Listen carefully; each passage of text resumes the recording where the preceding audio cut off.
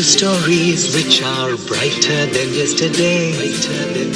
The streets have never been so quiet. The squirrels found a new hideaway. Tomorrow will never be the same. There is so much hope in our hearts. Brick by brick we shall overcome and walk right into a new start. Welcome to the brand new world. We're the children of a mother earth. Reach out your hands, let us lead our earth together. Welcome to the brand new world. We're the children of a mother earth. Reach out your hands, let us lead our earth together. We will heal the earth, heal the earth, heal the earth. We will heal the earth, heal the earth, heal the earth. Birds are flying strong and fearless. Green is greener in shrubs and trees.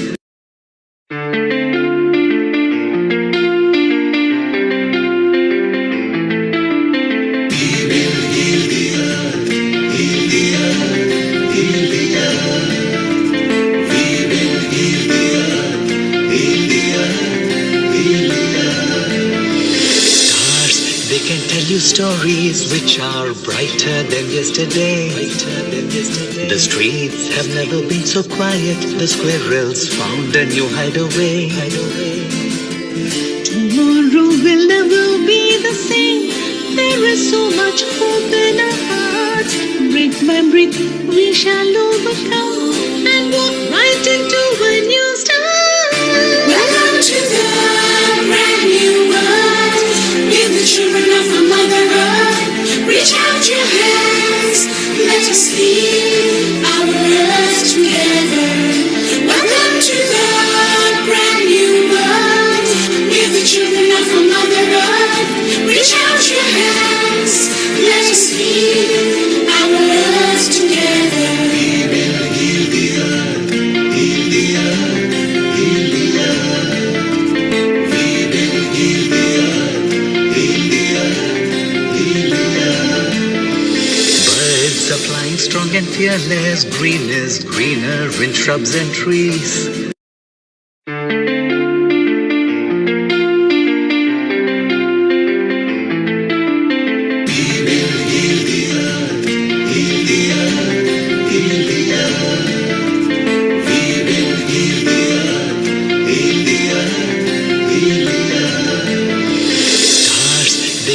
Stories which are brighter than yesterday.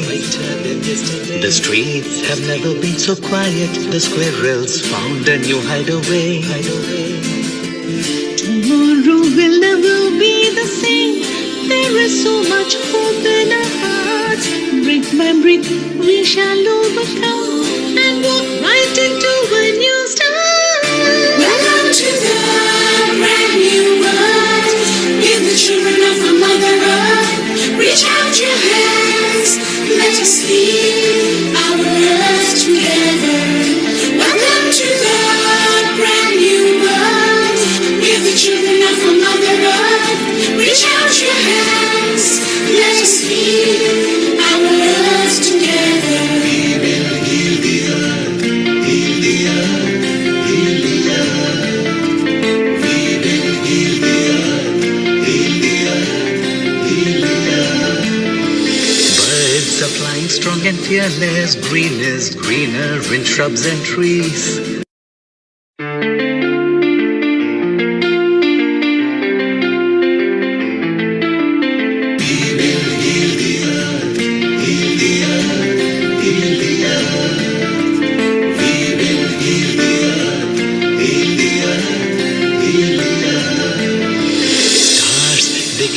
Stories which are brighter than yesterday. The streets have never been so quiet. The squirrels found a new hideaway. Tomorrow will never be the same. There is so much hope in our hearts. Brick by brick we shall overcome and walk right into a new start. Welcome to the brand new world. We're the children of a mother earth. Reach out your hands, let us heal our earth together. Welcome to the brand new world. We're the children of our Mother Earth. Reach out your hands, let us heal our earth together. We will heal the earth, heal the earth, heal the earth. We will heal the earth, heal the earth, heal the earth. Birds are flying strong and fearless. Green is greener in shrubs and trees. We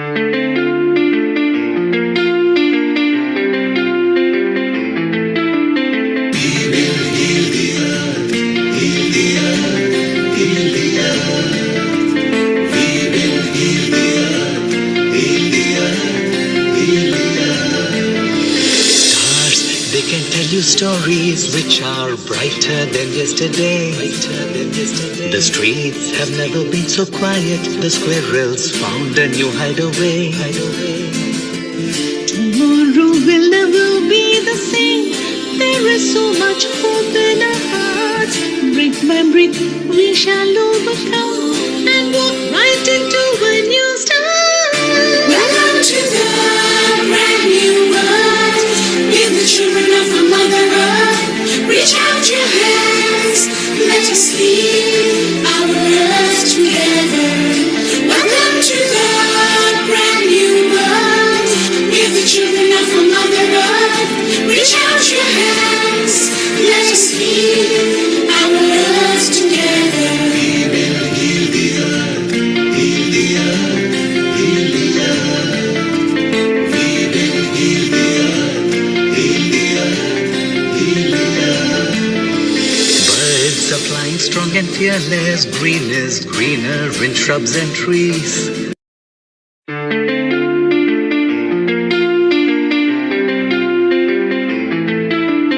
We will heal the earth, heal the earth, heal the earth. We will heal the earth, heal the earth, heal the earth. Stars, they can tell you stories which are brighter than yesterday. The streets have never been so quiet. The squirrels found a new hideaway. Tomorrow will never be the same. There is so much hope in our hearts. Brick by brick, we shall overcome and walk right into a new start. Welcome to the brand new world. We're the children of our Mother Earth. Reach out your hands, let us heal our earth together. Welcome to the brand new world. We're the children of our Mother Earth. Reach out your hands, let us heal our earth together. We will heal the earth, heal the earth, heal the earth. We will heal the earth, heal the earth, heal the earth. Birds are flying strong and fearless. Green is greener in shrubs and trees.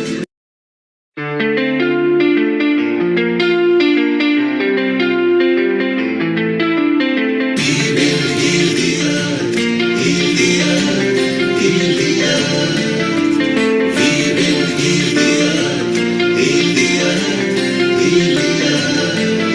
Stars, they can tell you stories which are brighter than yesterday.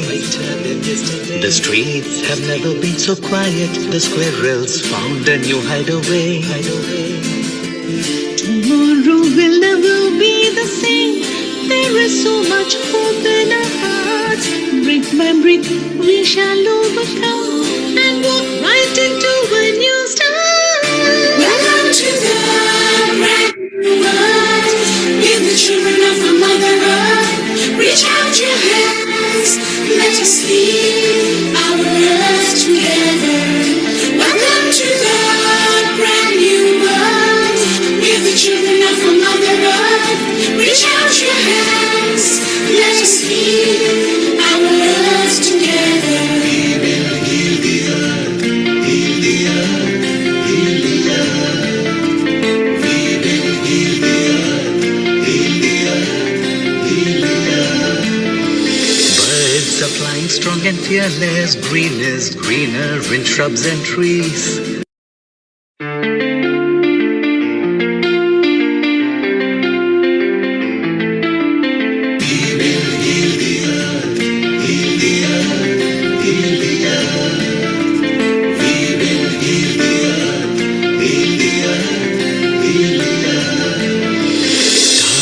They can tell you stories which are brighter than yesterday.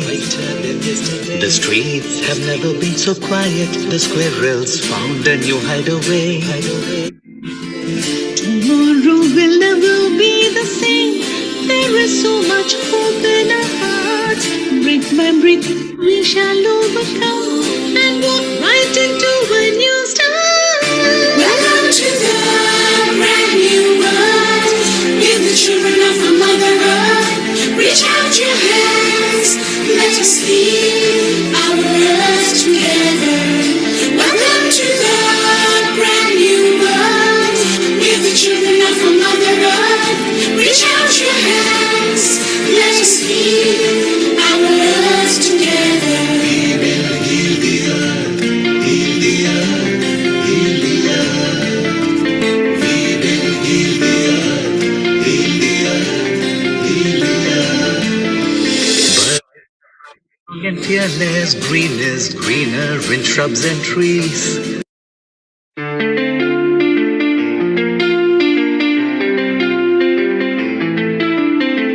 will heal the earth, heal the earth, heal the earth. We will heal the earth, heal the earth, heal the earth. Stars, they can tell you stories which are brighter than yesterday. The streets have never been so quiet. The squirrels found a new hideaway. 10, 9, 8, 7, 6, 5, 4, 3, 2, 1. You're live, Alexandra. Go ahead, please. Global Namaste, Global Namaste, Women's Self-Care episode on Healing Our Earth. I welcome you all from all parts of the world. We have already here our dear guests and key speakers, and we have, let me see who is everywhere. Yes, from Israel, we have Heather. She cannot stay for long with us, but I'm so grateful that she can join us. Hello, Heather. Dr. Kailash will be also a co-host today with me. Then we have so many panelists, so many topics, so many teams. Please stay with us until 6 p.m. London time. I don't know where you are. I'm in Croatia, so I'm 1 hour ahead, and we have some guests from Serbia, from Bosnia, from different parts of the world. Welcome. Get something ready to drink. I got my lemon tea just to get vitamins, and some radishes. That's also self-care, very practical self-care. So get whatever you need to keep you going this afternoon. Dr. Kailash, would you like to say a word or two? Yes, thank you so much. Global Namaste to everyone across the globe. I'm really, really excited about today's episode. It's all about women's and self-healing. Like Alexandra just said, we've got some exciting speakers today, so get ready for that. So over to Alexandra to introduce our first guest, who's from Israel, I believe. Thank you so much. So before, is there anyone who wants just to say hello before we start with Heather? That just wants like really urgently to say anything? Verna or Milena, Sarita, Nitu, Dr. Gazala. If not, Milena, you wanted to say something or we just give, we can't hear you, Milena. And Sarita is there. So maybe we just then start with Heather. Heather, welcome. Welcome again. Thank you for joining us. What did you prepare for us today?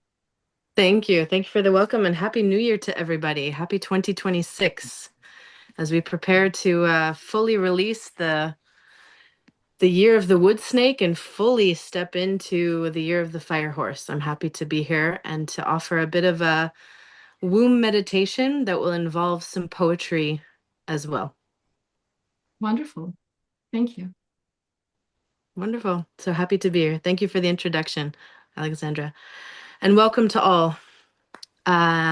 We'll go ahead and begin, given that this episode is focused on the female experience.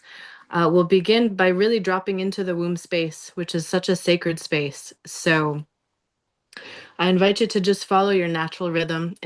Get comfortable, first of all, if you're still landing, or you're listening to the recording and you're still kind of coming into the space and finding your orientation. So just drop into the space. If it feels comfortable, to close your eyes and gently rest them so that they're focused on the interior space of your nose. So there's a little bit crossed, just slightly crossed. It helps to relax the nervous system. And from that space, I invite you to just start to connect with the natural rhythms of your breath. Following the natural inhale and the natural exhale.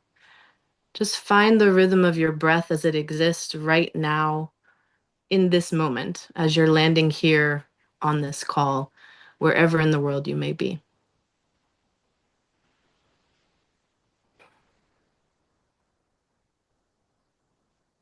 And I invite you to expand that concept, that sensation of the natural breath into the womb space. For those women among us, obviously.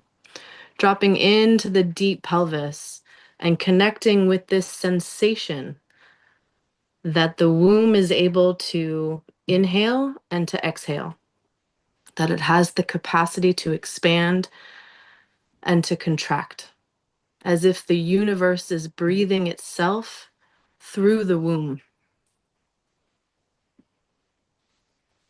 And just feel that sensation of the inhalation, the exhalation, the expansion, and the contraction. Play with it as a multi-dimensional expression and sensation, so that it's not just existing up and down or front and back. It's existing on the multi-dimensional planes that are the womb space itself. So it becomes a very full and juicy breath.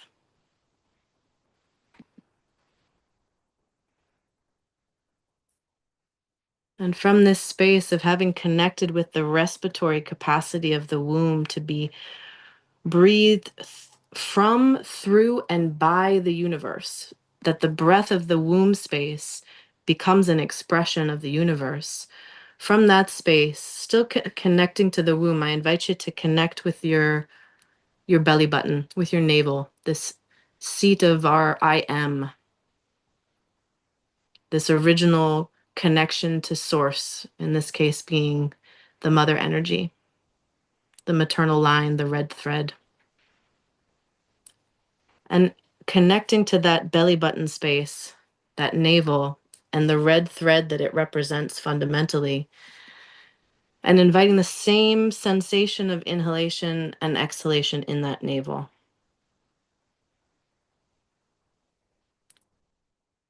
And from that navel, dropping down through the breath, inviting that connection, descending down in whatever path feels natural and easy and authentic to you right now in this moment. Allowing a connection to establish between the belly button and the perineum, that soft tissue between the vaginal opening and the rectum, that space that expands significantly during childbirth. So connecting the belly button to the perineum through breath and through sensation.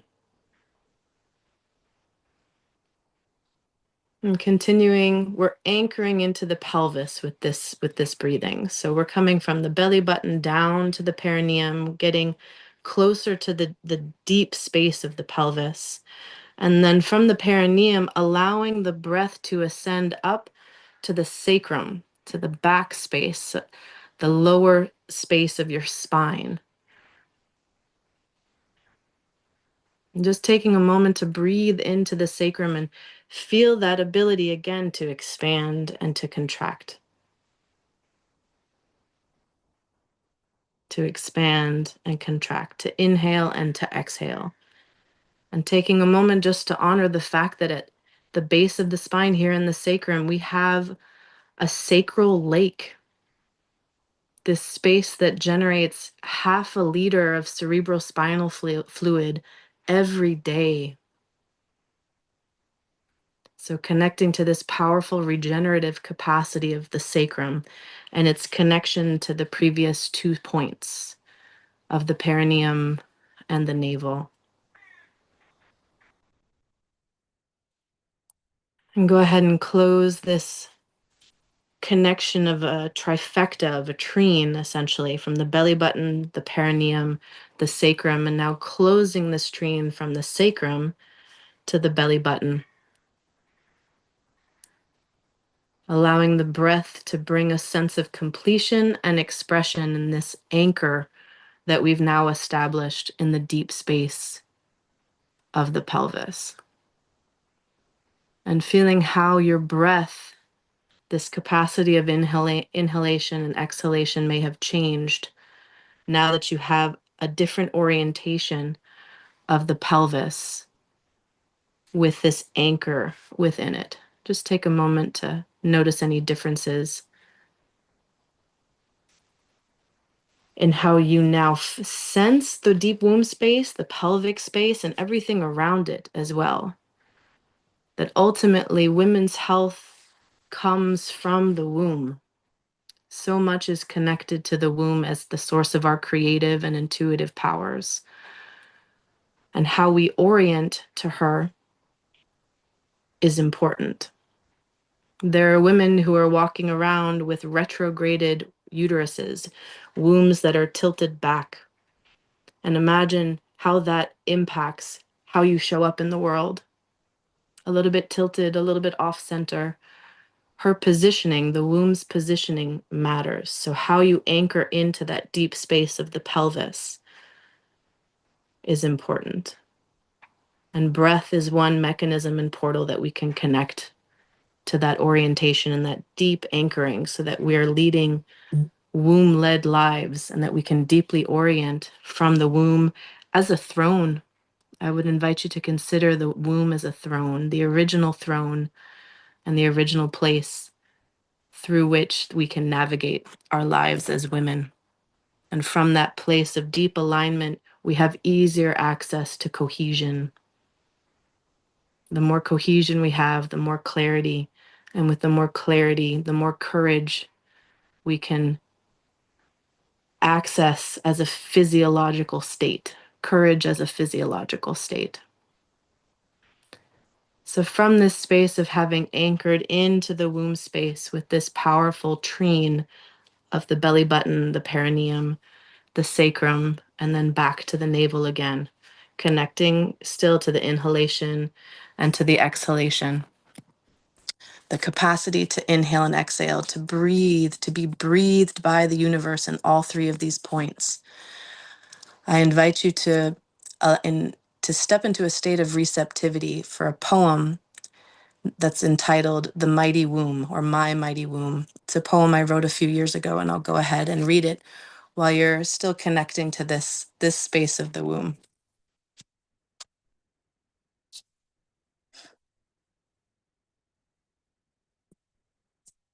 My mighty womb. My mighty womb is lined with tiger's eye and surges with power unparalleled. My mighty womb pairs rage with equal parts dignity and grace, while dancing with lunar forces. My mighty womb embodies both fierce warrior and humble healer. My mighty womb employs its own shamanic wisdom and apologizes for none of her strength. My mighty womb is honored and protected by broken yet loyal ancestors who whispered to me, "It ends with you." My mighty womb trumps your false prophets of patriarchy, elevates the consciousness of all who behold her and deeply listen to her songs. My mighty womb is a siren whose voice is rooted in all wombs.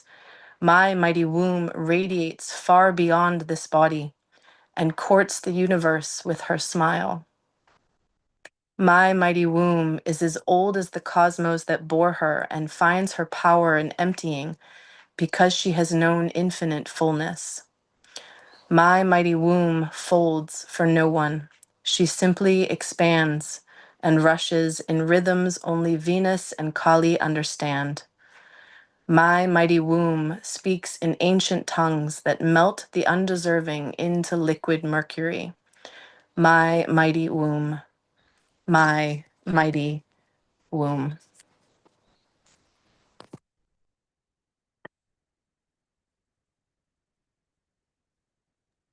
Inviting those words to just sink in a little bit and really land in that deep space of the pelvis. And as you're ready, to begin reorienting to the external world for those who have closed their eyes. Just connect with that natural breath again, feeling the echo of the words and everything we addressed in terms of the trine that we established in the pelvis, the capacity to inhale and exhale, the throne that is the womb space, feeling the echo and the imprint, the memory of it as you begin that ascent back up the spine. And only when you're ready that you begin to open your eyes and meet the rectangle before you with fresh vision and the ability to orient from that deep space of the pelvis, that deep space of the womb that is so wise and from which we can really manifest so much magic. Global Namaste. Thank you. Thank you, Heather. Global Namaste. Thank you so, so much. I really feel like in the center of the universe, is vibrating within me, in me. Amazing. That is so valuable. I think really we need to share this also on our social media, all of us, these snippets, sacred tools that we need nowadays. I agree. I agree. Such a powerful, effective method to connect with the most important creative force in our lives. Yes, I agree. We're creating a new, it's not even new, it's a deep remembrance of a resonant field, and that resonant field is the womb space. And there's so much wisdom and knowledge that we have to remember. It's there's nothing new there. It's just it's a sleep that we're waking up from. And the trine that I moved us through is referenced as the first trine, courtesy of my mentor Darshana Palmer, who's the creator of the Conscious Womb Birthing School, which is based out of the UK in London. It feels important to honor her and the work that she's doing. Please go check out her social media on Instagram. If you just look up Conscious Womb Birthing School, you'll be able to find her. But that trine that we focused on of really anchoring into the deep pelvis is part of the work that we do as soulful doulas connected with this Conscious Womb Birthing School. Thank you. Yesterday I watched some Native Americans talking Lakota about like walking not on earth, but with earth. So, but now Yes. I think I will also walk with my womb, like really very aware of that space of creation. Thank you so much. My pleasure. Thank you. With us if you can, because we will continue with something very interesting. I think it's like just, how naturally it all, you will see the string of the pearls, the guests that we come on this beautiful necklace, Healing Our Earth. They're amazing. Tanzila comes from, if anyone wants to say something, please, before we continue with the next guest, I would really invite you, just raise your hand or just unmute yourself. Dr. Kailash or anyone, because I believe there are some insights. Yeah, absolutely. I really agree, Alexandra. This was so beautiful, Heather. You always put me in a trance, with your meditation.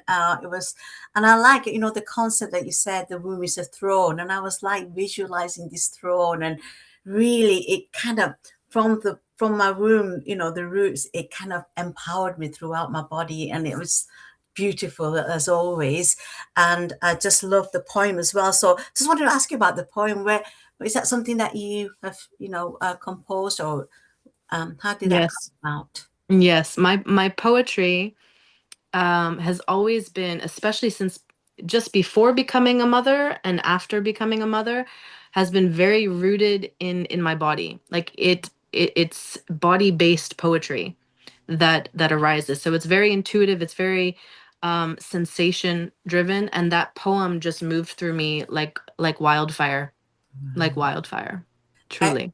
Every word, it was so powerful, and I was wondering if you could share that poem with us, and Yeah, I'd like to pass it on to my friends and family as well. with So pleasure. beautiful. With Thank you so pleasure. much. Thank you. Thank you. Anybody else who wants to speak? Yeah. Okay, so over to Alexandra to introduce your next guest then. So Thank we've got Verna here. When you see the spotlight, do invite them. Verna, Yeah. global namaste and welcome for the very first time. And you can make your comment on what Heather just delivered. Thank you very much. Thank you for inviting me to be here. I appreciate it very much. I found myself in a deep trance. So something I have adopted since meditation since some time back now, having experienced breast cancer and all the other stuff that went along with it. So it's a way of the body being able to heal itself. So recognizing that and working from a deeper perspective and understanding that we are our healers, and we are quite capable and everything is within us. So I appreciate it, Heather, and listening to everybody else. So yes. Thank you, Verna. Thank you. Thank you. So, Alexandra, people are connected to us on a YouTube, Instagram, Facebook, our website. And today's session is to motivate and inspire women. So women can share tips with each other. But we've got a lot of men who are also connected to us and they can get educated so they can know how to treat women and maybe improve the life. And Alexandra, maybe at this point, let's bring in Tensila as well. Have a little chit chat and see what she has got lined up, and then again have a joint conversation. Over to you, Alexandra. Thank you so much, Neil. Tenzila, would you like to unmute yourself from Bosnia and Herzegovina? Yeah, perfect. Yeah. Tenzila, I know that you don't speak much English. Did you get a little bit from what Heather was talking about? Jesi nešto uspjela shvatiti što je Heather govorila? Jesam. Ja to kažem, ja slutim engleski, ali osjetim srcem I energetski. So I will translate because Tanzila's English is not so well. She said she assumed, she just connected with you speaking English, Heather, but she really felt it like on energy level with heart, connection through the heart. She thinks she really got it. Beautiful. Hvala Tenzila. Što bi nam ti rekla prvo o sebi, pa ću ja onda prevesti drugima. Tenzila will just say something about herself and then I translate. Prvo da se zahvalim tebi, Aleksandra, što si mi omogućila da budem danas u ovako divnom društvu, ovakvih divnih ljudi. Thanking me for inviting her to come and be in a company of beautiful people here on Healing Our Earth. Ja sam Tenzila Hujdur I dolazim iz Bosne I Hercegovine. Imam 62 godine, udata sam, imam 2 odrasle djece I duhovnošću, energetskim radom bavim se posljednjih 30 godina. Well, I'm Tenzila, I'm 62, I'm mother of 2 children, I'm married, and I'm really working in this spirituality for the last 30 years. Na samom početku sam susrela se sa plesovima univerzalnog mira kao metodom relaksacije, opuštanja, a I dubokog rada energetskog. Well, at the beginning of these 30 years or 30 years ago, I really just connected with universal dance movement for peace. And that really brought me a lot of relaxation and really calm and soothing moments in my life. Ja. Poslije sam tu naravno nadogradila sa puno drugih tehnika energetskog rada. Later, I started with other techniques. I developed many more techniques than that I used in my. Kao reiki tehnika, regresoterapija, neuroemocionalna integracija, porodične konstelacije i tako. So I really developed then my work through all these different methods, like regression, Reiki, family constellations, and so on. Posljednjih godina se bavim dosta sa sufizmom i sa šamanizmom. And now, a couple of years already, I'm really working a lot with Sufism and shamanism. Ali moja prva ljubav je ples i pjesma. But my first loves always stayed with dance and singing. I ja što bih voljela da ispričam danas i da podijelim s vama je u stvari da moju želju i moju namjeru da što više pjevamo. Plesat ne možemo baš uvijek, ali pjevat možemo. Yeah, her original intention, motivation is always to get people to sing. Maybe dancing is not always easy to do with everyone and everywhere, but singing we can always do. Ja. Mi znamo da sa pjevanjem odmah potičemo i naše disanje, da bude dublje i što donosi jako velike dobrobiti našem organizmu. With singing, the breath, also the breathing is really encouraged, and that is really having so many benefits to our whole organism. Sa pjesmom mi potičemo emociju u našem organizmu.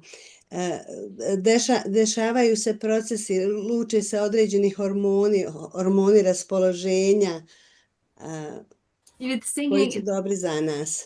Yeah, we're just developing these good hormones of happiness and everything that is really good for our body. Kod nas se kaže ko pjeva zlo ne misli na našim ovim područjima. Sad ne znam kako je u svijetu, jel? We say in our region, someone who sings cannot have bad intentions. That's just how we say it. Zaista, samo se može biti pozitivan, jel, kad se pjeva i kad je raspoloženje. Sad to naravno potvrđuje i nauka, puno je istraživanja gdje su ljudi starije dobi koji oboljevaju od demencije, na primjer, da im je preporučeno da pjevaju. Puno je zborova gdje ljudi pjevaju zajedno, utiče na njihovo zdravlje, utiče na njihov socijalni život, utiče na njihovo mentalno zdravlje i tako.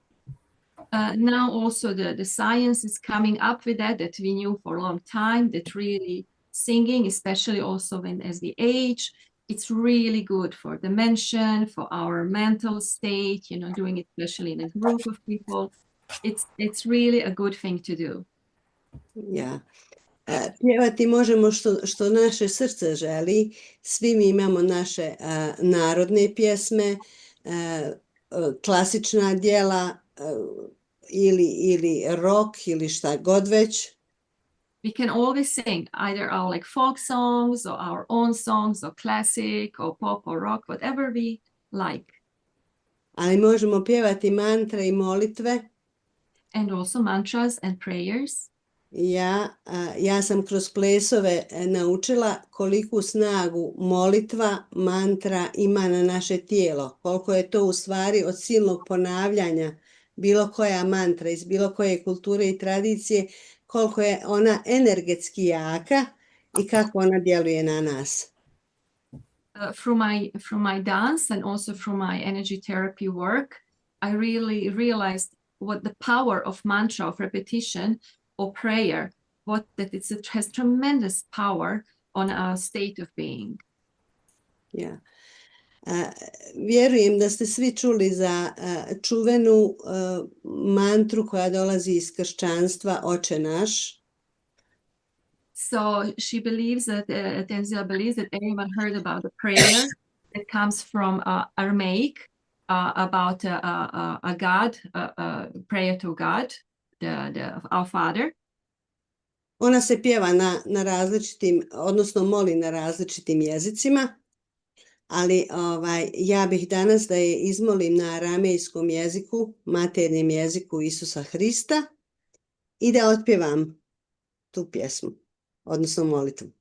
She would like to offer that to us, that to do it in Aramaic, in a language of Jesus Christ, and she would like to say it or sing it as a prayer today.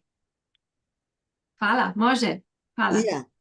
Prvo bih je rekla na našem jeziku, a Može. ako si ti spremna da je onda kažeš na engleskom, pa bi ja onda rekla na aramejskom i onda je otpjevala. Može. So first she'll say it in her language, then I'll translate it in English, and then she'll do it, sing it in Aramaic. Oče naš koji jesi na nebesima, sveti se ime Tvoje. Dođi kraljevstvo Tvoje, budi volja Tvoja, kako na nebu, tako i na zemlji. Kruh nas svagdanji daj nam danas i otpusti nam duge naše, kako mi otpuštamo dužnicima našim. I ne uvedi nas u napast, nego izbavi nas od zla. Amin. Our Father, who art in heaven, hallowed by thy name. Thy kingdom come, thy will be done on earth as it is in heaven. Give us this day our daily bread, and forgive us our trespasses as we forgive those who trespass against us. And lead us not into temptation, but deliver us from evil. Amen. Ab wunderbar Shemaya, netkada Shemoch, tete malkutach, nehre tseviana aikana, de bashmaya afba a ach.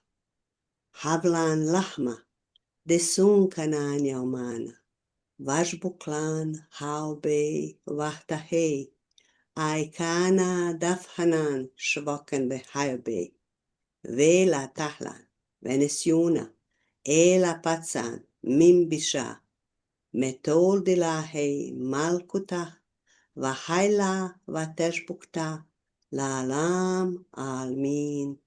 Amen.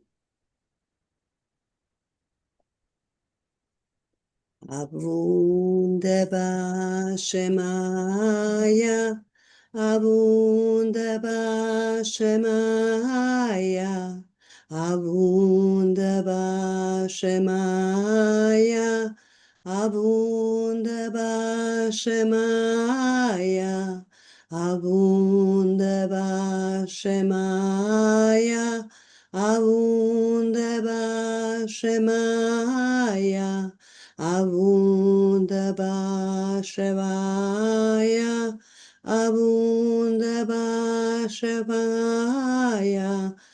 Allah, Allah, Elohim Elat, Allah, Allah, Elohim Elat. Allah, Allah, Elohim Elat, Allah, Allah, Elohim Elat. Allah, Allah, Elohim Elat, Allah, Allah, Elohim Elat. Allah, Allah, Elohim Elat, Allah, Allah, Elohim Elat. Netkada Shemo, Netkada Shemo, Netkada Shemo, Netkada Shemo, Netkada Shemo. Netkada Shemo, Netkada Shemo, Netkada Shemo, Netkada Shemo, Netkada Shemo, Netkada Shemo.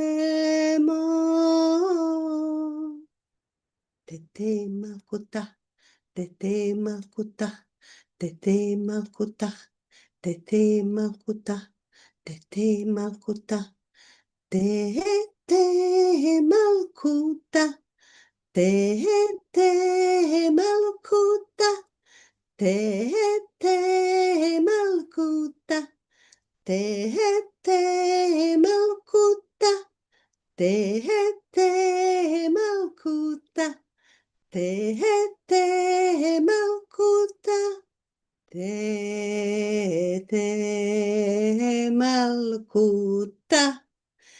Te Malkuta, te Malkuta, te Malkuta, Nehveiceviana Aikana, Davashmaya Avba'a. Nehveiceviana Aikana, Davashmaya Avba'a. Nehveiceviana Aikana, Davashmaya Avba'a.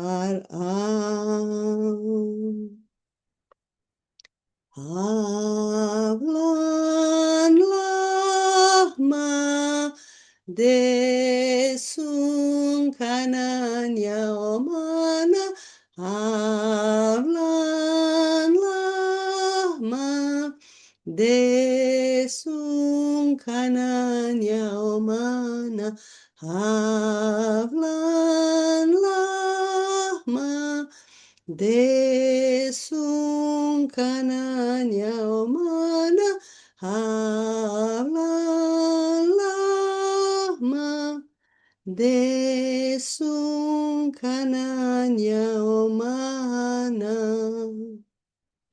Vashbuklan haobei vahtahe. Ay Kanadafanan Shvokane Hayove Vashbuklan Haove Vahtahe. Ay Kanadafanan Shvokane Hayove Vashbuklan haobe vahtahe.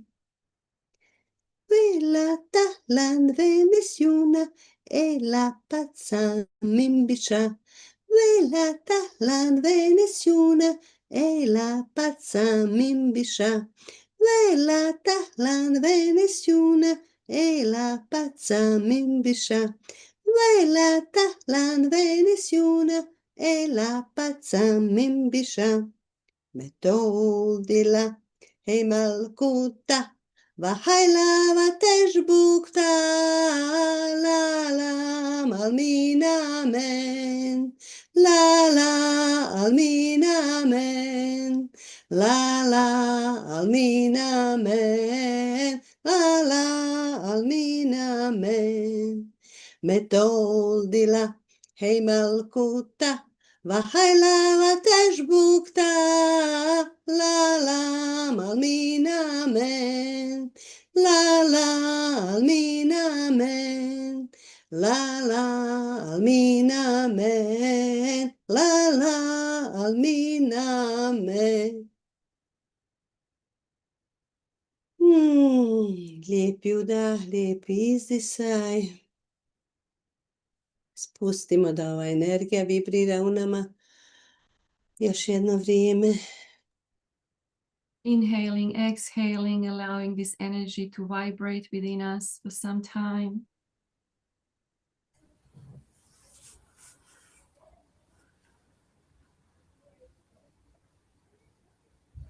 Ja nisam rekla da je ovo dijelo u stvari jednog od mojih učitelja plesova. Znači riječi su tradicionalne, aramejske, a melodija i pokreti su od Nila Douglasa Kloca, jednog od učitelja. On je inače doktor koji je doktorirao na tim starim jezicima, na arapskom, na aramejskom. Na primjer, mi molitvu Oče naš znamo samo u 8 stihova, a on je čitavu knjigu napisao, svaki slog je objasnio. Ovo što sam ja sad izmolila. The song is, I mean, the prayer, of course, in Aramaic, it's classical, but the melody is by her teacher, Dr. Klotz, who wrote the whole book just on this prayer. Each syllable, he really described what it means, and he worked on it, and he is also her dance teacher. I ovo što sam ja sad otpjevala, sve se ovo može plesati. To traje otprilike nekih sat i po. This is actually something that we usually dance, 1.5 hours. This prayer dance 90 minutes. Yeah. Thank you, Tenzila. Hvala, Tenzila. Ovo je bilo božanstveno. This was really, really godly. And I would like to just invite Heather, because I know she needs to go soon. And Aramaic and Hebrew. No? And I also felt something like womb-like. No, it's like, so this father is not just like masculine, there's this feminine energy. So it's kind of amazing that two of you opened the session today about women's self-care. Yeah. It's so powerful. Tansila, thank you. Thank you for sharing that. As you were speaking, and then the singing it's a perfect expression of spell casting for me. And with the Aramaic, there are some words that I recognize, obviously, because of the overlap with Hebrew. But it's more than that. Just as Tanzila, just as you understood what I was offering at the beginning energetically, and it's the same way with the singing. It's spell casting. There's a frequency to it that is universal, and that we just intuitively and innately understand in the marrow of our bones. Yeah. So thank you. It was really beautiful, really beautiful. And I just kept thinking that the humming, the singing, just because I love physiology, what the impact that it has on the body physiologically is that you're regulating the nervous system. The parasympathetic system is able to come online. We're toning the vagus nerve, the 12th cranial nerve. As we're singing, we're creating that resonant field. And to hear such an extended version of it is just such an invitation to drop into that deep state of parasympathetic, just bliss. So thank you. Yeah. Thank you. Welcome.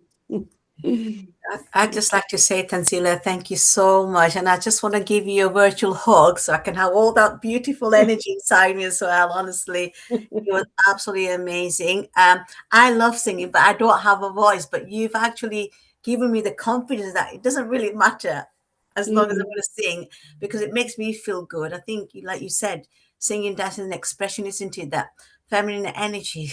And I like to do more of it. And today, after listening to you, it's given me much more encouragement, I would say, and lots of confidence to do that. So many, many thanks. Thank you. Thank you. Yeah. Thank you, Tanzila. That was very melodious, and I truly, truly enjoyed it. Thank you so much. And music is definitely very therapeutic. Yeah. Amazing health benefits of music. So thank you for bringing music to our lives.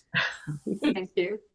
Yeah, I think it, as everyone said, it was melodious, but also what I know about music, it doesn't matter the language, it just brings something sensational to the body, and it helps to relax and helps you to spend time with yourself. So it's very healing when you allow it to work from the inside out. So I appreciate what you have delivered today. And it's something that I think everyone should do, singing. Because I used to be a worship leader, so I know the power of singing and how far it can take you. So I appreciate it. Thank you for that melodious rendition. Wow, Verna, that's so powerful to have it in a worship space as well. When you have the collective voices coming together and harmonizing, Yeah. It's so powerful. You can feel the reverberations, especially in like a cathedral space that's acoustically designed to hold it. It changes you on this the cellular level. Level. Truly. Yes. Truly. Yeah. I mean, even as we're speaking now, I can feel the sensation. You know, you can feel your whole body is synchronizing, and it is bringing some kind of peace and calm. And the more we do it, is the deeper we get into it, and it's more energizing and relaxing at the same time. So yes, Yeah. it's really It creates such a beautiful cohesive field. And yeah. that cohesive field is what we feel that goes Yeah. beyond language. And it's oxytocin, the universal language of oxytocin that's being released and flowing everywhere in our system. Yeah. I need to say farewell, but thank you all for such a beautiful opening, and I look forward to seeing you again in the future. Welcome to the new additions to the group. I hope to see you again soon. Thank you, Alexandra. Thank you. Hvala svima. Hvala svima. Hvala, puno. Tenzila. Thank you also, Tenzila. Stay with us, Tenzila, if you can, because you know already our next guest, So Milena. Alexandra, before we Yes. move to Milena in Serbia, Yeah. if you could just slightly translate for 1 minute to Tensila, that everybody appreciated, and that music is an international language. And while we are at it, Neetu, who is here, she's going to do a session as well a bit later.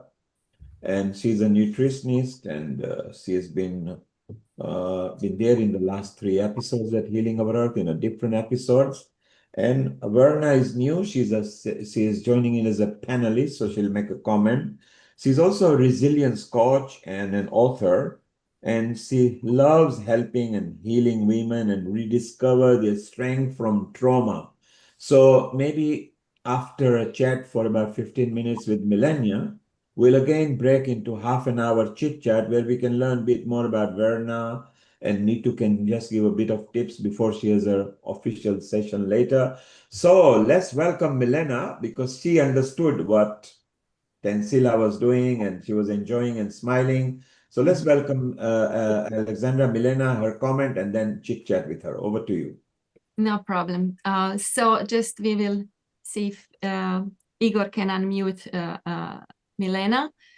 Tenzila, jesi sve razumjela? Nije li je htio da ti prevedem kako su svi bili zahvalni? Ja. Yeah. Tenzila Naslutila sam. Yeah, she understood. Mi Thank se you. čujemo poslije emisije. Oj, Ja. ne može, I'll tell Ja. you. Ljubim. Pozdravljam Milenu posebno. Dušicu. Isključim se. Ja. Evo, Milena. Jel nas čuješ, Milena? Milena, can you hear us now? Can you hear us, Milena? Or can you say something? Milena has a, maybe there is. So she can hear us. If you could tell us, they need to join the, their speakers are not on. They're not hearing us. You can't hear us. Did you put like headphones in or something? Yes, she has used the Bluetooth. See if she can. Yeah. Ask her if she can hear you. Maybe just without. Her microphone. Her Microphone. Her Yeah, sound microphone output is not on. Your output is not on, Milena. Ask her to join the sound. No. Let's mute her. Oh. Ask her to join the sound. So Alexandra, you can keep on talking. Yes, no problem. And so it's wonderful that different people at Healing Our Earth, we allow everybody. There is no discrimination by caste, creed, religion, and whether they speak English or not. We want to listen to them because they've got their own salient values. And so it's so beautiful, and that's how we can move forward. So it'll be very nice. We've got other people here as well. Zoom is where we allow people privately. I think Sarla is here as well. Sarla, if you could tell us which country you are from, maybe just come in, pop in and say hello before we can also include you. Unmute yourself, Sarla. Right. I'm from London. Aha. And I am Gujarati. So okay. Speaking in my language is Gujarati, but I do understand English and all. I've been here in London for nearly 50 years or more. I came when I was 18 years old. So brilliant. So I'm here, and I understand that English. Well, English is my second language, and I'm into yoga and meditation for long time, and I do it every single day. Brilliant. And next week we've got a yoga and meditation episode, so you can pop in as well. It's a SAM link. You will be allowed because you are known to us. So they'll be fine. And you can keep in touch with Kailash. She's in UK as well. Alexandra, she's in Croatia. These are all Healing Our Earth team. Nitu is here in London. You can Yeah, become me too. friends and invite each other. If you are doing community work, then maybe they can give a free seminar or webinars. Or if it's a one-to-one professional sessions you want, you can chit chat. So Salah, stay around and we'll chat to you again later. Thank you. Okay, Thank so you. that is Salah over here. Let's see if Milena, can you hear us, Milena? Unmute yourself. Can you, Nishta, Milena? Can you hear us? No? Milena? I don't think she's hearing us. No. They're No. using a Bluetooth or they. Yeah, She's you can. hearing, but we not hearing her. Maybe you just don't use Her the microphone. You see, your if she goes to her audio, if she looks at the bottom left, there's an audio and there is a microphone on the select microphone. She needs to select that. Ja. Jel nas čuješ, Milena? Moraš dolje u audiju mikrofon. Kad dođeš dolje lijevo, sasvim mikrofon. Koji ćeš mikrofon koristiti? Ideš u audio dolje. Tell her to look at the bottom taskbar of Zoom. There is audio, then there is a chevron. You look up. Ima mala onako strelica prema gore i tamo samo nađeš za koji ti je mikrofon. Okay, ask her to sign back in and join Yeah. audio. Or just come in and back. Izađi i uđi opet, pa ćemo mi probati to nešto. Yeah. Izađi iz Zooma i uđi. Nema frke. Meanwhile, Verna, while they're coming, just sign out and sign back in. Yeah. Verna? Yes. Tell us a bit more about you. You've authored a book as well, have you? Yes, I am. Well, originally, I am the original Spice Girl, so I come from Grenada, but I have been living in the UK for almost 30 years. I have a degree in international spa management, and I I am unstoppable because of everything that I have gone through. So becoming unstoppable is something that has taken me through life, and I wrote the book Unstoppable. Heal, rise, and reclaim. What was meant to break you makes you stronger. You are, of And course, in, I think, beautiful Dorset. Is that right? yes, I am in Dorset, in the middle of the Jurassic Coast. So I'm between Exeter and Southampton, so along that area there. So I'm right in the center, in the English Channel. So yes, surrounded by water. Beautiful. And today is inspirational and motivational day for the women, and New Year has just begun. What tips, one or two tips that you want to give your women colleagues and maybe for men to understand how they can treat their women at this early part of the new year so the whole year goes beautiful? Just a couple of tips while waiting for Milena to join in. I think the tips I would give women is don't neglect yourself. It's important. You can look after everybody, but you are number one. It's not bad to think of yourself as number one, because if you can't look after you, you can't look after anyone else. If you don't have the strength, you can't look after anybody. So you can't give all your energy to everything else and not have that for you, because I found that when I did that, I was depleted. And I knew something was wrong, but I paid no attention to it because your body was telling you. So I would say, listen to your body. Your body speaks a language. And when it is speaking to you, pay attention. Because if you don't pay attention, you're going to pay a higher cost. And I almost did that. When my body was speaking to me, I was listening, I was wanted to build a business because I had a spa. So it was all about the staff, everybody else and home, and ignore myself. One of my staff members said to me, "You look tired and I think you need to stop." And I said, "No, I can't stop. I have to take care of you guys." And she said, "No." And then later on, I found out my body just collapsed and I found out I was stage 3 breast cancer. So the men need to listen as well as they need to help as well. So I would say your resilience is not something that you're going to put down and take up. Resilience is continuous. You have to keep building resilience and you have to stay within that because you are becoming. So unstoppable resilience is you are unstoppable.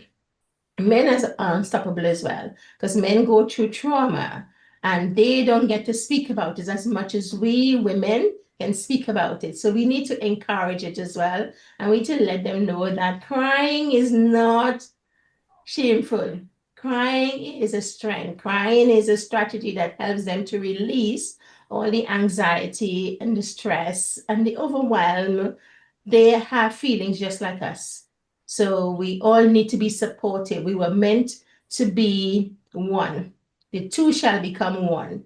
So when we are able to do that and we're able to communicate that in our language and also in our body language and how we speak to each other. So it's important the words we speak, that I will say as well. So women and men, it's important to know the words that are coming out of your mouth because you are planting seeds. And Thank you. those seeds come to bear fruit. Thank you, Varna. Varna respects men as well, treats them equal as well. So that's beautiful. And the trick and the tip from Varna is very simple. Self-care, self-love is not selfish. Because if you can breathe, live, and move, you can help others. Let's go to Serbia again and bring Milena. Milena, if you could landscape your video before we start with you. So landscape. So you, yes, beautiful. Yes, brilliant. And can you speak up now? Milena, can you speak Yeah, up? we can hear you. Yes, do you hear me? Yes, yes, we can hear you. Ah, we got it. Amazing, amazing. Thanks, God. So Thanks. remember, when you join Zoom and it asks you to join audio, just click it yes, and it's beautiful. So Milena, it's beautiful to have you here at Healing Our Earth. And you know you are the herbal specialist as well, and you love nature and agriculture and farming. Alexandra, introduce her, and obviously she speaks English. Over the next 10 minutes, 12 minutes, let's chit chat, and we'll bring others and we'll do multi-session. Over to you, Alexandra. Perfect. Thank you Thank so you. much, Milena, for joining. Another magician Thank you, here. thank you. We had a little bit of no technical hiccup, but this is like stealth casting, as Heather said, and then like what Tenzila was doing with us. It's but just nice connection, I think, to you because you're also a sorceress, you're also a magician, you're also into all kinds of wonderful things of celebrating nature. And in your way, how would you present yourself? What would you say? What is your latest role in life? And what is it here that brought you to Healing Our Earth? What would you like to share with us today? Oh, thank you, thank you, thank you, all of you. Love in many ways, in every way. Just love to life, to people, and to nature, to plants. Mm. Uh, yes, just say what you wanted to say. I just wanted to tell that everyone is a magician on his way. that is our I don't know. Hoću da kažem da je na nama na koji način ćemo koristiti tu magiju. Yeah, it's just up to us how we will use that magic that we have, that we are. Mm-hmm. Yes, yes. My father was a herbalist. And when I was a child, I went to the mountains with him. We collected some plants, but I was a child. It was interesting, and I grew up, stopped interest with plants, doing something else. And our 30s year, when I was 35 old, that interest came from childhood, and my husband and I started to collect plants with my father. So it was like one part of me woke up. Mm. It was somewhere in little brain, and that woke up. I started to learning, and when you're learning something you love, you just remember things. So we came today after 10 years and more. We doing that. We collecting plants, making plant drops, oils. Creams. Oh yes, yes. It was there is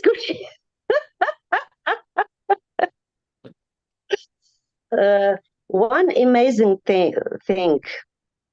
Just today, I dropped me for that cream. That is cream with only 2 plants, but that's all you need for day and for night. Smilje, immortal. Immortal. Yes. Mm-hmm. Yes, that's one plant, and the yellow nightshade is Yellow. second. Mm-hmm. And Yellow olive oil. in olive oil, yes, yes, but yellow nightshade is a night plant. That plant develops his flowers at night. Immortal is a plant of the sun. Mm. You have and night and day in one. So there's no need to have a cream for day, cream for night. When nature gives us everything. In one plant you have everything.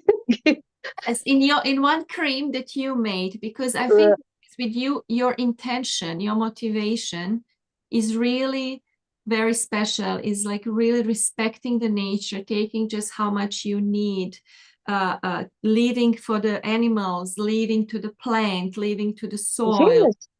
Really. Yes. And your company is called the Well of Health. The Well of Health. Yes. Mm-hmm. Bună zdravia. Yes, if we understand that we are part of nature, that we are respect, love it, and you are oduševljen si kad naiđeš na biljke. Delighted. Delighted, yeah. Yeah, delighted. And you collect some plants. You part of them leave to the animals. You said it to Yes. animal to some plant for to develop seeds. Can yes. Yeah. So when you recognize, then you leave your energy trace in everything you do. You going to collect that plants when you are in a good mood. You dry it in a shade, or we all do. All is manual. Mm-hmm. And in natural condition, you dry that plants, the whole plants, and when it's dry, you put it in little pieces. When you dry the whole plant, biljka zadržava veći deo lekovitih sastojaka. Yeah, the whole plant still keeps all the magic or healing attributes. Mm-hmm. Yes. So, and I prayed God a long time ago that only people who comes to us to ask for help, that da ne kukaju, da budu fini, da imaju veru u isceljenje. Reci mi to. So she really always prayed to God that people who come her to ask for healing and help in healing process that really have belief in healing, that don't just like complain and not just negative, but really are positive and really believe in healing powers of themselves and plants. Yes, because we have a healing intention. We don't have a fear. Mm-hmm. God gave us plants for every disease. Exactly. And like, if we just be careful, what do you thinking, what do you talking, and use the natural products. It's simple. It's very simple. Yes, very simple. And when we start talking, we otkrijemo kakve reči koristimo. And then when we start talking, then we discover also what kind of words are we speaking. Are they coming from fear or they come from healing and positivity? Yes. It's really important. Yes, and when you talk gently, walk gently, you're feeling better. You're feeling better. I think it's also like what all the indigenous people on all the continents, that's how they lived and that's how they thrived.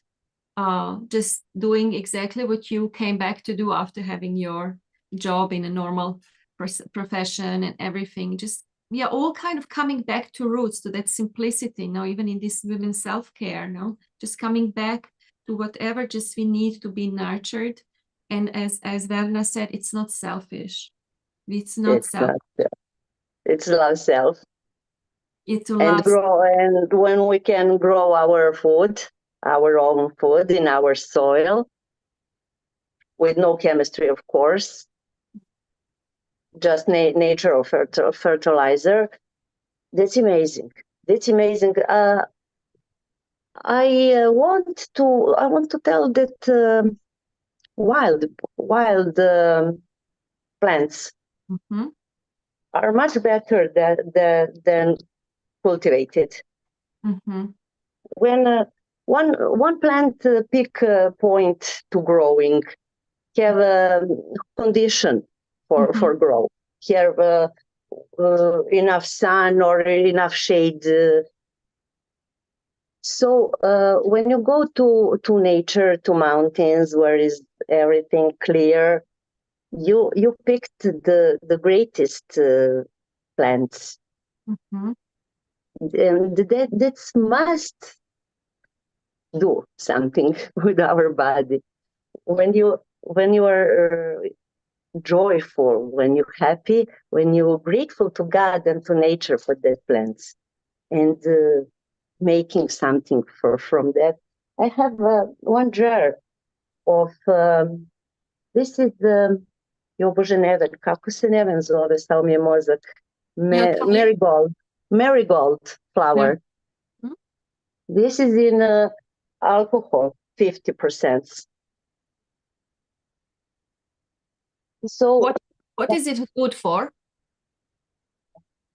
For you can drink it, you can put on skin. Anti-inflammatory. When you drink, this is very good for skin, for veins, feeding, hydrating, for pains.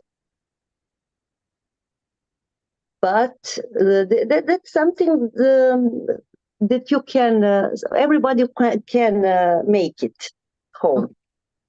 The best energy have something you made for you and your family with your intention, love, healing.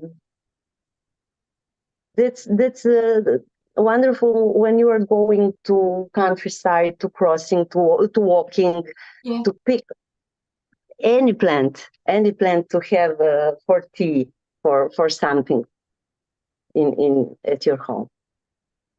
That sounds so good. So maybe, yeah, I know this is definitely not the last time for you and Tanzila. You'll come and join us again. Maybe then you can really prepare something, because we have like a vegetarian kitchen, like episodes where people cook and bring recipes. So maybe one day you can also bring us a couple of ingredients, couple of plants, and help us create our own creams and help people who watch all over the world and have these recipes for them. Okay, that would be nice. Super. Super. Thank you so much, Milena. Thank you. Thank you. Are there any questions for Milena? I think this is so nice. She's like Earth. She's like giving and talking and like just like, oh, let's spread love, let's spread flowers and like even wildflowers, and like people want to kind of categorize. She says, no, all plants are good. It's wonderful. It's so beautiful. Yeah, just being like Earth, like accommodating everything and everyone. Yeah, I think are you going to yeah, I think it's really, as a therapist myself as well, and growing up in the Caribbean, we use a lot of plants. My gran was all about what's in the garden. So whatever illness we had, it came from the garden to heal us.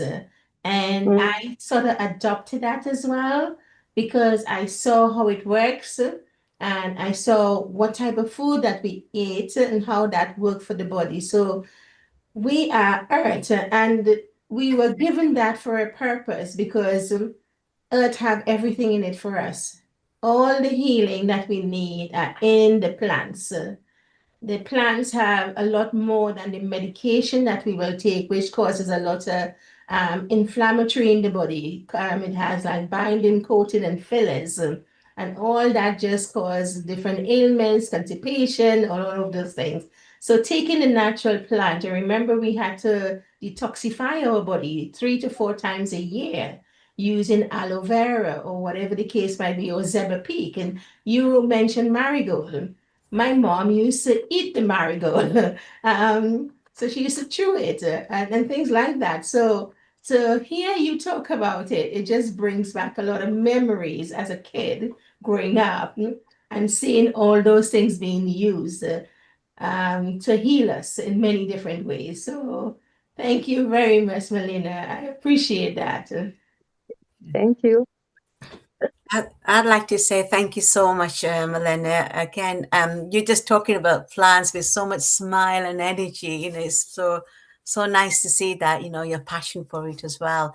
And when we talk about the plants, it takes us back to spirituality as well, because in the Hindu scriptures, we say thanks to everybody, even the plants, the animals, and plants are used in lots of spiritual rituals, as well as in our food.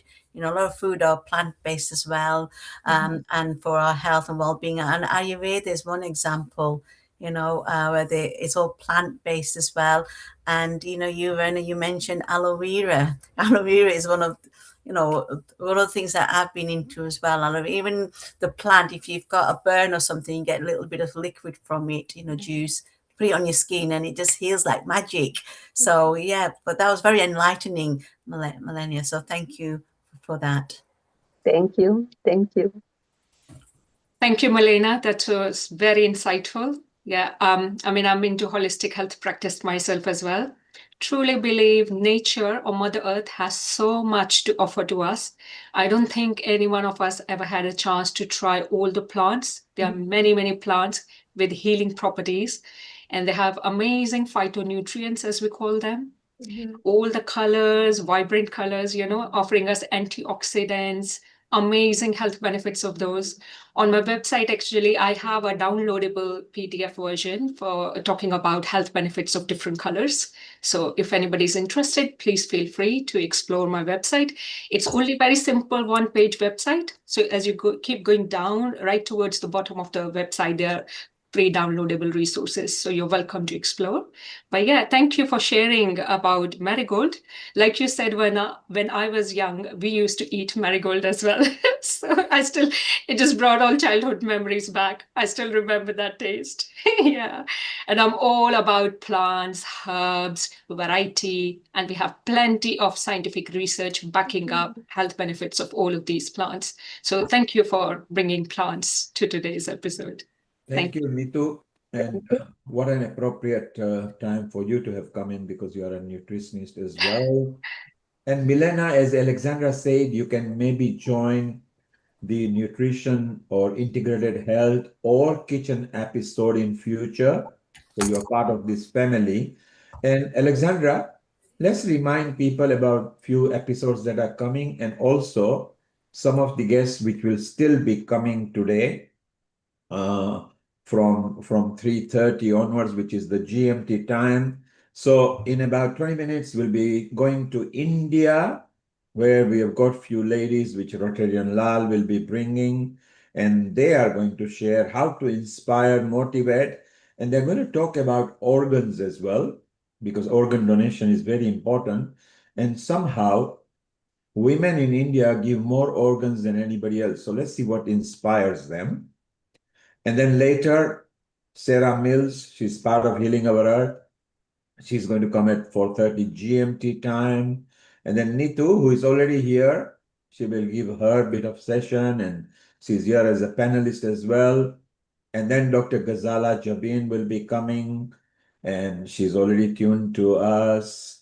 And then Veena Jain will be coming, Self-Care Journey. And we move to Janet Broughton and then Julie and Fiona. Then we go to USA. So we travel different country where Sharon Rose will be there. And we go to Costa Rica where Chingis and a lot of guests coming up. So we just want to remind them there are plenty of guests coming, and in about 10 minutes, we'll tell them what episodes are there. Let's continue this chit chat. So, Milena, you are part of Healing Our Earth, as is everybody else over here. I like it, the fact that you love nature. So, we need to reset our life and go back to nature. If you can grow your own products without pesticides and insecticides, and you know that because the energy that you put in, so that energy then goes into the kitchen and you lovingly prepare the meal for either your loved ones or the family who you love anyway, then good energy goes into food and food goes into body and body replenishes mind and soul. So I think it's very important that we understand this, which is beautiful. So it's nice.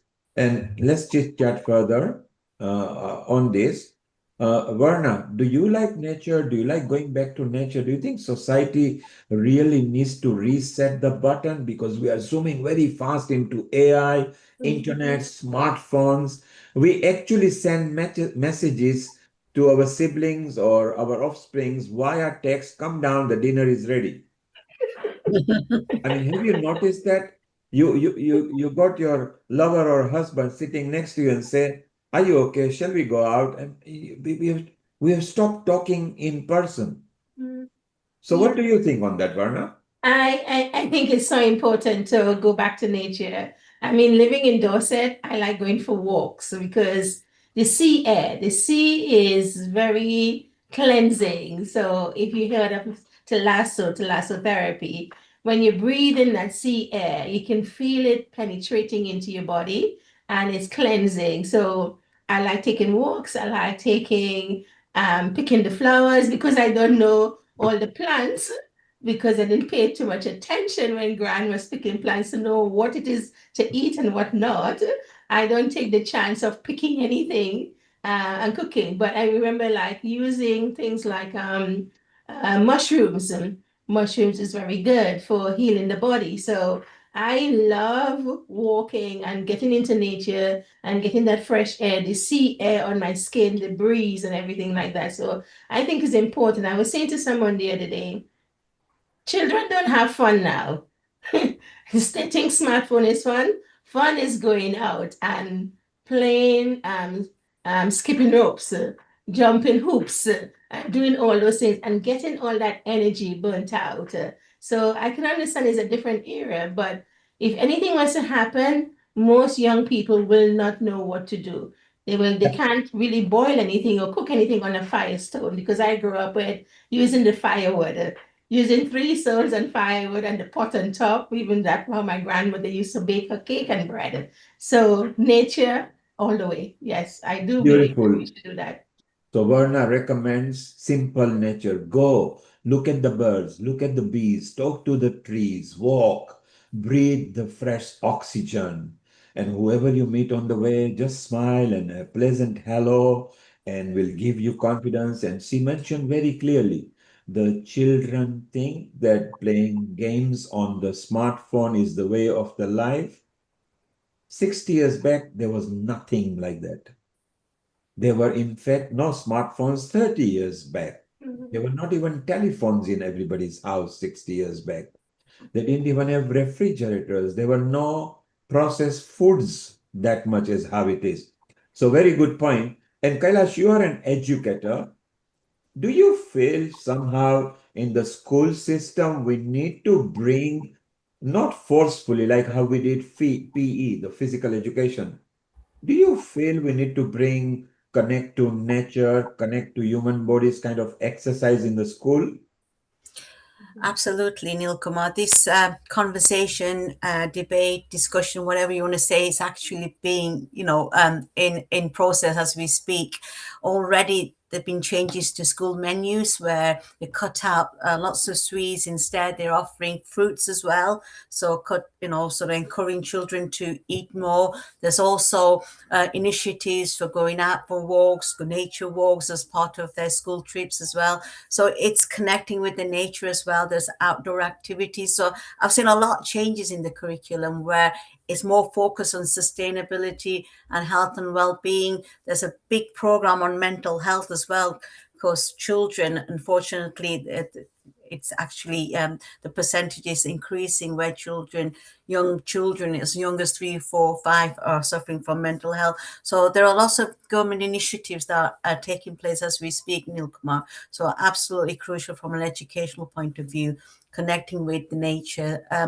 Through the LEAP, as you know, I was involved in the climate change sustainability, and we did a lot of work with schools promoting how to be more greener, how to be more sustainable, and children were really engaging in that project and coming with lots of ideas and creating posters and actually putting that into practice as well. So I know this change is happening as we speak, which is very positive, Neil Kumar. Brilliant. And another person who loves going for a walk by the beach and ocean and countryside is Alexandra. She travels in different part of Croatia.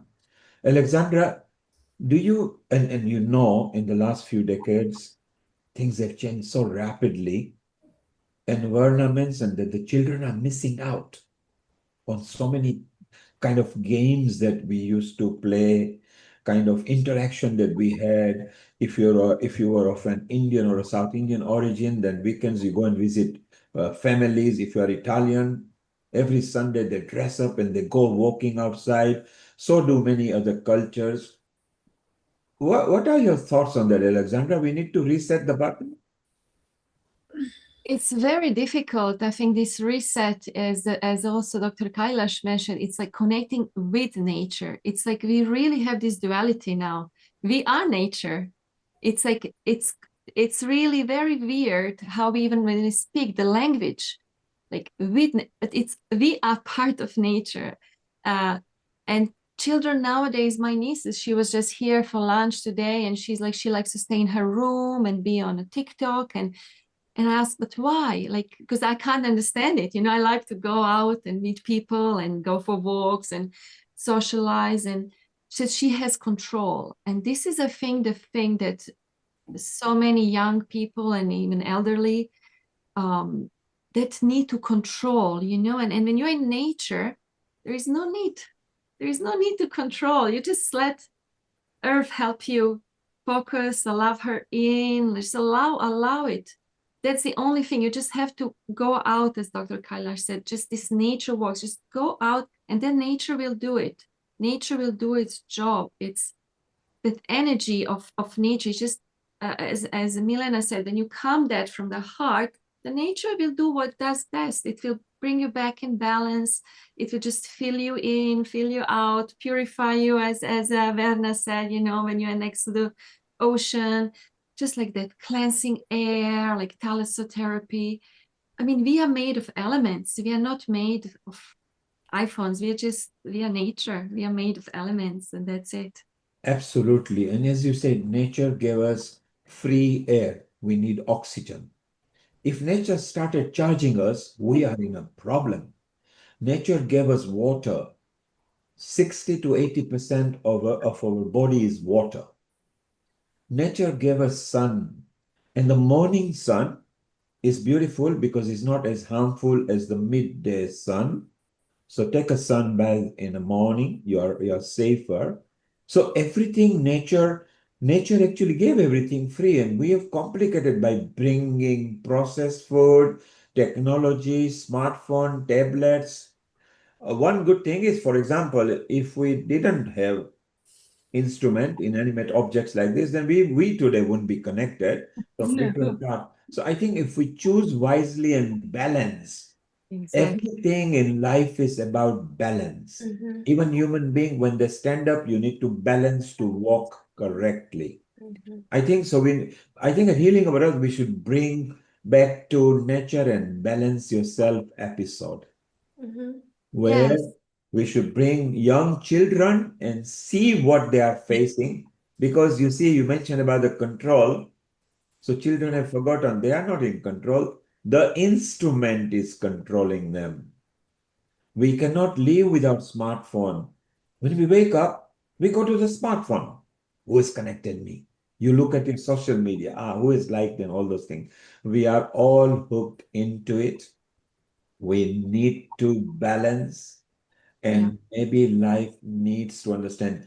Nitu, from nutrition point of view, vast changes have come, complete diet changes.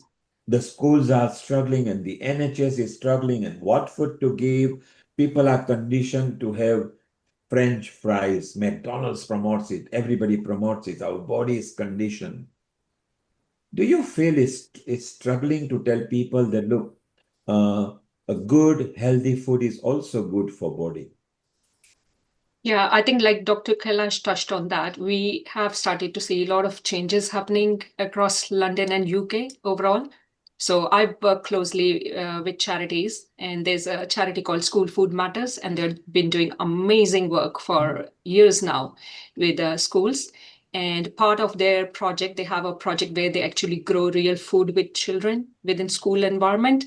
And I just saw their post last couple of weeks ago, I guess. One of the school has actually grown wheat, and they are now making their own bread within school premises from that wheat. So how amazing is that? So we definitely see more food grown in schools, and children are encouraged to connect with nature, with Mother Earth. And I think Melina touched on that as well. And so do Vanna. Everybody's been talking about creating our meals, putting love into that creation, because cooking is actually creativity. So bringing our creativity in and teaching that, and it's therapeutic as well. So I can see lots of work now going around, even in regards to sustainability, reducing food waste. Again, I've been involved in a couple of projects as well myself. And it of course depends borough-wide, you know, in London, but some boroughs are doing a bit more as compared to others. But things are changing now, I can see. And nature certainly has, again, lots of health benefits. So we have lots of research backing up benefits of being out in nature, mindful walk. And that's something I promote a lot. And I practice that every single day. My day starts with going out for a mindful walk. So it's like using your senses, hear something in the environment, what we see, what we smell in the environment, and grounding ourselves, feeling our feet touching the ground. So those sensations can be really helpful. And I mean, I talk about for meditation, we don't necessarily need to find that time and space to sit down at one spot. It can be on the go. And mindful walk can be an amazing way to do meditation on the go. So certainly green therapy, aqua therapy, being around water has lots of health benefits. Growing, eating fresh, real food, amazing. I mean, we just had US launch their new food pyramid, isn't it? So it was good to see it highlighted real food, and there were more, plants. So we are getting there slowly but surely. Thank you, Thank you. Nitu. When pandemic started, the first project Healing Our Earth took was to encourage every school establishment into Mauritius, Kenya, Uganda, UK to ask the school to find an allotment, so meaning create an allotment in the school. Let the children plant the fruits and vegetables so they feel ownership. And then if some of the things which will take several years to grow, they can come back as a student and say, I planted that tree. It's your turn. Let's see it. So a lot of school took it up. So it does make sense. Alexandra, let us tell people about the next few episodes that are coming at Healing Our Earth. And so they can share the information to people and recommend any contributors. So what's happening the following weeks? Next Sunday, Alexandra? Next Sunday, we already have a couple of people who confirmed. And if anybody from who is here, if you know anyone who can contribute to our yoga and meditation session with any wellness, well-being tips, just like now Nitu said, like sensational walks in the morning, that would be wonderful. Please let us know, or just come and join and share, please, with your networks about this episode next Sunday. So there you are, yoga and meditation for body, mind, and soul, wellness, well-being. In fact, we've got lots of people lined up already. So that's beautiful. And the following Sunday, we are celebrating the Republic Day of India. One nation, one vision, one identity. Everybody can come if you got affinity with India, sing, song, poem, memory. If you travel to India, let us share that. It will be beautiful. And following week, Alexandra, 1st of February, World Cancer Day. Exactly. So we will talk about really improving education, raising awareness, having amazing list of panelists who will talk about cancer and through the World Cancer Day. And of course, just like really encouraging everyone to just like what we talked about now. Wisdom is actually common sense. So we will have a lot of panelists who will give very practical, simple advice that everyone could use, and also about mental health, how to support each other going through this as a carer, as a part of family, as a partner. And of course, many experts will talk from their point of view, from their expertise and experience. And the following week is even important. Music festival. We want to bring music so that music can change people's life. Music can bring peace, harmony. So if you know anybody who loves music, sing, play instrument, then it's on that day.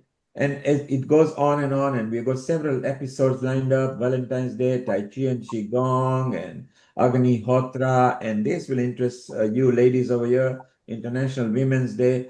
Just go to healingourearth.com and just go to the future sessions. They're all lined up over there. So it will be beautiful and you will enjoy yourself. Well, thank you everybody so far. We are now going to travel to India. Then we are going to go to Italy and France and be back into UK as well. And at this point, we are going to welcome our senior host and a co-producer, and he's part of almost every episode, Rotarian Lal Goyal, who is in India. Let's welcome him. He's the founder and charter president of Rotary Club of Organ Donation International. But he lives, he breathes, he sings, he dances, and he dreams organ donation only. A global namaste to you in India, Rotarian Lal Goyal, and how are you? Global namaste, Neil Kumarji, and I'm very fine. And global namaste to all who are the panelists, co-panelists, or who are watching our show. Thank you very much, Mr. Neil Kumar, for inviting me as usual again and again. And today the topic is very interesting. And although my views are a bit different because the topic says women inspiring the gift of life, and I feel that women always inspire. But what about men? What we are doing as a society? So first, I would like to put forward my views about this topic, what we are discussing today, and then I would like to go for introducing my panelists who are there already.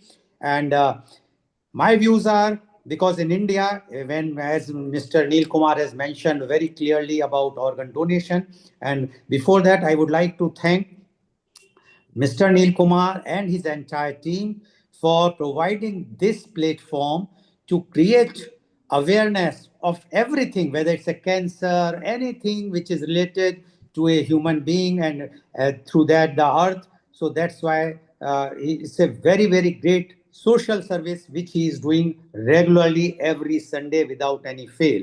So now when we talk about organ donation in India, especially, the condition here is totally gender biased, because before 2023, the figure says that 80% living donors are women and only 19% recipients are women. And that's why my views are very different today, because I know that women are always inspiring, motivating, but it doesn't mean that they will not take care of themselves, because today's theme is also self-care. So every minute in India, someone dies waiting for an organ transplant. This is a medical tragedy, but it is also a social one. Behind the shortage of organs lies an uncomfortable truth our society hesitates to confront. Gender bias deeply shapes who gives, who receives, and who is expected to sacrifice. India celebrates women as symbols of sacrifice, yet rarely questions why sacrifice is demanded from them so routinely. In organ donation, this bias becomes starkly visible. Women give more, men receive more, and society calls this normal. This is not just a story of compassion, it is a story of inequality that demands reflection, responsibility, and reform.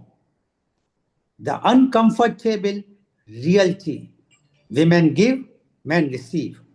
Data and hostile experience across India reveal a troubling pattern. Women from the majority of living organ donors, especially kidneys. Men from the majority of organ recipients. Mothers donate to sons. Wives donate to husbands. Sisters donate to brothers. The reverse, sons to mothers, husbands to wives, remains far less common. Why? Because Indian society has conditioned women to believe that their bodies are negotiable, their health secondary, and their sacrifice obligatory. A man's illness is treated as a family crisis. A woman's illness is often treated as an inconvenience. When a man falls sick, families mobilize. When a woman falls sick, families hesitate. This is not biology. This is patriarchy disguised as duty. Silent pressure, choice without freedom. On paper, every living donor signs a consent form. In reality, many women sign under emotional pressure, moral coercion, and social expectation. They are rarely asked, who will care for you if complications arise? What if your own health suffers later? What if you need that organ yourself one day? Instead, they are told, you are the mother, you are the wife. This is your responsibility. Refusing donation often carries consequences, emotional blackmail, social stigma, even lifelong guilt. A woman who donates is praised briefly. A woman who refuses is remembered forever. This is not empowerment. This is a normalized exploitation of female altruism. When women need organs, where is society then? Here lies the cruel irony. When women themselves need transplants, they are less likely to be prioritized. They are less likely to receive family consent. They are more likely to be told to adjust, manage, or pray. A daughter in law needing a kidney may wait endlessly while the family debates costs. A mother needing a transplant may be told at this age, what is the point? Women's lives are quietly ranked as less urgent. If donation is truly about humanity, why does compassion shrink when the recipient is female? Grief and gender, even in death, inequality continues. Gender bias does not end with life, it follows women into death. Families are often more willing to donate organs of a daughter, a wife, a young woman than of a son, a male heir, a family patriarch. A woman's body is seen as more expendable even in death. We must ask ourselves, would these decisions be the same if gender roles were reversed? Women who resist questions and lead, yet changes begins where silence breaks. Women today are not only donors, they are questioners, reformers, and leaders. Women doctors challenge families that pressure female donors. Counselors insist on genuine, pressure free consent. Mothers who donate after loss speak openly about gender injustice. Young women demand equal access to transplants, not just expectation of sacrifice. They are redefining donation not as an obligation but as informed, voluntary, and equal. A direct message to society: let us be clear and honest. Do not glorify women's sacrifice unless you are ready to protect women's health. Do not celebrate donation while ignoring the unequal burden. Do not preach family values only when women are expected to give. If society expects women to donate, families must support women donors lifelong. Policies must actively prevent coercion. Awareness campaigns must confront gender bias, not hide behind emotion. Equality is not achieved by praising women for giving more. Equality is achieved when women are not expected to give more than men. The real call to action before asking women to donate, ask yourself, would I make the same request to a man? Would I support her equally if she were the patient? Would I respect her decision if she said no?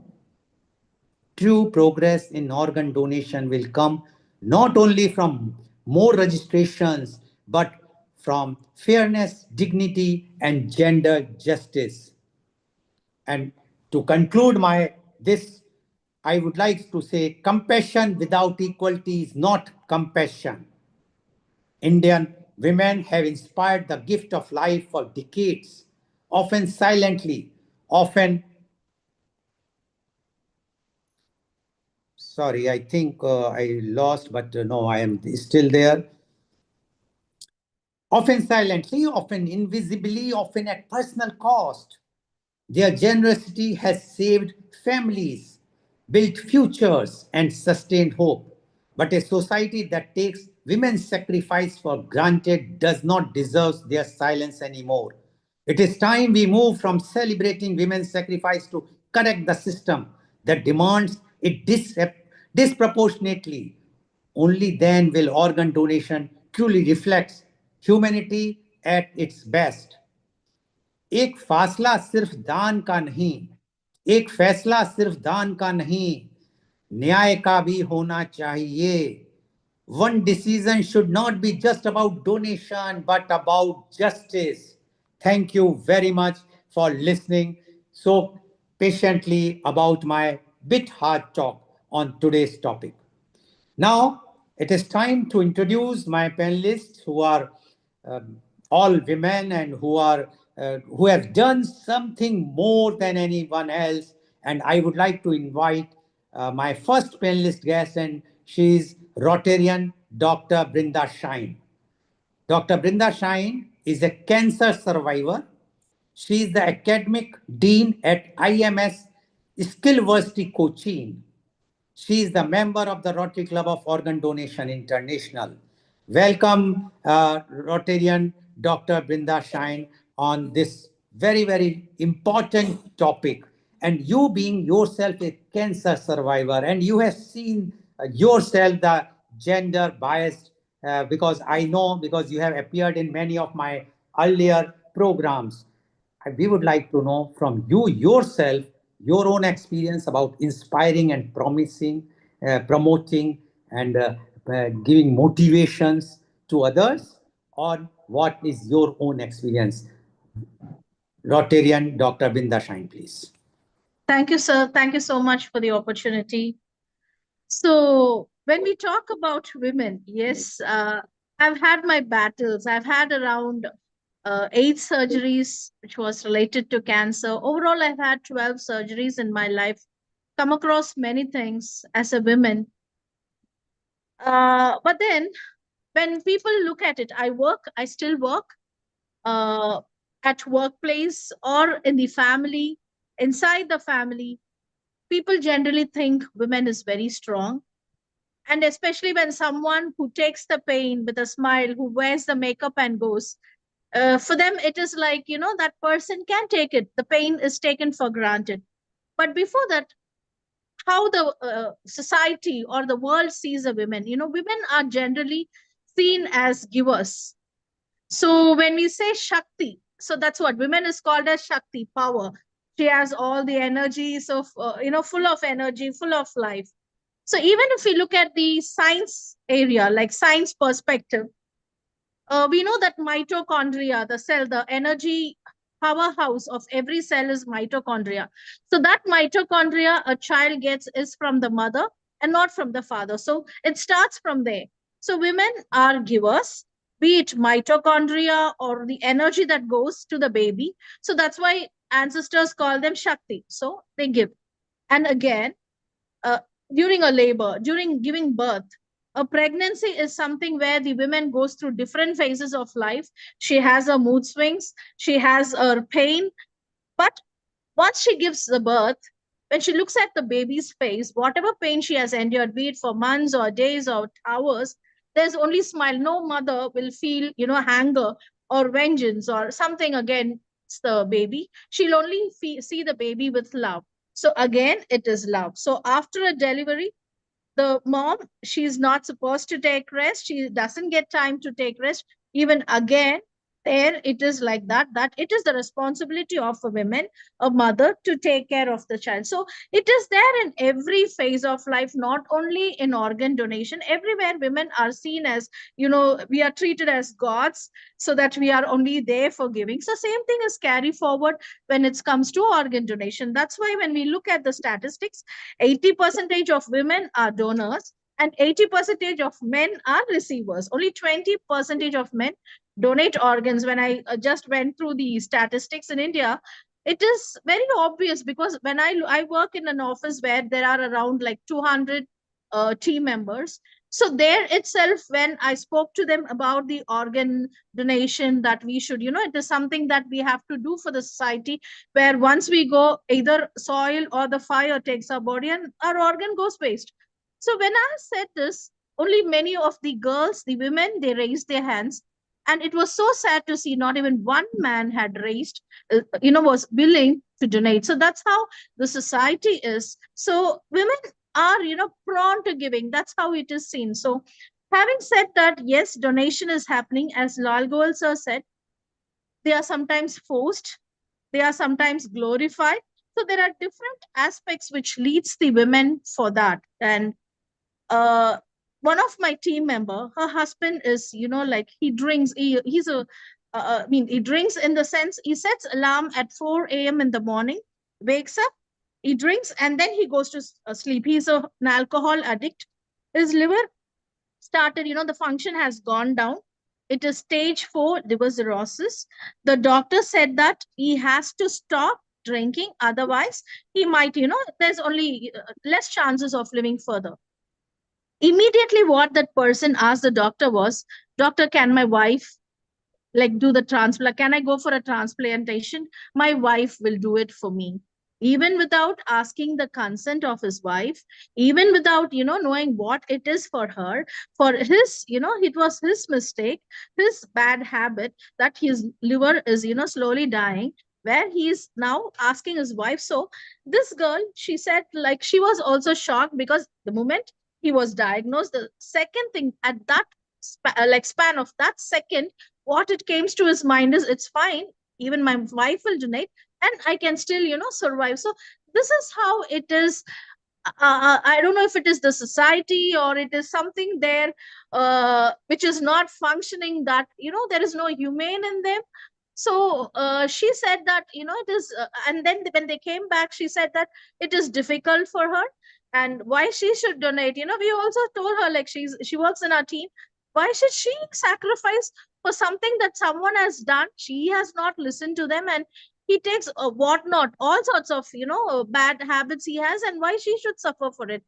And this girl is being uh traumatized, she is being tortured every day because she is not willing to donate or willing to help him on this thing. He has still not stopped drinking. He's been diagnosed. It's been almost 3 months now, and the torture that she is facing from her husband, from her mother-in-law, and from the whole family is such that she is not an ideal wife, because she is not supporting her husband. It is gone to that level of extent that they say that she is waiting for him to die, that she can have her own life. So it's kind of an emotional blackmail. And if this continues for a few more months, I'm very sure this girl is going to agree to donate, because either she has to donate it or she has to divorce him or walk away from his life, which there's a slim chance of doing it. So this is how every woman. So when I look at it personally, if this is the conditions, maybe this is the reason. There could be, whenever someone is in need of in a family, it is always a woman who is coming up front. So that could also be one of the reason, because and women as such, emotionally they are glorified, and for few days she'll be seen as a god, the shakti in the family. So that could also be one of the reasons. So it is high time, I feel that as a mother now, we cannot go and do a big change in the society, but every woman who knows this, who does this, should educate the men in the family. So I would say, as a responsible mother, what I can do is I can educate my son, I can educate children who are I am associated with men. And that is the only thing every woman could do in change in a man. And thankfully the generation that is coming up is more understanding, I would say, because when I compare the generation, the boys, like where I work, there are around 3,000 students, and when I see the tendency, the mindset of boys is definitely changing when compared to the previous generation. Or when I look at my house, even my own son, there is a shift, a big shift is happening, where lots of things which the men wouldn't share, the boys wouldn't share, or was considered as taboo, they are taking up and coming up. So this also, I think, greater awareness is required, education is required, because I believe it has to come, how many of them are losing life because of this, what would be the value of it. So I think creating a much bigger awareness in micro level from every small place would educate, or would correspond, would give more, people, it'll recommend people or encourage them to donate more. So that would be the only thing. Other than that, it will take a long time for women to realize, or we even if I am given I am put in that situation, when someone is looking for an organ, definitely I would donate, because my emotional quotient will work first. So that is something that we do. So maybe that should be passed on as a mother to the future generation also. Thank you, sir. Thank you very much, Rotarian Brinda Shine, for giving your views. Again, I will say strong views. As you rightly said that you have done for your, even for cancer or as a survivor, it's a big thing and people are giving you as a Shakti, you have that much thing, but you know how much you suffered. So one side of a woman is for to inspire, to motivate others, but the other side we have to think whether behind this inspiration and motivation, what is the pain and agony they are suffering, which is really, if we will start thinking, then only the society will change. Thank you very much, Rotarian Binda Shine. Definitely, please stay. If required, we will be asking questions to you. Now, I would like to introduce my next panelist guest, and she is Rotarian Regina Panikar Gupta. Rotarian Regina Panikar Gupta is the kidney donor herself. She donated her kidney to her husband. She is the honorary member of the Rotary Club of Organ Donation International. She stays in Sunnyvale, California, USA. Welcome, Rotarian Regina Panikar Gupta on our show. I know that when I spoke to you early morning, Indian Standard Time, at that time you were suffering from with the viral, and I'm glad that you have tried to join and you have joined our meeting program, which shows again that the tolerance and the power which women are having. Having said that, again, I will say, although it's a very inspiring, very motivational that what the women are doing, but the percentage in India is very alarming. It's not good. Although you yourself is a kidney donor, we would like to know under what conditions you have donated and whether it's a inspirational or motivational or it was under pressure or you have donated willingly, and what are your views about today's very very important topic about the inspiring and motivating when we are talking of the gift of life. Rotarian Regina Gupta, please. Thank you, Mr. Goyal, for a warm welcome.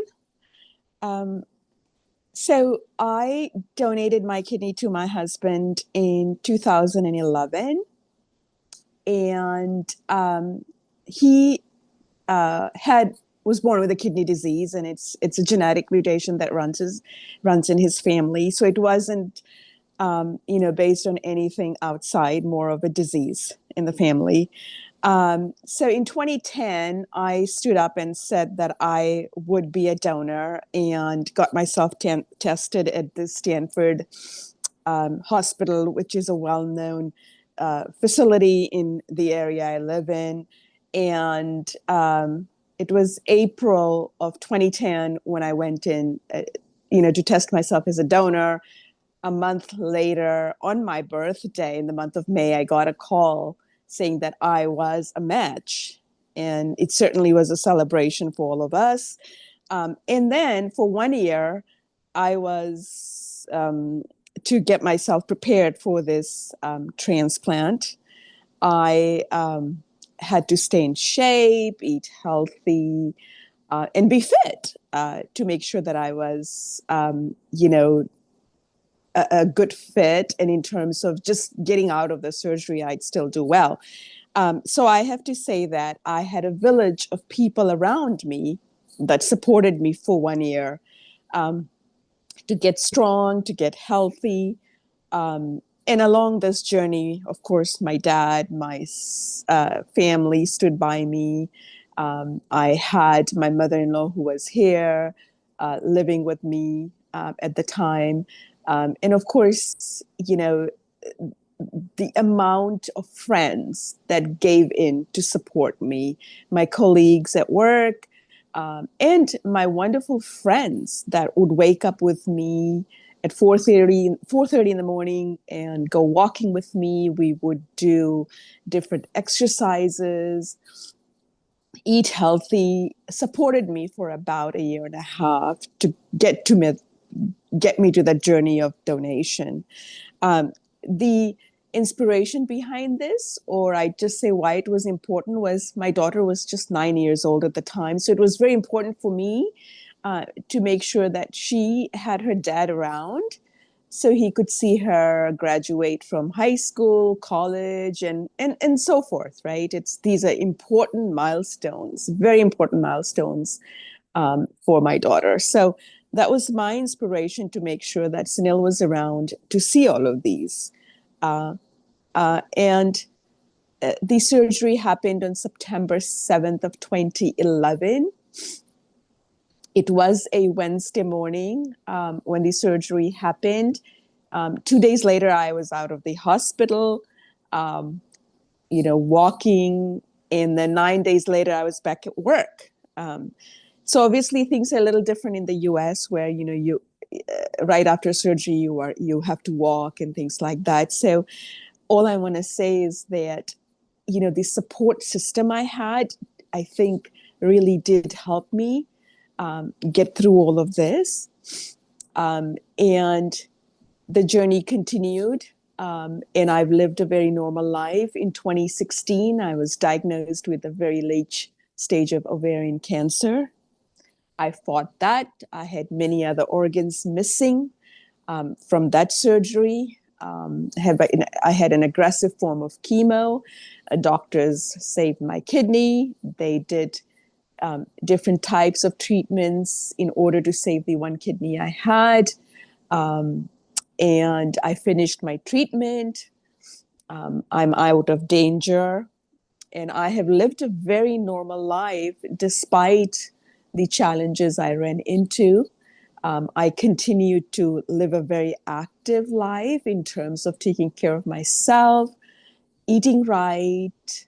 And I'm a big advocate for anybody in the US. I speak to many people who are considering donation, whether it's a man or a woman, and telling them my story about donating, whether it's liver or a kidney. Primarily kidney is what I work on.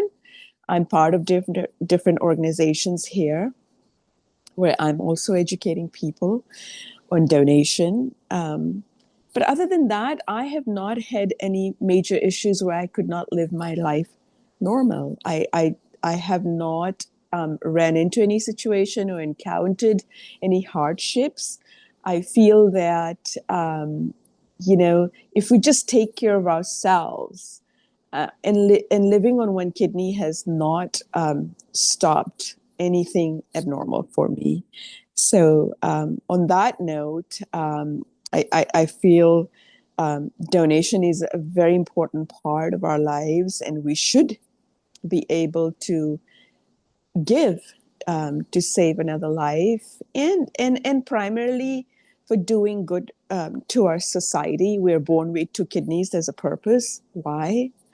We have two kidneys, and I'm a living example of that. And so my encouragement to everybody is that we should make everybody aware of this. Thank you, Mr. Goyal. Thank you very much, Rotarian Regina Gupta. Before you go, I just ask one question to you. Why the family of your husband, no one has come forward to donate? Why you only?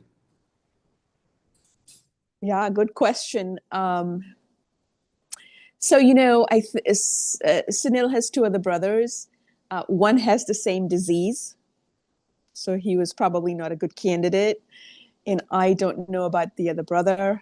And Sunil's mom had fought ovarian cancer herself, so she probably wasn't a good candidate. But yeah, unfortunately, I don't know why nobody came. But, as I said, it was important for me to make sure that my daughter Simran had her dad around for all her milestones in life. And that's what I wanted to see. And I am very fortunate to say that he's seen a lot of those milestones. Okay, thank you very much. Thank you. Rotarian Gupta. Please wait. We will be coming to the next round when we'll ask some more questions to you. Now, I would like to invite my next panelist guest, and she's Rotarian Rupa Arora. Rotarian Rupa Arora is a liver donor. She's a regular participant of organ transplant games, whether it's in USA or in India. She is the honorary member of the Rotary Club of Organ Donation International, and she stays in Chandigarh. Welcome, Rotarian Rupa Arora, in our show. This particular show is organized by Healing Our Earth, and this shows is going across the world by with different modes of the social media. Um, as you have heard, earlier panelists, they have told about the conditions in under which circumstances they suffered. Like Dr. Brinda Shine mentioned how she suffered as for the cancer, so many surgeries, and she has given the things she told about her colleagues and others who were working, but they were forced to donate the organs. Now you have heard Rotarian Regina Gupta also, and she voluntarily donated her kidney to her husband. But in your case, being a liver donor to your husband again, I would like to know because same thing, same story. The wife or the sister or the mother always come forward to donate organs. We would like to know from you your views about today's inspiring. Is it because you want to inspire the society or motivate the society, or it was compulsion, some pressure on you, or you think that no, this is something which you have done voluntarily because you wanted to save your husband's life and to save the future of your children? Rotarian Rupa Arora, please. Thank you, sir. Good evening, everyone present over here. I am Rupa Arora from India, and I am also a teacher in Chandigarh school. Sir, you asked me about the organ donation. I just want to say that it was only the love that motivated me to donate my organ to my husband. There was not any compulsion from anyone from the family, and I donated my major portion of my liver, that was 65%, to my husband in 2011. Because there was no other chance to save his life, or my motive was this: ki I want to save my husband's life on any cost. Uh, uh, yes. There was fear, there was afraid of losing him, but on organ donation, I just want to say that when we hear the word organ donation, many people immediately feel fear. Question come to mind: will I survive? Will my health suffers? Or will my life ever be normal again? मैं भी इस fear से गुजरी हूँ. I had doubts, worries, and emotional moments. But what helped me was correct medical information, trust in God, and trust in doctors. That was the main thing. Uh, and the support that I had from my family. I want to say this very clearly today: life after liver donation can be healthy, active, and reproductive. The liver is a unique organ. It has the natural ability to regenerate. With proper care, nutrition, and follow-ups, donor can return to their normal lives. Uh, after donating my major part of my liver to my husband, I am living a very healthy and completely normal life. I had completed three master degrees after my surgeries. I am blessed with son after 3 years of surgery. And I also participated in bird transplant games which were held in Newcastle, Gateshead. Uh, uh, I also got to participated in Guinness World Record, which was held in at Chicago in 2018. After donation, I became more conscious about awareing the people, because there were so many myths which prevails among the society.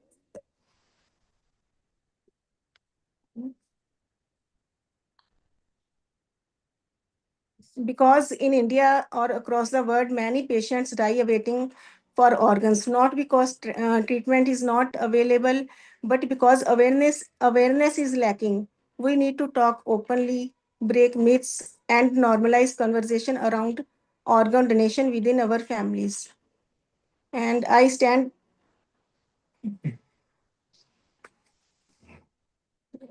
Yes. That's all. Okay. That's all. Okay. Okay. Thank you. Thank you very much.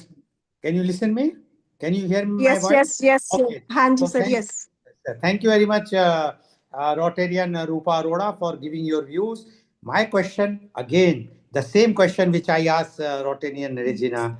Why Hanji. you? Why you? Why not any male member of the family of your husband? Sir, because I want to, I willingly I want to donate myself. I want to save my life, and and it was the reason was love that motivate me to donate my part But that to my love is husband. also love might be also there in the husband's family also, the brothers or the father or whosoever is very close, means the brother or father. Why only you? This is the Sir, thing because they were willing also, but क्योंकि मुझे था कि अगर मेरे मेरे सारे test अगर इनके साथ मैच करते हैं, मेन थिंग थी कि हमारा जो था ब्लड ग्रुप सेम था, तो मुझे पूरा 100% फेथ था, मैं पॉजिटिव माइंड होकर सोच रही थी, तो विलिंग तो परिवार में से और भी लोग आगे आए, बट आई वाज विलिंग कि पहले मैं अपने आप को okay, thank try you very much, करूं. Rotarian Rupa Arora, for inspiring and motivational to the others, to everyone, into the society. And I know you are involved, and your husband also is sitting next to you. If he can Yes, also come yes. on camera, please, Mr. PK Ratan, you can also show your face, and I can see your smile. And I know that this smile is because of your wife, because she has given you the new life. And I know that the work you people are doing to inspire others in organ donation is tremendous. I have visited Chandigarh. I know the way you people both are dedicated for this cause. And this is inspirational and motivational, and that is what our topic is. Although I have tried to turn the topic in some critical issue which is prevailing in India, but yes, women are always inspiring and motivational. Thank you very much, Rotarian Rupa Arora, and thank you very much, Rotarian PK PK Ratan. PK Ratan, please, because I am a habitual of a Rotarian Rupa Arora's surname, so that is a difficult thing. But thank you very much. And now I would like to introduce my next and the last, but not the least, guest. And if you can open, switch on your video, please, Rotarian Deepa. Please switch on your video. We can't see you. Please I'm switch on your video. I'm just trying that actually it's not coming. I thought the camera is on. It's not on. Oh my. Camera is not on. It's on this thing. So just switch on your video so that we can see your face. There is some video. You can see the sign. You just click that. Yeah, If you, it's on. It's on only actually. why it is not coming? Because I can't see you. Okay, try to sign back in again, please. Yeah, yeah, okay. So while she's signing back in again, Yeah. Rotarian Lal Gohil, as you Yes. said, you were very keen to realize because up there in India, it is the women who takes the burden of finding the organ donations, and very heavily, I believe from what you said, percentage-wise, maybe 80% is women and only 20% male. Is that right? Yes. And And the unfortunate part is, fine, they are ready to give, very good. But what about when they require? They are not getting. That is the main problem. See, giving is a very good thing. You must give. You are inspiring. You are love to your husband or brother or father or son. That is good. But when you require, when a woman require in India, men are not coming forward. And that is painful. That is and not correct. That should yes, not be done. and as Brinda said, that ultimately then maybe they are forced to do it. Initially, maybe they don't want to. Sometimes they are coerced, psychologically pressured. And I think this is a burden to society to expect women to just constantly be automatically told that they should do that. So, whilst they're inspirational and motivational, and of course, women generally because they've got this power of motherhood. They love giving. So it's quite important that we redress the balance. Deepa is back. Deepa, if you landscape your video first, and the video is on now, beautiful. And let's add you, if yes, and if you just turn the camera so it's a correct landscape. You are on a landscape, but you are lopsided. Just turn your camera. If No, your, it's your portrait, yeah, and now flip it. Now flip your camera. So if you see at the top, I think you seem to be on a mobile. yeah. Yeah, Now it's perfect. Don't perfect. touch it. Don't Yes. touch it, and you can unmute yourself and go ahead, Rotarian Lal. Go ahead, all yours. Okay, I would like to now introduce, she is Rotarian Deepa PS, and she is again a kidney donor. She is a medal winner of World Transplant Games in 2023 and 2025. She is the member of Rotary Club of Organ Donation International, and she stays in Bangalore. Welcome, Rotarian Deepa, on our show. Again, you have heard what our three earlier panelists, right from Dr. Brinda Shine, then Rotarian Regina, and then Rotarian Rupa Arora, they have mentioned about the inspiration or the motivational. Although our earlier panelists, except Dr. Brinda Shine, who has given the reality because she's a cancer survivor herself, and she has seen the how the society is pressurizing her colleagues or the workers to get the organ donated. But our Rotarian Regina and Rotarian Rupa Arora donated with their own will, although Rotarian Regina could not reply my question that why the family member of her husband has not donated. Uh, After all, wife comes after a certain age. She's not from the very beginning, but the siblings are always there. The father is always there from the very beginning. So anyway, you have donated your kidney to your son. We would like to know from you your inspiration, your love, your motivation about your own story about organ donation, how it happens, and why you have decided to donate. Rotarian Deepa, please. Yeah. Thank you, Lal sir, and thank you, Rotary Club, for inviting me. So, as everyone tell, there is some reason will be there. This is mother's love.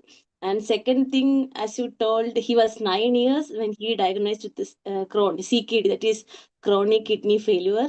And we also in newspaper we heard about organ donation or organ failure, because in our family or anybody, my husband family, nobody have any issue, everybody is healthy living. So suddenly when we come to know about organ failure, it is very difficult to accept actually. So we don't know what to do. Actually we are he's having younger brother also, that at that time he was around 3 years. So I was actually feeding the guy at that time this issue happened. So we don't know what to do. Then it is purely a mother love only I have donated, because as you said, why husband has not donated, because he's already diabetic when he was 30 years, and all my parents and his parents are 60, 65 plus, and they cannot donate any organ as per our medical thing.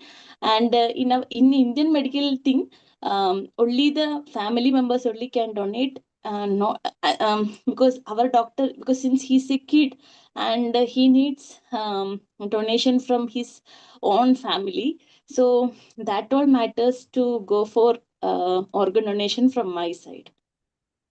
Okay. Yes, please go ahead. So, why you have, and today's topic is inspiring and promotion, motivation. Now, you said that your husband diabetic, but diabetes doesn't mean that you cannot donate. If the diabetes has affected his kidney, then only.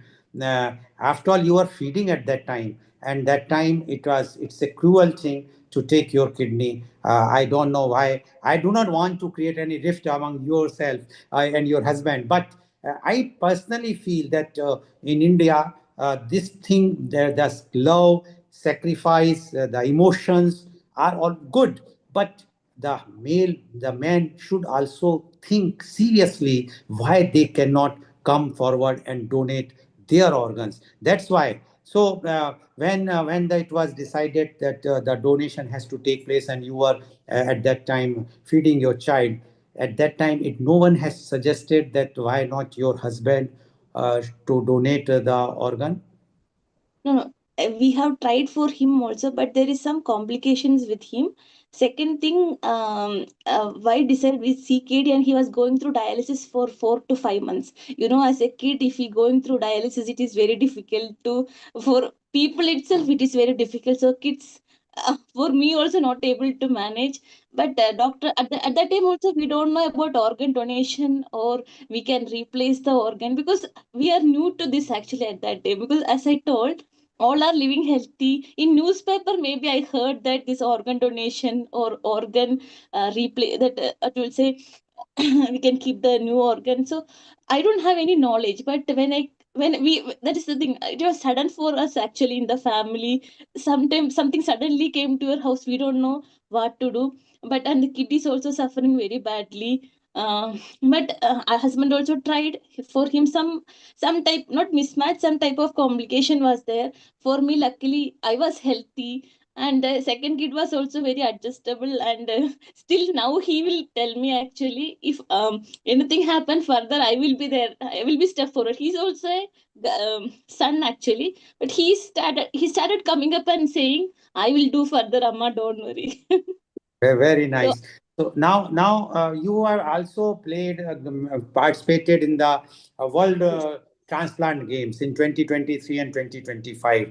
I think that 2023 was in Australia and 2025 in Germany, and you won the medals there. So you found any problem during the participation, whether when you are participating, in which game you were participating? Normally for donors, it is like a long jump, or it's not for recipients only. More games actually. Donors actually, it's like supporting the recipients. Actually, ball throw, or that long jump, 100-meter race spin, like that only it is there. So this time I have done for long jump, dart, ball throw. Um, and then 5 kilometer walk. So actually, these games we are going mainly for him also to know that organ donation, organ, that's a new organ, will not restrict his life. He should come forward, he should move forward, he should run a normal life. That is actually more than a donor. As a we are living for him actually. He has to know that he should run a normal life. He's not a patient, he's a normal human being. So we are also motivated by him. And I'm not feeling as a donor, and he's not feeling as a kidney recipient. He's running a normal life. So because in India, as you tell, awareness is very low. We have to move more steps, because as I told, when something happened to our own family, we are coming to know that this issue is there, this organ can be replaced, or organ can be transplanted. But unless otherwise, I, as a normal Indian, I don't know. Truly speaking to you. So maybe this awareness is very low in our thing. Maybe we are from government also. This for as one of transplant games also, Indian government has to take it up further, so that more people will come, because it's an inspiration for them. In the when we are going abroad, we are seeing a lot of people having more than 2 3 transplant, different type of organ transplant, how they are surviving, how they are coming up. All are positive minded, they are thinking that they can live more. So I think in India also awareness should be there. Only instead of family members, other people also in, how it is in abroad, other people can donate, like that in India also it should come forward.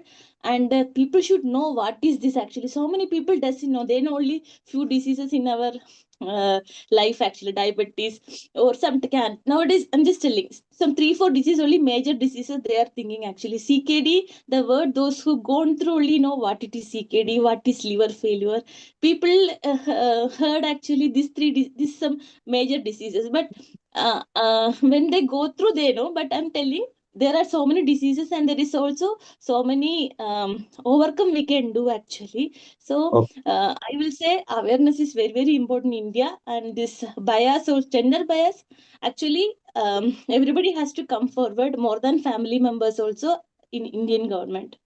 Okay. Dr. Deepa, when you have donated your kidney, in which year? 2009. 2009. So it's 2019, already right? No, no, 19. 2019. He 6 born in years. 2009 when he was, yeah, 2019 we can it. It's 6 19. years. So 6, 7 years. So now your son is about 16 years old. Yes, yes. Okay, very good. So you are inspirational and motivational to your son and to others, because you what you are doing is, and you are creating the awareness to whomsoever you are talking. And now, being the member of Rotary Club of Organ Donation International, you participate in the meetings, you will see, and whenever there is a program, because we feel that the women who have inspired the others, although you have donated out of love and affection, which is required, which is the quality of an Indian woman, I must say, because you always come forward. I have seen in other countries, they also come forward. Their percentage is also more than the men, but not that much that they are not receiving. Here the problem is the recipients are very less, and that troubles us. After all, you are also a human being, a very, very important human being. Rather, I can say you are superhuman than us, but that is again a glorifying, which we don't want to glorify you. We must say that you are also a normal human being like a man. The women are equal to men, and they must have the same thing what a man is enjoying. So thank you very much, Rotarian Deepa. Please stay. We will have some questions. If others can also join, if I have time, I can further put questions to everyone.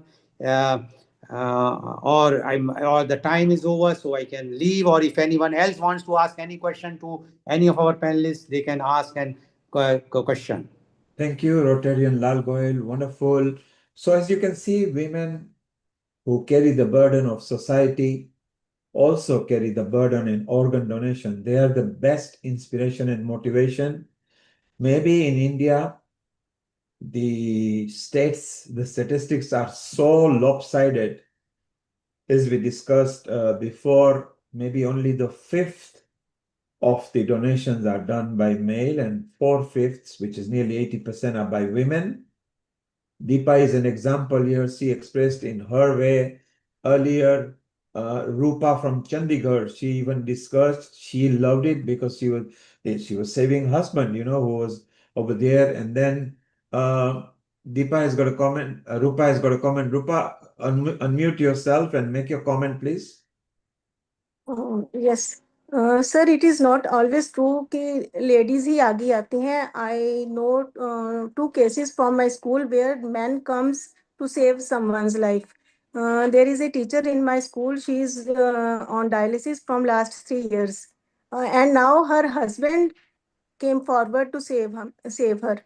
Or one another case where the one my friend's brother was suffering from kidney disease, and her father donated him kidney 2-3 years back. Now both are leading a happy and normal life. Yes, Rotarian Rupa Agroda, you are right. But you see the situation today. The other day, there was a transplant game in Mumbai, and I happened to meet a few of the athletes, about 25 athletes, and I asked the same question: who has donated an organ to you? And out of 25, only one received from a male, rest all 24 received from women. Now, I know the condition, statistics are there, but the situation we have to change, and this can be changed only when you people are also, when you are talking to the society, whenever you are creating the awareness about organ donation, you must come forward. Tell the people, yes, we are ready to donate, but why not men? They should also come forward. After all, they are having the same and equal responsibility as women. Why only the women is glorified as the most inspirational or the motivational? Why man is not glorified as a inspirational and motivational? And I am sure that the next time when Mr. Neil Kumar keep a program. He must keep a program on Glow men, and he must keep a topic on men, inspirational and motivational men. And then I would like to talk to them also, why they are not coming forward. I can see the hand of Rotarian Regina Gupta raised. Rotarian Regina Gupta, yes, please. This is interesting. It just brought me back to something I remembered. So during my kidney transplant, I belonged to a dancing group where I would go and learn Indian folk dancing and things like that.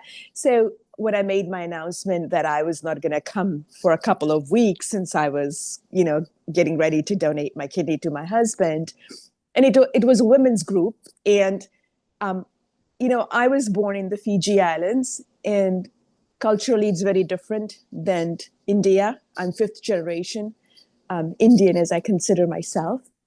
So my great-grandparents went from India to Fiji. So the culture for us is a little different than what it is in India. So in this dance group, as I made my announcement, one of the ladies said to me, "So why should you give your kidney?" And needless to say, I had to run out. But as I got home, she sent me a long email to tell me why I should not be a donor for my husband. So I felt the stigma and the education around, just people in general is lacking. Whereas I have found that in my own community, it's all about giving.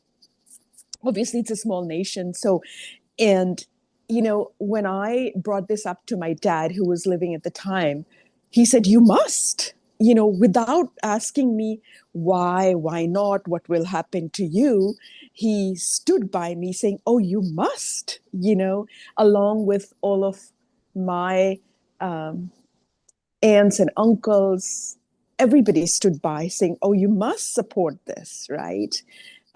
So the whole society behind me was very giving and ready to support me in whatever way. So I felt that, so when you have all of this support around you, the question of why me doesn't exist anymore. But yes, I can, right?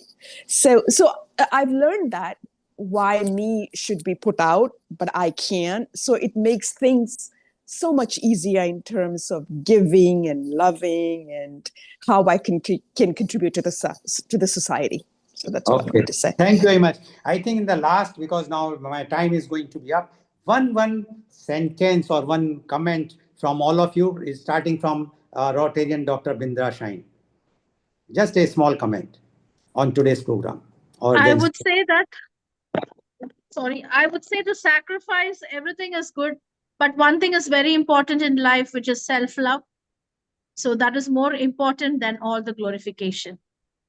Okay, thank you very much. Rotarian Regina Gupta, if you are there, can you give one summarized thing, your message to the society? Giving and, being part of everybody's lives. We all should be treated the same. Okay, thank you very much. Rotarian Rupa Arora? No, she's not there. Okay. Then Rotarian Deepa? Be positive and enjoy each day. Life is too short. Okay, thank you very much. That's all from my side. I can see now Miss Amrita there. I have not seen in the beginning. So global namaste to you, and over to you. Namaste, Rotarian Lalji. Although Thank I you have so much. changed, I have changed that some topic towards because my opinion is, I know that they are more, you all are very inspirational and motivational. But when it comes to yourself, when you are sick, when you require, you means the women require the organs in India, the conditions are not good. And we have to change the mindset. We have to come out from the orthodox pun or whatsoever we say, and we have to take a decision, very bold decision, that no, it is not correct. Everyone, yes, if there is a no availability from a male side, because I know that one of the in one of my program, one of the coordinator, organ donation coordinator from Delhi, she told me when the doctor comes out from the ICU, from the after the checking the patient, and he declares that this patient require a kidney, all the male members start looking towards the female member, the mother, the daughter, the sister, or the wife, who is going to give. They are not seeing themselves. Now, this mindset has to be changed. So thank you very much, and global namaste to you all. Thank you, everyone. Rotarian Lal Goyal. Thank you, Deepa. Thank you, Rupa. Thank you, Brinda. Thank you, Regina. Stay around as long as you like, because we are now going to go to Italy, UK, and other countries over here, and we can chit chat. And thank you all the way from India, all the Rotarians. Let's move to our senior anchor over here, Dr. Amrita Sharma. Global Namaste, Dr. Amrita Sharma. Global Namaste, and thank you so much. Hi, Alexandra, and hello, Sarah ji, and hello, everyone. So let's move on to the next round, where we have got Ritu, Sarah, Dr. Ghazala, Veena, and all the other people. Meanwhile, I think Anjali has walked in, so let's let's give a quick welcome to her. Anjali, how are you? Anjali is Hi, Anjali. Global Namaste. Global Namaste, Global everyone. Hi. Namaste, Kailash ji. Global Namaste, Kailash ji.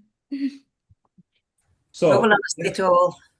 let's go, and Alexandra is still here. So what we do over the next few minutes, let's bring in a couple of contributors, and then we'll break again into open session. So Amrita, over to you and Sarah. Yeah, thank you. Global Namaste, Sarah. Hi.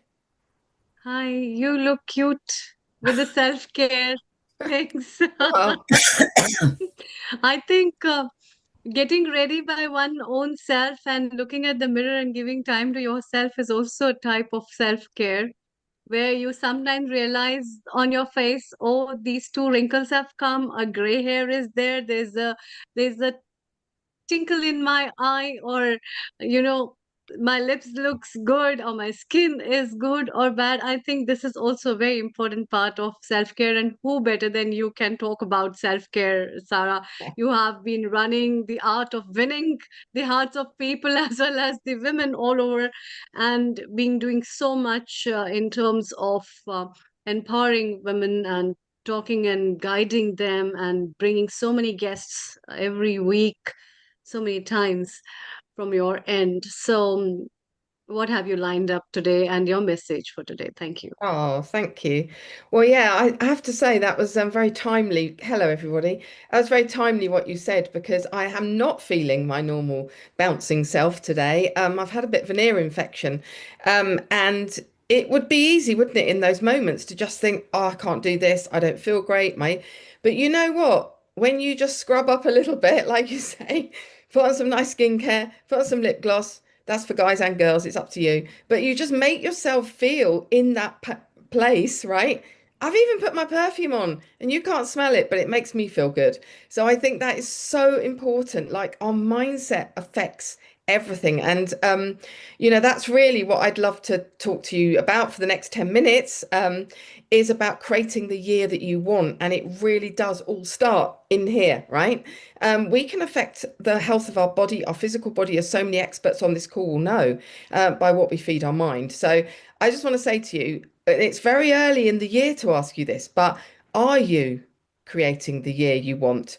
And I know it seems very early to ask that in this month, particularly the month of January, particularly here in the Northern Hemisphere, where things seem much more slow, right? Winter is in full pelt. We have snow in many, many parts of the UK right now. And it's definitely in those winter months, as I say, in the Northern Hemisphere, before the earth has started regrowing and reflourishing. But this is such a great month for reflection and realigning. You don't have to jump in full pelt. I want to, but we don't have to, because it's ready. We can get ourselves ready to flourish when the spring starts sprouting all around us. This is a great time to really think about that. So I am a really passionate advocate for awakening people to believe in themselves. That is all about self-care, particularly with women. Irrespective of their age or background, so they can win at life, which is why I do call my personal brand The Art of Winning. And I've been leading people in health and wellness and mindset mastery for more than 15 years. And I love using the 80-20 rule, right? For that true thriving. 80% of the time, do the things you know feed your body, feed your mind well. And 20%, if you need to chill and relax and do something you maybe shouldn't be doing, it's a bit naughty, that's okay. But 20% is okay if you're doing 80% of the others. So I just want to ask you a question. Obviously, you don't need to say out loud, but just think about it for yourself. Are you going to create the year you want this year? Or are you somehow hoping it just falls into place?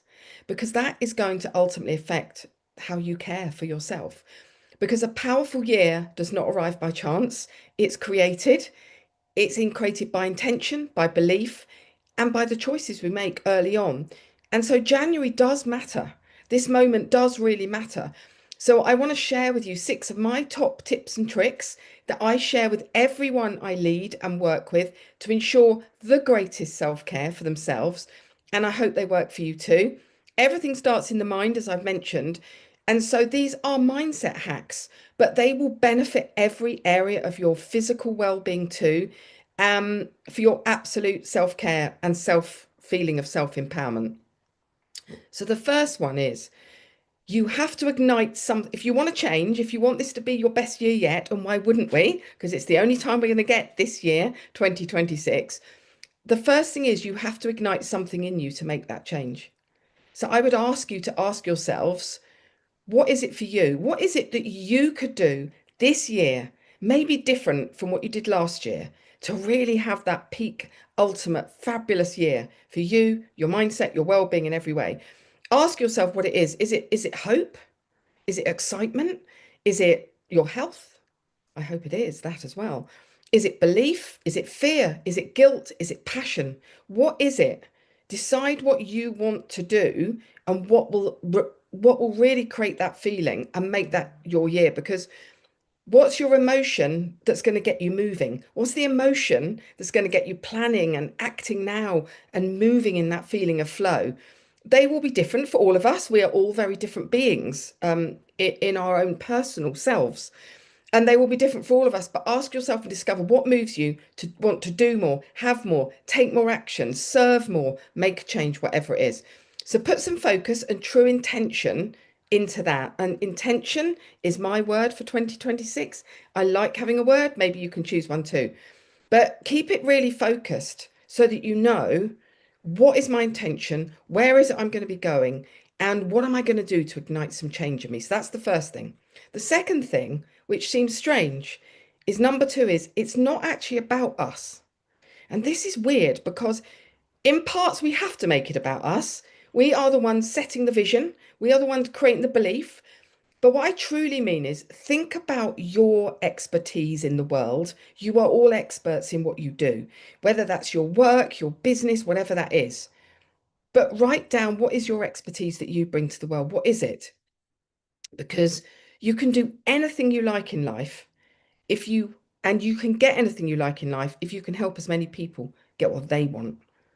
That's a really great thing to think about. It's very powerful because so many times when we're setting intention and plans, we are the ones in the way of moving us all forward, and our doubts and our lack of self-belief and hesitation can hold us back. So we have to get out of our own way if we truly believe that what we have to offer is magnificent and worth fighting and striving for.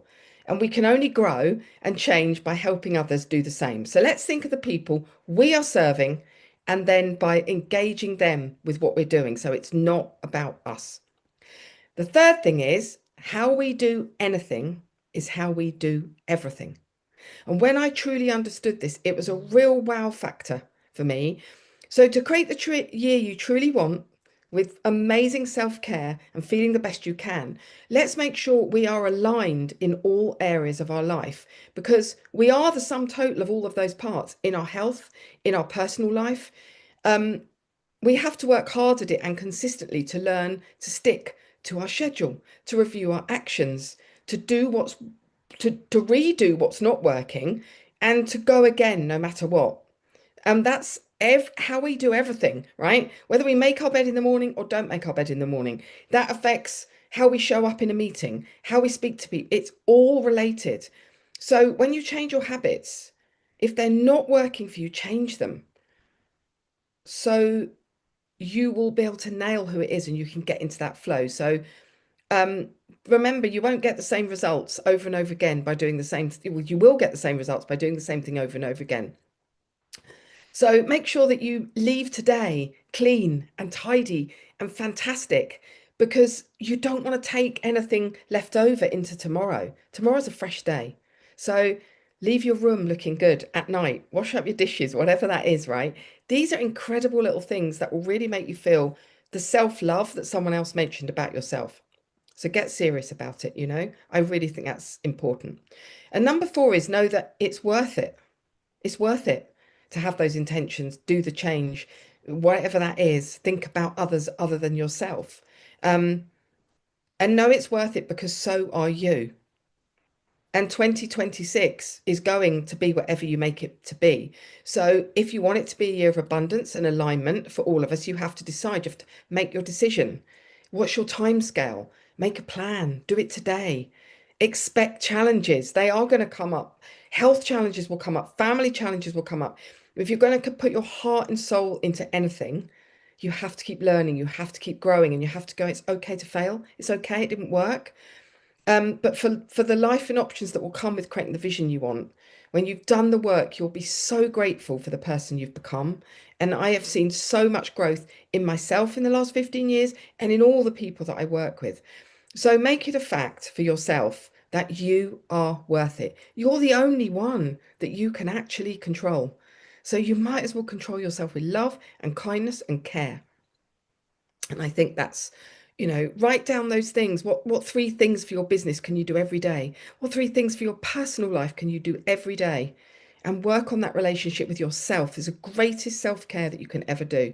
And the 5th tip is all intertwined. Setting a roadmap with an end destination for 2026 and having a vision to take you there. Imagining and visualization 5 minutes a day is a game changer, because your mind doesn't know whether you've actually achieved something in your mind or whether it's just your vision. If you feel it enough that what you want to do, how you want to feel, what you want your health to be like, your mindset to be like, your community to be like, your work to be like, your mind will work towards it. It's a very, very clever, smart tool, but you've got to program it. It's like any computer. So you know, ask yourself, where is your vision at? And can you plant some seeds to know that everything is intertwined, our mindset, our body, the people we hang around with, and create those daily positive affirmations that can change your life. And if you want, stick them up on your mirror, speak life into them every day, because your thoughts become your actions, and you can reprogram old stories. If you don't believe in it, do the research yourself. And lastly, decide to do it. You can move your body. I always remember hearing Mel Robbins say this. You know, you've got about 5 seconds between thinking about something and then your physical body going, yeah, I don't want to do it. I'm not going to do it. So 5, 4, 3, 2, 1, move your body, just do it. From thinking about it to doing it, and take the action. And if I take the action steps, where will I be this time next year? That's what you want to ask yourself. And if I don't do the action steps, where will I be this time next year? So that was a bit of a fast run through. I've kept it short and sweet. I can pad it out much more, but I know we're on strict time, and I appreciate all the other speakers that are here today. But if you want any tips or tricks or hacks on anything, you can find me, Sarah Mills, The Art of Winning, sarahmills.arbon.com. You can find me on Linktree, The Art of Winning. You can find me on LinkedIn, and it's just always wonderful to be part of this amazing Healer on Our Earth and women's self-care movement. So thank you so much, Amrita Sharma, and thank you to everyone. You always lift me higher. Thank you, Sarah. Thank you. Anjali, your 30-second comment on what Sarah said, then we'll move to Alexandra, back to Amrita, and we'll go to Neetu. So, Anjali, your quick comment, please. Okay, Alexandra, your quick comment, please. Maybe Dr. Anjali did not hear us. That's okay, Alexandra, your comment, please. Yeah, it's just really wonderful. The whole concept, you made it very clear, Sarah. I will have to rewatch this on YouTube and just write it down. I was just like mesmerized, and I just like, you're so convincing, you know. So I was just like, yes, yes, yes. But I just kind of forgot what you said. But so I will just go back, listen to it, and write it down, and really commit to create this year the year I want. Thank you. You're welcome. And Anjali, can you hear us? Yeah. Yeah, your comment, Thank you, please. G. Good evening. Your quick comment, please. Yeah. Okay, Anjali is having a Anjali, your comment. It's In 30 okay. seconds, can you just comment? Sorry. Maybe she's Hi. Yeah, please go ahead. Okay, nobody. You can send her a message. She's frozen over here, so she's got broken internet communication over here. Anjali, can you hear us now? Amrita, go ahead. She's got a broken communication. Just go ahead and let's bring in Neetu. Neetu, your comment, what Sarah said, then it's your few minutes and we'll chit chat. So over to you, Neetu, Amrita. Thank you. Global Namaste, everyone. And Sarah, thank you so very much that your talk was so inspirational and motivational. And it aligns so well with my practice as well. So I was feeling really excited listening about 80-20 rule. I'm a public health nutritionist. So when I talk about nutrition or food intake, I also touch on 80-20, offering ourselves a little bit flexibility now and then. And absolutely love the quote. Thoughts become our words, words become actions, action becomes habits, and then character, and that's how we decide our destination. So we definitely have to keep checking back in with our body, mind, and spiritual well-being, you know, making sure we are practicing affirmations, as you said. I'm again big believer of affirmations, visualizing positive, keeping a positive mindset, getting rid of any habits that are not serving us, and do not wait for forming new habits, because we have that power. We can take the action when we want. So thank you so very much. That was very insightful. I enjoyed it. Thank you. Thank you, Sarah. In fact, the biggest example is the moment back you were telling me I'm not feeling that well. I'm having ear pain. And now look at you, how glowingly and how marvelously you have just risen up by the words that you have been putting forward to everyone. And I think this is what is required. We easily give up hearts, actually, and it's very important to rise and talk to yourself and be what you are, and to remind yourself who you are from time to time. It's an important part of self-care, which I think you very nicely keep up with yourself. And I think these kind of things really matter in everybody's life, and that is why we had brought for you all so many people, all from all walks of life, women talking about different aspects of self-care, which is a very beautiful thing. Thank you, Sarah. Thank you so much, and we wish you a speedy recovery. Take care of yourself so that your ear pain gets better. And as we move to our next speaker and guest contributor, who is a registered nutritionist in United Kingdom, I welcome Neetu Pasricha. Global Namaste, a very good afternoon to you. Global Namaste. Thank you very much, Dr. Amrita. Global Namaste, everybody, and thank you for this opportunity. So I'm a public health associate nutritionist in London and founder of Holistic Health Nutrition, because like I've been hearing all of amazing people today, I also strongly believe in the powerful connection of body, mind, and spirit.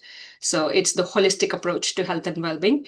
Today, I am going to talk about nutrition as self-care. So when it comes to self-care for women, we mostly hear about, having a warm bath, candles, aromatherapy, massages, quiet moment for themselves, which are all amazing, really powerful self-care techniques and very much scientific evidence-based. But I'm just going to focus a little bit today on nutrition as self-care. So nutrition or food is not just for energy, growth, development. It's also a very strong, powerful mode of self-care. So it goes really deeper. So the message is with self-care techniques, we mostly try and practice them occasionally, but food is something we need every day. So food or nutrition is really part of our life, everyday routine. We eat and we need that to stay alive and for many bodily functions as well. So this practice is what we say consistent self-care. So every day, consistently, we look after ourselves through food and nutrition.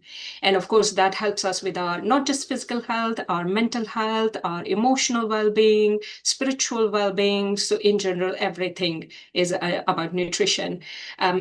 So nutrition, especially when we talk about women health, women have a lot of influence of hormones. So we have fluctuating hormones every month when we have those days, our menstruational days. We have a lot of fluctuation. It impacts on our mood, our digestive system, our immune system, health and well-being in general. So for us women, it's really, really important to ensure that we are gaining all essential nutrients from our daily routine. And as we all know, as we age, part of aging process, our nutritional needs changes. So nutritional needs does not remain the same since we are children, from infancy to childhood to adolescence. Then women, of course, get into this menstrual cycle, reproductive years, and then, of course, pregnancy, post-pregnancy period, perimenopause, menopause, and beyond. So women actually, through their life cycle, they go through lots of stages of health and well-being. So it's really crucial, it's key, it's important to keep adapting to these stages of our life. Also, like Sarah touched on, seasons. So seasons can have an impact on our health and well-being as well. So it's important we consider seasonal changes as well and adapt our diet patterns or our routine accordingly. And as we know, nutrition and lifestyle has a very, very important role in our health and well-being. So anything to do with metabolism, sleep, any disease or health conditions, it all brings back. It's all integrated, interrelated. So with women, what happens is we always have been, like everybody's been talking about giving today.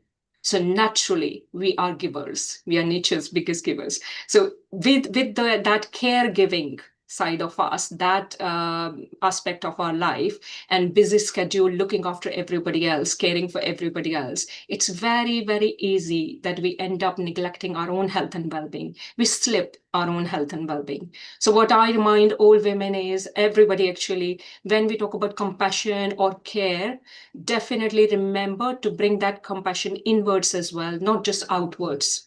So now and then, take that pause, that moment, the sacred pause, as I call it. Take a break. Just stop in the moment.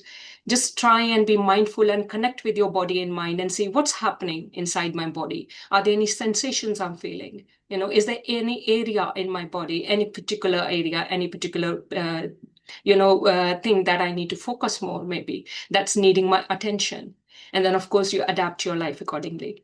So with regards to nutrition or food, general advice is to include more colors, because we know colors, fruits, vegetables, colors of our food, even lentils, we get lots of different colors of lentils, beans, really, really great part of our food system, our health system. Offer us lots of nutrients. Fiber is the greatest one we know about. So including lots of colors, and they're full of antioxidants as well. Like I mentioned before, on my website, which is very simple one-page website, if you keep going all the way down, I have some free downloadable resources. So there's one on health benefits of different colors of food. There's another about plant wheel, all the plant diversity wheel. So diversity, colors, and then of course balance. So like Sarah very well said, 80-20 rule. So I also believe in that. So I promote 80-20 rule as well. So finding the right balance. Nowadays, we have so much information out there, especially about nutrition and food. It's very easy for us to start getting confused, what to eat, what to not eat.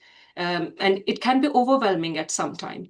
So again, taking a pause, connecting with our body, help us to find out our own personal needs. Nutrition and food has to be personalized. And when we say personalized, it's also about your own personal preferences. It can be cultural preferences. It can be your own needs because of an existing health conditions, taste, flavors, you enjoy, the food you love. Because we don't have to follow any trends, general trends we hear about. It's about us. It's food and nutrition has to be really personal, something you enjoy. Because satiety or satisfaction is also a really important part of our health and well-being. So 80-20 rule helps us to follow, let's say, healthy, nutritious style of eating 80% time, and 20% maybe offering ourselves a little bit flexibility. Now and then little flexibility to enjoy, let's say, for a piece of cake with family, if there's any celebration in the family, or a piece of donut if you enjoy. So it's not going to do us any harm.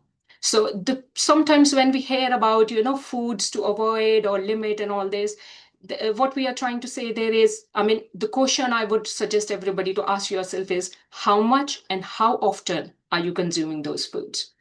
Because what we need to think about is, if individuals start depending on certain food which we know are not really nutritious or healthy for our health and well-being too much, or they are trying to cope with their emotions or feelings by having that food, that's where we start seeing, it can be a little bit difficult. It can influence on their health and well-being in not a positive manner.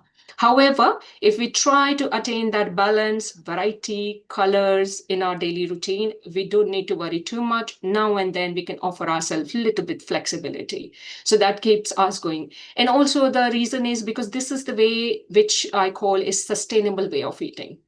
No one of us, we can always stick to healthy, nutritious food all the time. We are human beings at the end of the day. And this food means a lot of different things to us.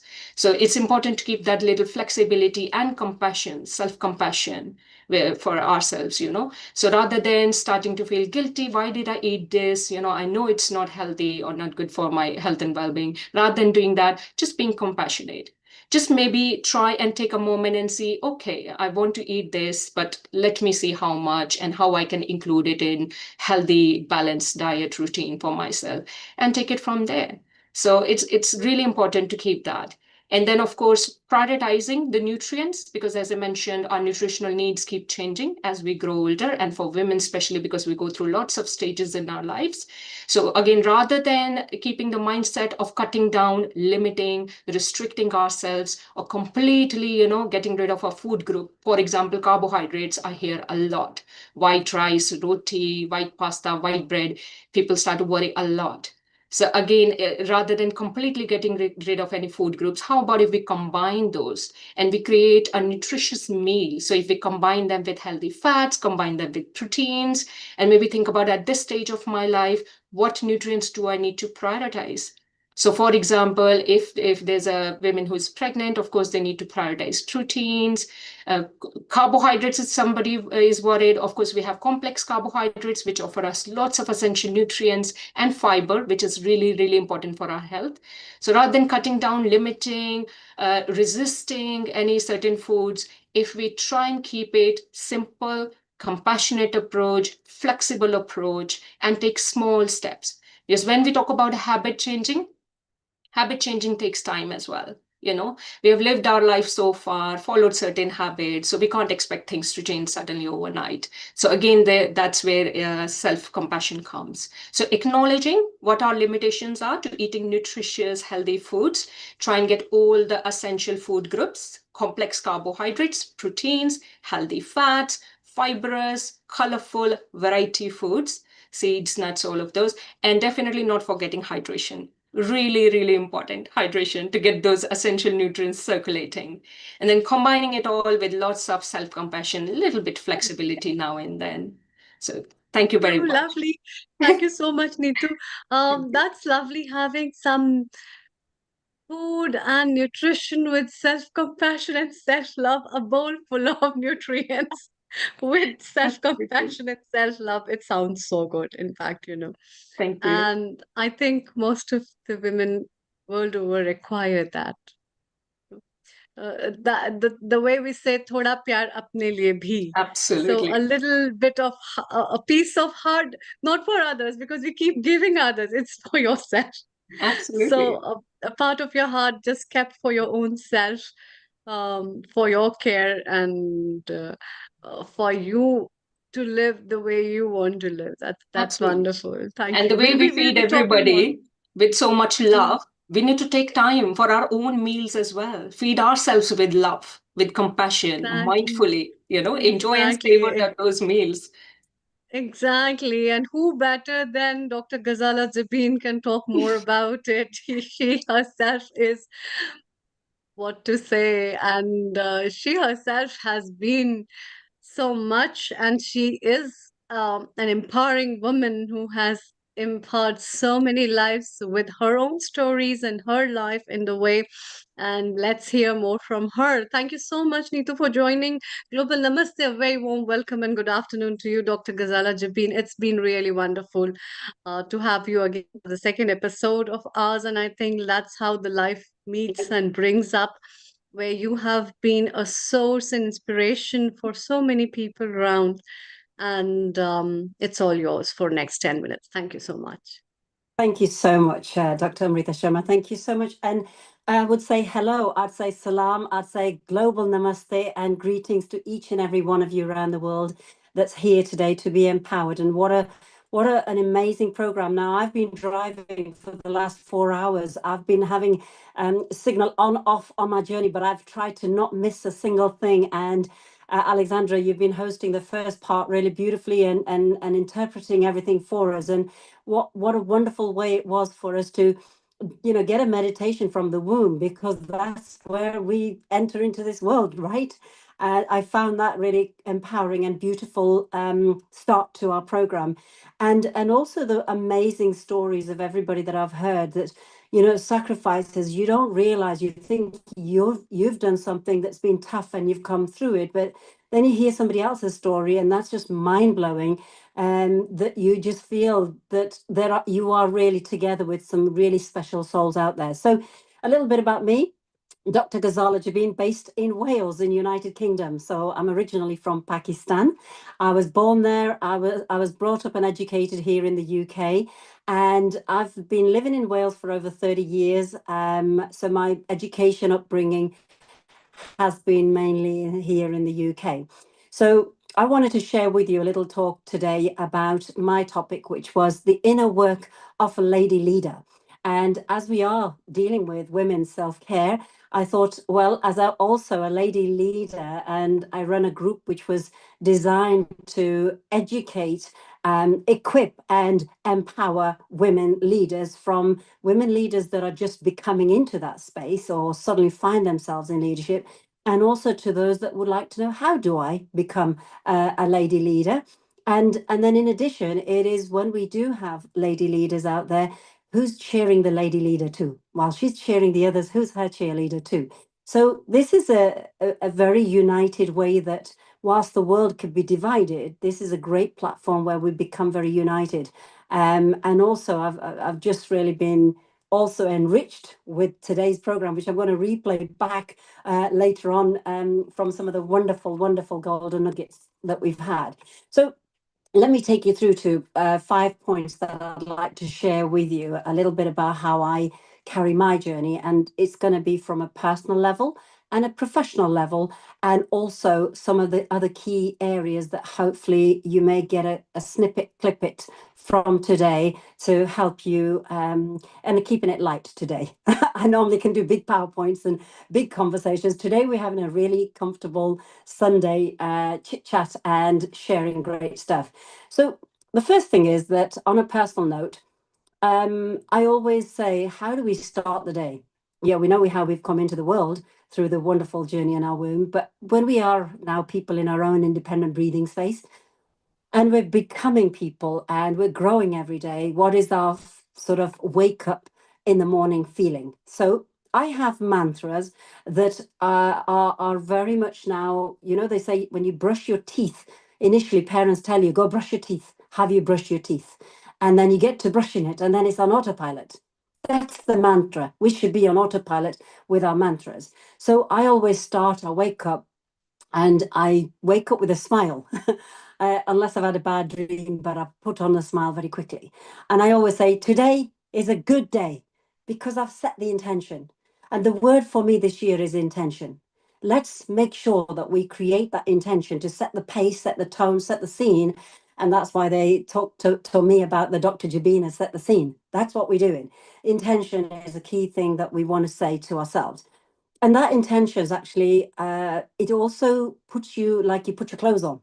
You know, when they say, when you look good, you feel good and you do good. And that's the part of the mantra I always say.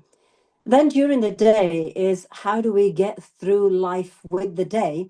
And it's not just through it, but what have we got from it? And when I talk about this personal journey from the morning to the night, it's no different than from birth to death. My mom-in-law, she's a retired nurse. She's sadly passed away late.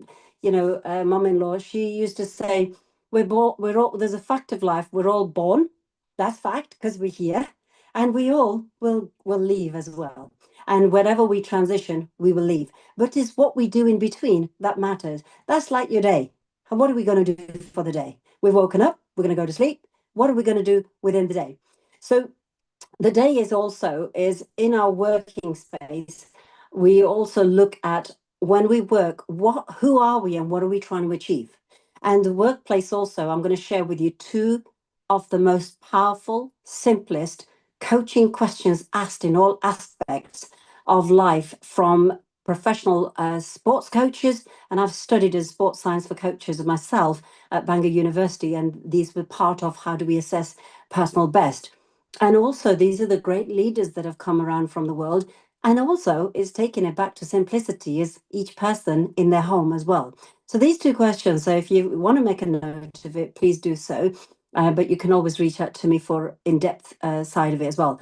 So number one, we always say to ourselves during the day, it could be later in the day, once we've done the mantra to start the day, we come towards the end of the day and then we ask ourselves, what has worked well for us today? Because then we actually look at it as an achievement that actually also gives us a little pat on the back to say, yes, this has worked well.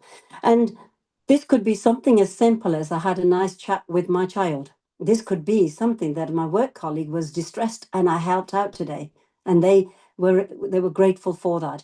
One, it could be that there was somebody who was a homeless person and I've given them so much of that support to that homeless person, bought a cup of tea, maybe a sandwich. And that's worked well because I helped feed a little life out there that's in challenged way, whereas I'm quite fortunate. So that's the question one is what has worked well? The same line could be used. What's worked well for today? What's worked well this week? What's worked well this month? Or as of what's worked well in 2025, that we take that as a stepping stone into 2026 and make it even better. And that leads directly into the second part. What can we do to make it even better? That's the even better. So we're not staying in any negative connotation. We're keeping this in what are we doing to make things even better? So things are good because we just ticked it. Yes, it was good. But what are we going to do to make it even better? And that could be, well, tomorrow I'm going to wake up half an hour early because I've got some podcasts that I want to listen to with a subject that's of interest, because that also leads into our growth aspect. And that is my number 3 item. So first was personal. You wake up, what's your mantra? 2 was professional level in how do we process work, personal combination of it. And 3 is the education. It's what are we feeding ourselves? We've talked about our everyday eating and the great, wonderful foods of nature God's given to us, these great foods, but also what do we feed in our brain? Because our brain has to grow. Why? Because the growth empowers us. My story is a very big one, as already Dr. Amrita Sharma said. I've impacted a lot of lives. Why? Because I've had an impact on mine too. But it wasn't always in the best light. However, you know, my story has been, and I'm going to be speaking on many platforms, from suppression to expression. And so this was because all I wanted to do, being born in a culture which suppressed you from growth of education, and I fought that to create an impression by fighting for my education. But I'm not going to be dealing with that talk today, but that's just a snippet of my growth mindset. I loved education. That's what it was about. So then again, feed yourself with what's going to empower you to help you get to the next level. And then the other part was when you go to bed at night, just reassess very quickly before you put your head to the pillow at night is, where's your gratitude? What were you most grateful for the day? And when we start having simple little habits like that, that actually allows you to sleep peacefully, because we know that sleep is a great healer of many, many things that go wrong with our body. So that's that part. And then item number 4, and I know I'm a timed thing here, so I'm keeping it in my title of Speedy Ghazala way. Okay, is time, because time we know is precious. People don't always give us time, and sometimes we say we don't have time, but actually we all have the same amount, as we've talked often.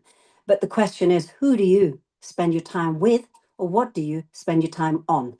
That's a great reflection for self when you're doing your inner work as a leader, is where is this time? So if somebody's wasting your time, you know, you need to take that time back. You need to own that conversation back. Say, hey, can I just make a remark? And you say something to them, say, you know what, that was amazing what you just said. And then you say, but guess what? I'm gonna zoom off, but I'm gonna do even better than that. Let's reschedule a time and let's pick up this again, because this is too much to lose this conversation. But you take it back, the ownership of time, grasp it, take it back. And then 5, the 5th final thing is wisdom, because we all have teachers. We are also teachers, and amongst there, we're also lost in the big jungle of life. And therefore, the question is, what advice was given to you that you can give somebody that asks for it, not just give it, but asks for it, but share it in a way that is actually empowering for others? And one of the best advice that was ever given to me by a manager in my younger days, who was a little bit ruthless manager, and just said, Yeah, can we have Veena now, because we are running short of time actually. yeah, no worries. Yeah, just time is, but yeah. So basically, words of wisdom. So with the words of wisdom, I'm going to hand it back over now to our wonderful Veena, one of my students and fellow sisters. So back to you. Thank you very much, everybody. Thank you very much, Dr. Ghazala. We will have Wow. you from time to time, and what a wonderful tips you have given. Importance about the time, with whom you spend the time, and what kind of time do you spend, which is very important. And who better than Veena, your I won't say who, but then yes. Okay. Global Namaste, a very good afternoon, and welcome, Veena. You have taken out time off. Hope you are doing well and you Okay. are better. So firstly, namaste, salam, and hello to everyone. Okay, so can you guys hear me? Yeah, everybody can hear you Okay, very, everybody very can hear well. me, right? Please go Okay, ahead cool, cool. over 10 minutes. Yeah. Okay, so I just want to say to everyone, you know, Ghazala Jabin, as you know, she's my mentor, my Guruji and everything. I want to say thank you for inviting me. Right, self-care. Right, firstly, guys, apologize I didn't come from 2. I've been in hospital and I've just come back about an hour ago. I've had a shoulder surgery and things went a bit complicated yesterday for the last 2 days. So I'm here. That's the main thing. Self-care. So I want to say my name is Veena Jain. I'm Artistic Wave. My stage name is Storm V. I'm a natural performance director. I haven't really introduced myself properly because I've just been listening for the last week as well. It's a great honor for me to be here. Thank you, Neil. Thank you very, very much. I'm a mother, 3 kids. Looked after mum. Mum passed away. Looking after daddy, and got 3 beautiful children. One's married, the other one's 21, and I'm dealing with my younger one. And I'm a widow, but I'm okay because, you know, this teaches us a lesson. So I'm powerful. I know I'm powerful for myself. If I'm powerful for myself, I project it out in a most beautiful way, in a humble way. I'm no PhD doctor and everything, and I'm so honored to be here. Um, Life, it's been always a challenge. I don't know how I've done it, but I never thought about obstacles. I just did it.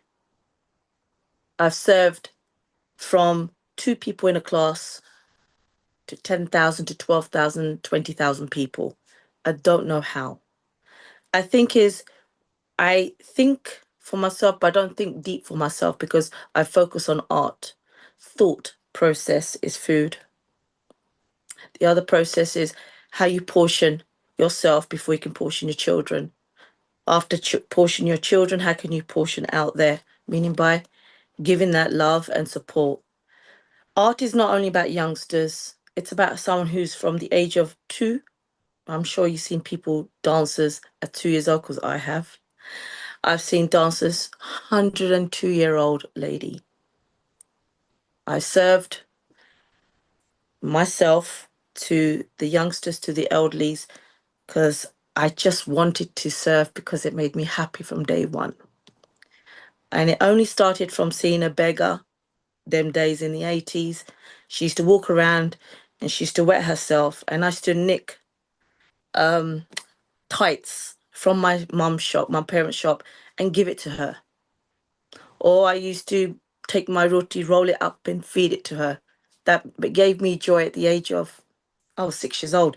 Them days you could walk from play school to your house them days. It wasn't dangerous them days. So I saw a lot of communities, elderly, in the 80s. I'm born British. I love the British culture. I incorporate my culture and British culture together, and other cultures as well. You know what? If you want to serve, make yourself strong. I'm not going to say much. Serve the world. You can only serve the world if you're well. I'm not going to go out there, reach my hand if I can't walk.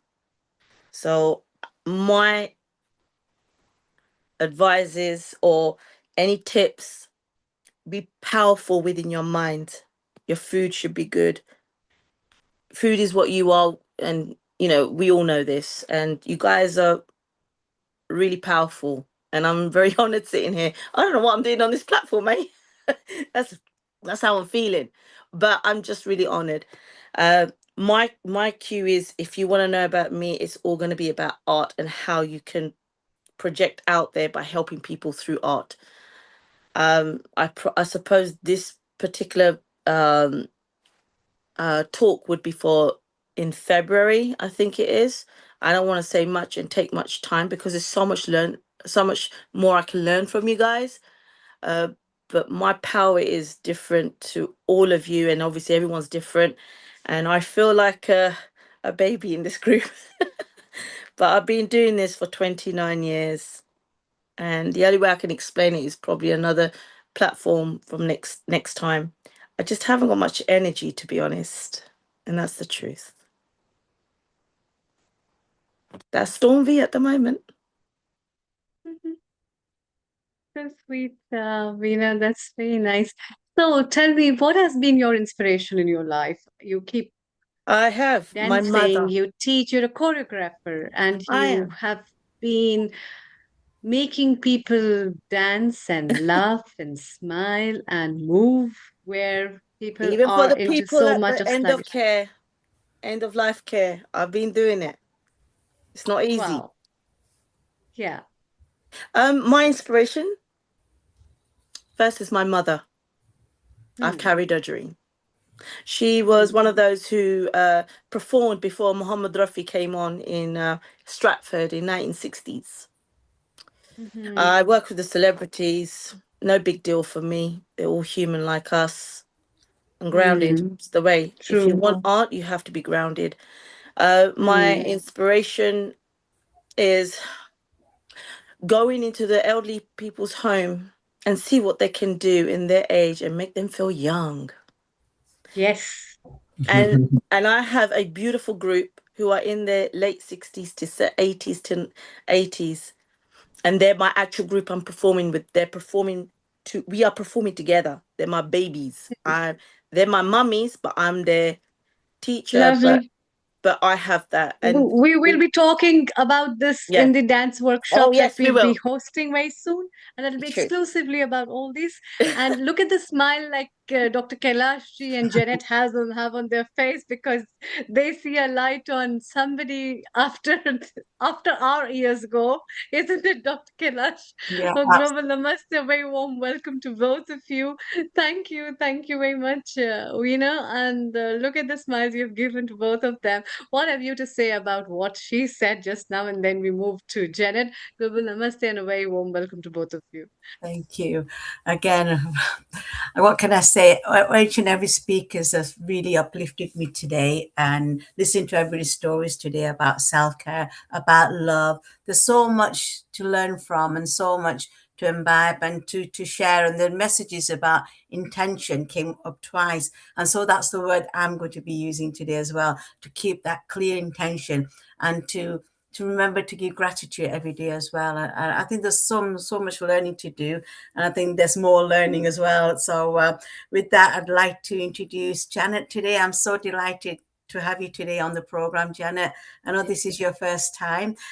So just a little bit of background to Janet. I've just got a little something to read out because she's a very impressive personality here. So I want to get this right. So Janet began life in hotel management and then used her experience to go on to teaching in FE and higher education.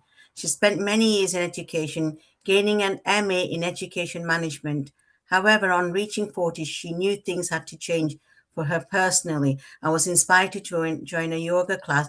And that was the beginning of a journey that has led her to where she is today. And that's a really inspiring story as well. I'm sure Janet will share that with you at some point. As the positive change coach, Janet combines her skills, qualifications, and experience of training, emotional freedom technique, through yoga, meditation, and neuro-linguistic programming to the benefit of her clients to enable them to both create and embrace change. Janet is an international trainer for emotional freedom technique and spreads this worldwide. So welcome on the program, Janet, and over to you. To give Thank you your very much for inviting me, and it's lovely to be here and hearing all your stories. What I'm here to talk about, I've called it Tap into Freedom, emotional freedom technique. Sometimes EFT is shortened, but a lot of you may have heard of it as tapping. That's how it's generally become known. If you think about acupuncture, but without the needles, we tap instead. And I thought, we've got a short time together, so rather than me talking, with EFT, you have to do. You have to, so it's seeing is believing, and until you experience it, I could talk forever. So I'm guessing some of you have been sat here quite a while, and as much as it's all very interesting, it's gone dark outside, it's a cold day, certainly here in the UK, and feeling a bit tired. So I think we're going to raise your energy. So what I want you to do, if you can, sit firmly in your chair, put your feet on the floor. Get yourself grounded. And then I want you to just follow both what I do and what I say, because the words are very important in EFT. And what we're doing is tapping the meridians, those energy lines that flow through the body. The points that we tap are where they come together in groups. So the sequence of tapping makes sure every meridian is activated. So I want you to, doesn't matter which hand, but I want you to tap the side of your hand, okay? And then I want you to repeat after me, even though feeling a bit tired now, just know on your body, where do you feel that tiredness? I totally and completely love and accept myself, okay? Even though I'm feeling tired, I totally and completely love and accept myself. Even though I'm feeling tired, I totally and completely love and accept myself. Okay, that's brilliant. So now I want you to take two fingers, so thumb across the little finger and the index finger, But first of all, we'll start with a little crab, top of your head. Feeling tired. Okay. Then the 2 fingers, beginning of your eyebrow. I'm feeling tired. Side of the eye. I'm feeling tired. Under the eye, that little cheekbone bit. I'm feeling tired. Above the lip. I'm feeling tired. And I want you all saying this out loud, not just thinking it. On your chin. I'm feeling tired. A soft fist on your collarbone. I'm feeling tired. And then the flat of your hand underneath the arm. I'm feeling tired. Nice big breath for me. Okay. Now, some of you may have yawned. Some of you may have felt tingly. Some of you may have giggled. All of which are reactions where you are releasing the blockages. So when we have negative emotions, it's just the flow of energy is blocked. And this tapping is something you could do for yourself, not on big things. Please, please do not do it on the big stuff in your life, because you need to work with somebody who can guide you through and draw out the information and so on. This is not a 2-minute fix. It needs somebody who's qualified. However, you can use it for those, I've got a meeting tomorrow that I'm nervous about. But like you've just done now, you're feeling tired. So if you were to rate that tiredness at a 10 when we started, what number would you give it now? Just go into that tiredness where you were feeling it and feel what number is it now. Okay. So hopefully the majority of you would have felt that go down. What we always do, I would keep tapping until you're able to say naught. It's gone. Now that was just on something simple. You were feeling tired. There would be many people, what I'm working with is emotions. It's emotional freedom. And it's our emotions that trap us, that make us feel like I can't, I'm scared, I'm worried, I'm frightened. All those negative feelings that we have stop us living our lives.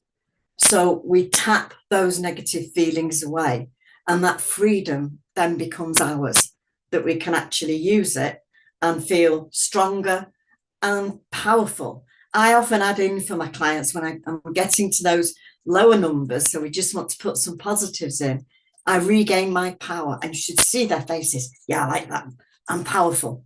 So you want to draw that power back into your life rather than being at the mercy of other people and of your negative emotions that other people have given you. A lot of those emotions are very deep and usually come from childhood.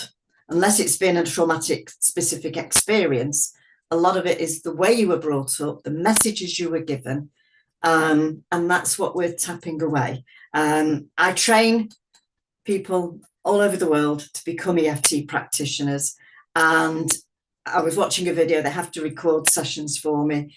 One of my students was working with a lady, and very commonly when she said what the problem was, she said, I've been working on this for years, I'm 50 and it's still there. And an hour later it had gone. I've worked with people who've told me, in America, for instance, I've been in therapy for 20 years, you've just solved it in an hour. Now, there's 2 things there. It's direct. It's not just keep talking about it. People get sick of talking about it. This is an intervention that does something. And it will make tremendous difference to your life. It made a tremendous difference to my life. It opened the world up to me. It took away all those terrible feelings I had about myself, that I was worthless, that I was no good, that nobody would want me, that, and it's taken, as you uncurl something else comes up. You're never clear of it, but it's having the tool. A recent one of mine was, yes, I was a bit worried when you said working with older people in their late 60s. I'm 68 and I'm not old, but I've got to have hearing aids and I've just started wearing them. And it's not the fact that, old people wear hearing aids or anything like that. My father was deaf when I was born. I was brought up with a deaf parent, and the effect that had on my life, because he wouldn't learn to sign, he wouldn't have a stronger hearing aid. I am going back 68 years. And I never had that relationship I could have had with him because, yeah, all right, okay. Couldn't be bothered listening. And when I suddenly had to wear hearing aids, all those feelings came back. So you suddenly realise that things that you hadn't bothered about for years, he's been dead 35 years now, they're still there. Just because it happened a long time ago doesn't mean it's not still affecting you. And you're not always aware until something comes along, like me having to wear hearing aids. So if you'd like to know more, I'll put my details on the chat here. And I do run a monthly meeting once a month called the Emotional Growth Tapping Group. I do it online, so you can join me from anywhere. So I'll put the link in for you because it happens to be this Tuesday evening, GMT, 6:30 till 8. And anything else you'd like to know, or you want to have a conversation with me, I'd love to do that. So thank you again for allowing me to come here today. Thank you. Thank you. Thank you so much, Janet. As always, you're a very inspirational person. I've known you for a long time, and I see you as my role model. Yeah, you change lives, for women. I've seen that firsthand. But thank you again for your contribution. Thank you. Alexandra, your comment, please. It was really wonderful. Thank you, Janet. I really felt how the tiredness slowly kind of starts shifting away, like peeling. Oh, thank you so much. Very welcome. Amrita? Dr. Ghazala, your comments. Yes. Thank you. I love the fact that you can speak it, tap it, feel it, and just really know you're actively working it. I think the magic of programming your hearing to kind of program that what you're doing is so powerful. And people, that's what they always say, what comes out of your mouth to what goes into your brain to how do you work. I think that's so special. So people need to do more of it. So thank you for sharing that with us. That little exercise was a tiny golden nugget. Thank you. Very welcome. Thank you. Thank you. Thank you, Janet. It was lovely. Fiona, your comments before we move to you. Global Namaste and very warm welcome. Yeah, hi, lovely to see you all, ladies. Yeah, I mean, I've been using tapping since, oh my God, 20 years or something, I don't know. So I know how powerful it is. And, as you say, I've taught it in schools to children as young as 6, even younger, actually. So yes, it actually should be. And I know actually in Hong Kong, it is part of the curriculum. They do actually do this before. And I've taught teachers in schools, and it should be a absolute necessity that every child learns how to do it, because it can change children's, adults' lives. Yeah, I particularly like working with teenagers when they're having all those problems that they come up against, and to be able to free them to live the full life is very rewarding. So easy, but it's very powerful. Thank you. Lovely. Veena, your comment or your question, please unmute yourself. Yep, got it. Can you hear me? Yes. Yep. I just want to say, my first tapping was from my mother when she used to wake me up. Gave me a good slap in the mornings. Because we had to wake up very early in the morning to wake up. But one thing is for sure, tapping, I actually recognized it when I started doing dancing when I was 12 years old, because I was feeling so sleepy after work. I actually hit tap on my head and everything, and it really woke me up. And it just reminded me, because every time I tap, I think of my mum's little tish. And it makes me feel good because I miss her more than anything. I can't lift my arm, but thank you. Oh, you're very welcome. Thank you all. Thank you for the smile, because I couldn't stop thinking. Actually, we always shout at our mums, why? And today I remembered my mum. She's not here, but I've really enjoyed her beats in a nice way.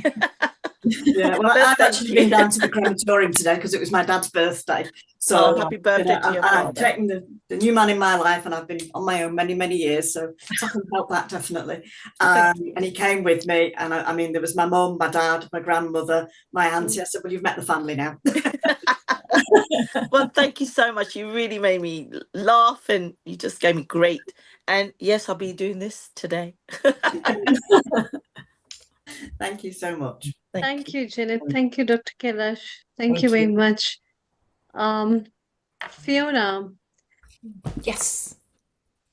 It's about women and self-care, and you yourself also have been working over the years in so many profound ways sharing with people the healing tips, and especially for women as well. So, what have you lined up for today for us? Over to you. Well, I Thank thought you. today, yes.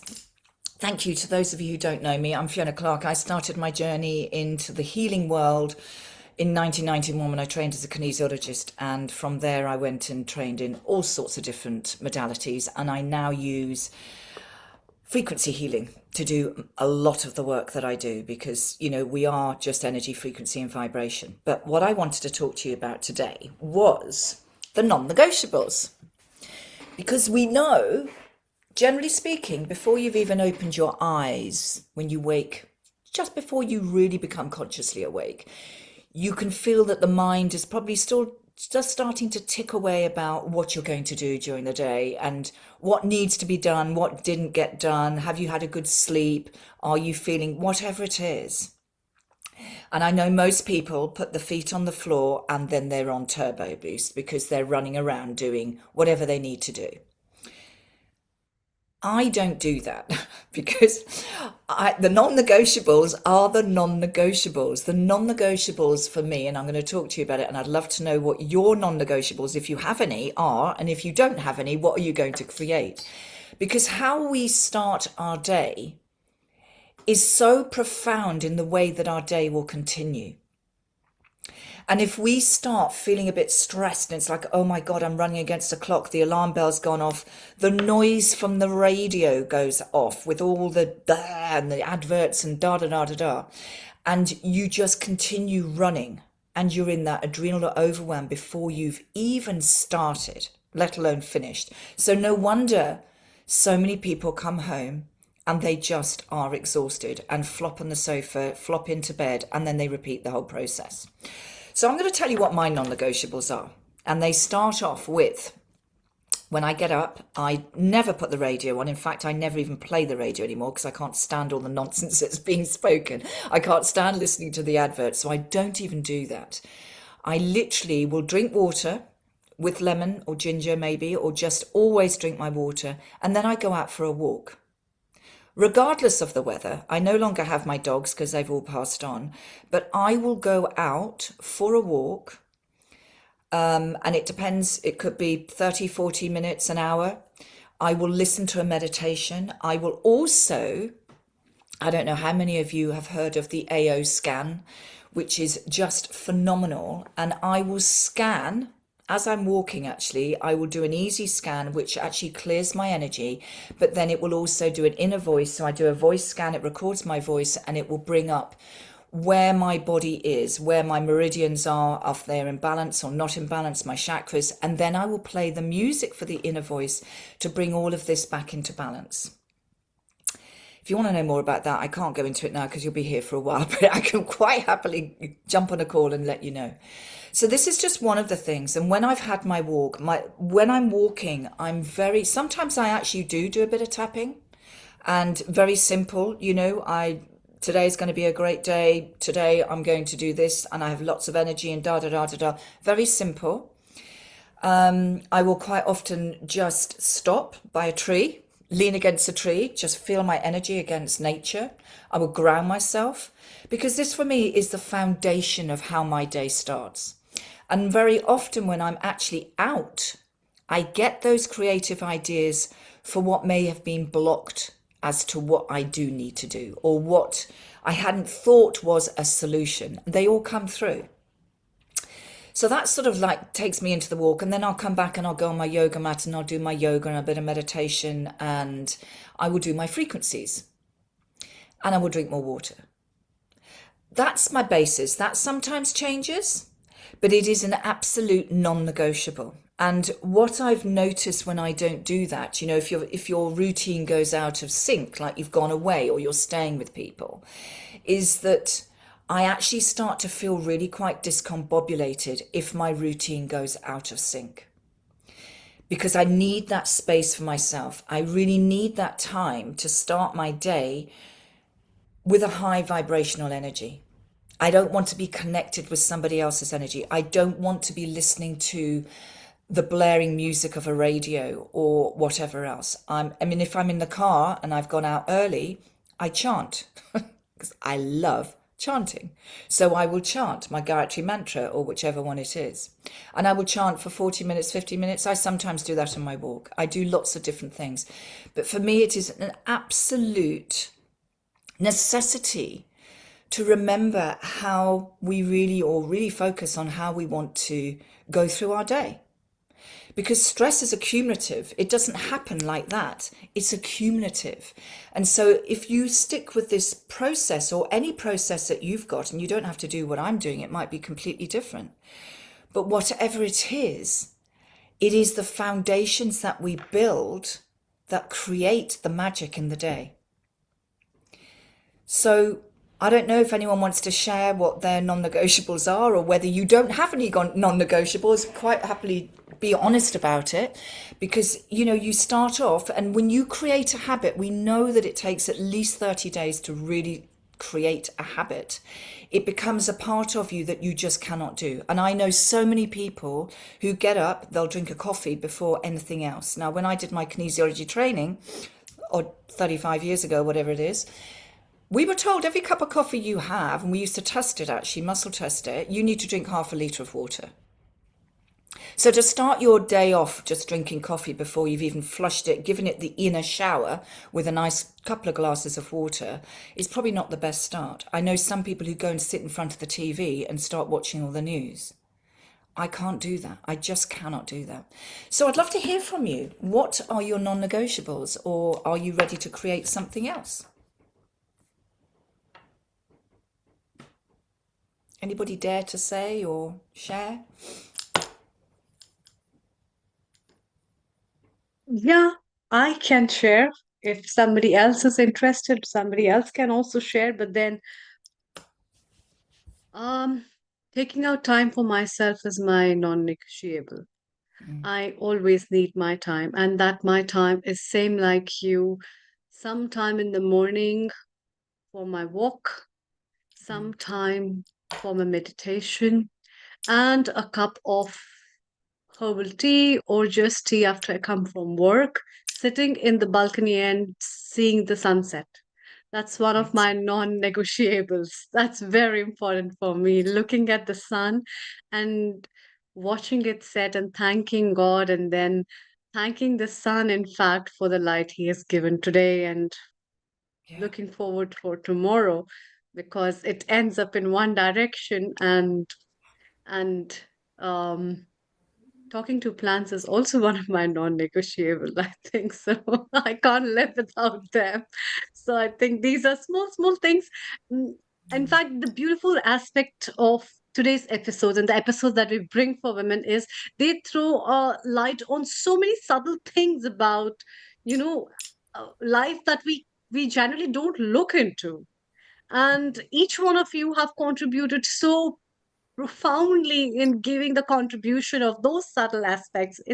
It's just so wonderful. And so I think we have on screen so many beautiful women who are beautiful from all ways, and you can ask, and they can share a lot about their non-negotiables in life. And I know I'm so proud to also welcome Sharon Rose from US, as well as Dr. White Ching Lee. Both of them are Global our icons Namaste. from Costa Rica. Global Namaste, a very good morning to both of you, lovely ladies. And of course, my co-producer and my co-host, Dr. Alexandra and Dr. Kailash. So these are the wonderful ladies who can throw more light on their non-negotiables in their life. So Alexandra, let's go from you first. And because you have been one of those who is herself in the so many ways beautiful. So please go ahead. Thank you. Thank you so much. Thank you, Fiona. It's very inspiring to hear your structure, your routine, your non-negotiable.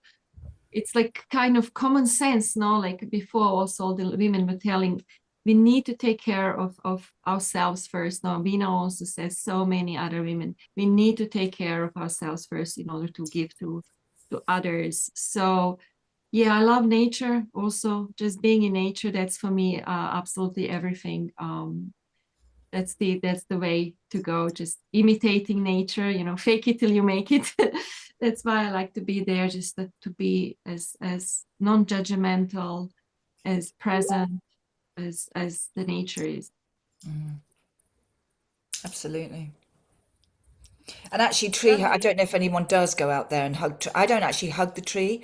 I actually like to stand with my back and my head against the tree, and I can literally feel the energy all the way through my chakras. And I find it's such a great storyteller, which is why I love the chakra energy system. I love the meridian energy system. I work with them an awful lot. And it's just, it can tell you so much, because sometimes we don't necessarily slow our minds enough to actually consciously check in with the physical body. And when you go by a beautiful tree, in fact, it doesn't matter how skinny the tree is or how large it is, you can still feel the energy of the tree and how your body is responding to it. And it's such a powerful process. Thank you, Fiona. Let's go to USA now, because then from there we need to go to Costa Rica and other countries. Let's welcome Sharon Rose. Ladies, stay around. We'll have a multi-session chit chat, because we've got our Dr. Wai Ching Lee as well. She's our resident contributor during the pandemic. She was also co-producer. She travels a lot of South American countries and the Far East countries as well, and does various in-person meeting as well. Sharon, unmute yourself, and a global namaste to you. And how are you? Global namaste, everyone. It's So today lovely is a to see very you here, inspirational. Amalia Wai Ching Lee. You know that she is the associate producer, one of the associate producers of Quantum Chi. And she's one of the, I would say, stars of Quantum Chi. Her brilliance, her beauty, her articulation, and her deep, deep healing abilities that are generations in her family. So I'm so happy to have her back. How am I doing? Working really, really hard. I don't know if any of you have, put out a film and 2 music albums at the same time. And so it's quite the endeavor. It takes a lot of work. I don't have like a personal assistant or anything like that. It's just me. I have a great lawyer. I have a great co-producer and for music and for the film. And otherwise, it is non-stop work, bringing the beauty of Qigong and Tai Chi to the world, as my dear Wai Ching knows. And I'm Thank you, very Sharon. grateful to everyone on Healing Our Earth who has actually seen the film and written me some endorsements, etc. Anakul and Rajiv and Lalit and everybody who's done that. I'm so grateful to you. And yeah, it's, I'm coming up next week on my 77th birthday. Yeah, Sharon and Dr. Wai Ching. In fact, today when this episode we were producing, and I was thinking about all these and these kind of stuff with women's self-care. I was just thinking about my life after 30 years, and I was like wondering, I want to be like both of you. And I was just thinking about it. So I was just counting the years of my life and thinking, wow, will I be like them after my 30 years? Will I cross that? And thinking about your birthday as well, Sharon. So you Well, are So both the Amrita, icons, Amrita, iconic people. Amrita, indeed, you will be like them, because they're going to leave their legacy to you. And that's the reason why Thank you. young ones are like you here, and we have to find people even younger than that, so that the legacy carries on and the work for healing our earth will carry on. Sharon, before we dwell more into Exactly. you, and Wai Ching, and then we want to even bring some more guests in here who will be there. Wai Ching will be introducing Eri Takia over here, who is a very good musician and a very inspirational. And we'll chit chat, and other women will have a multi session with Varna, Kailash, and them. Lord Kailash, well done. You've been there right from the beginning. Amrita, it's gone past midnight in your country, so you need to go and retire now. So thank you very much for staying around. Thank you.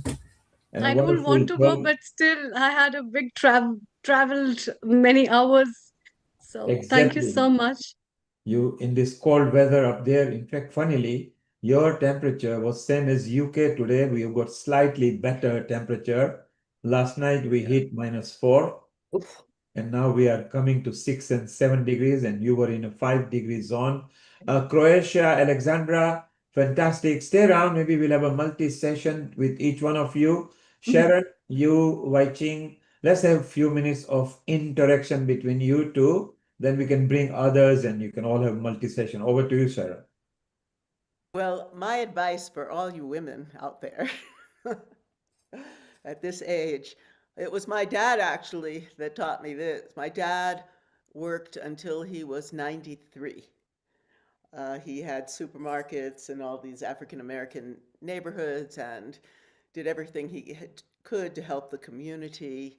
And he told me to never stop, to just keep going, never stop, and just keep doing what you really love.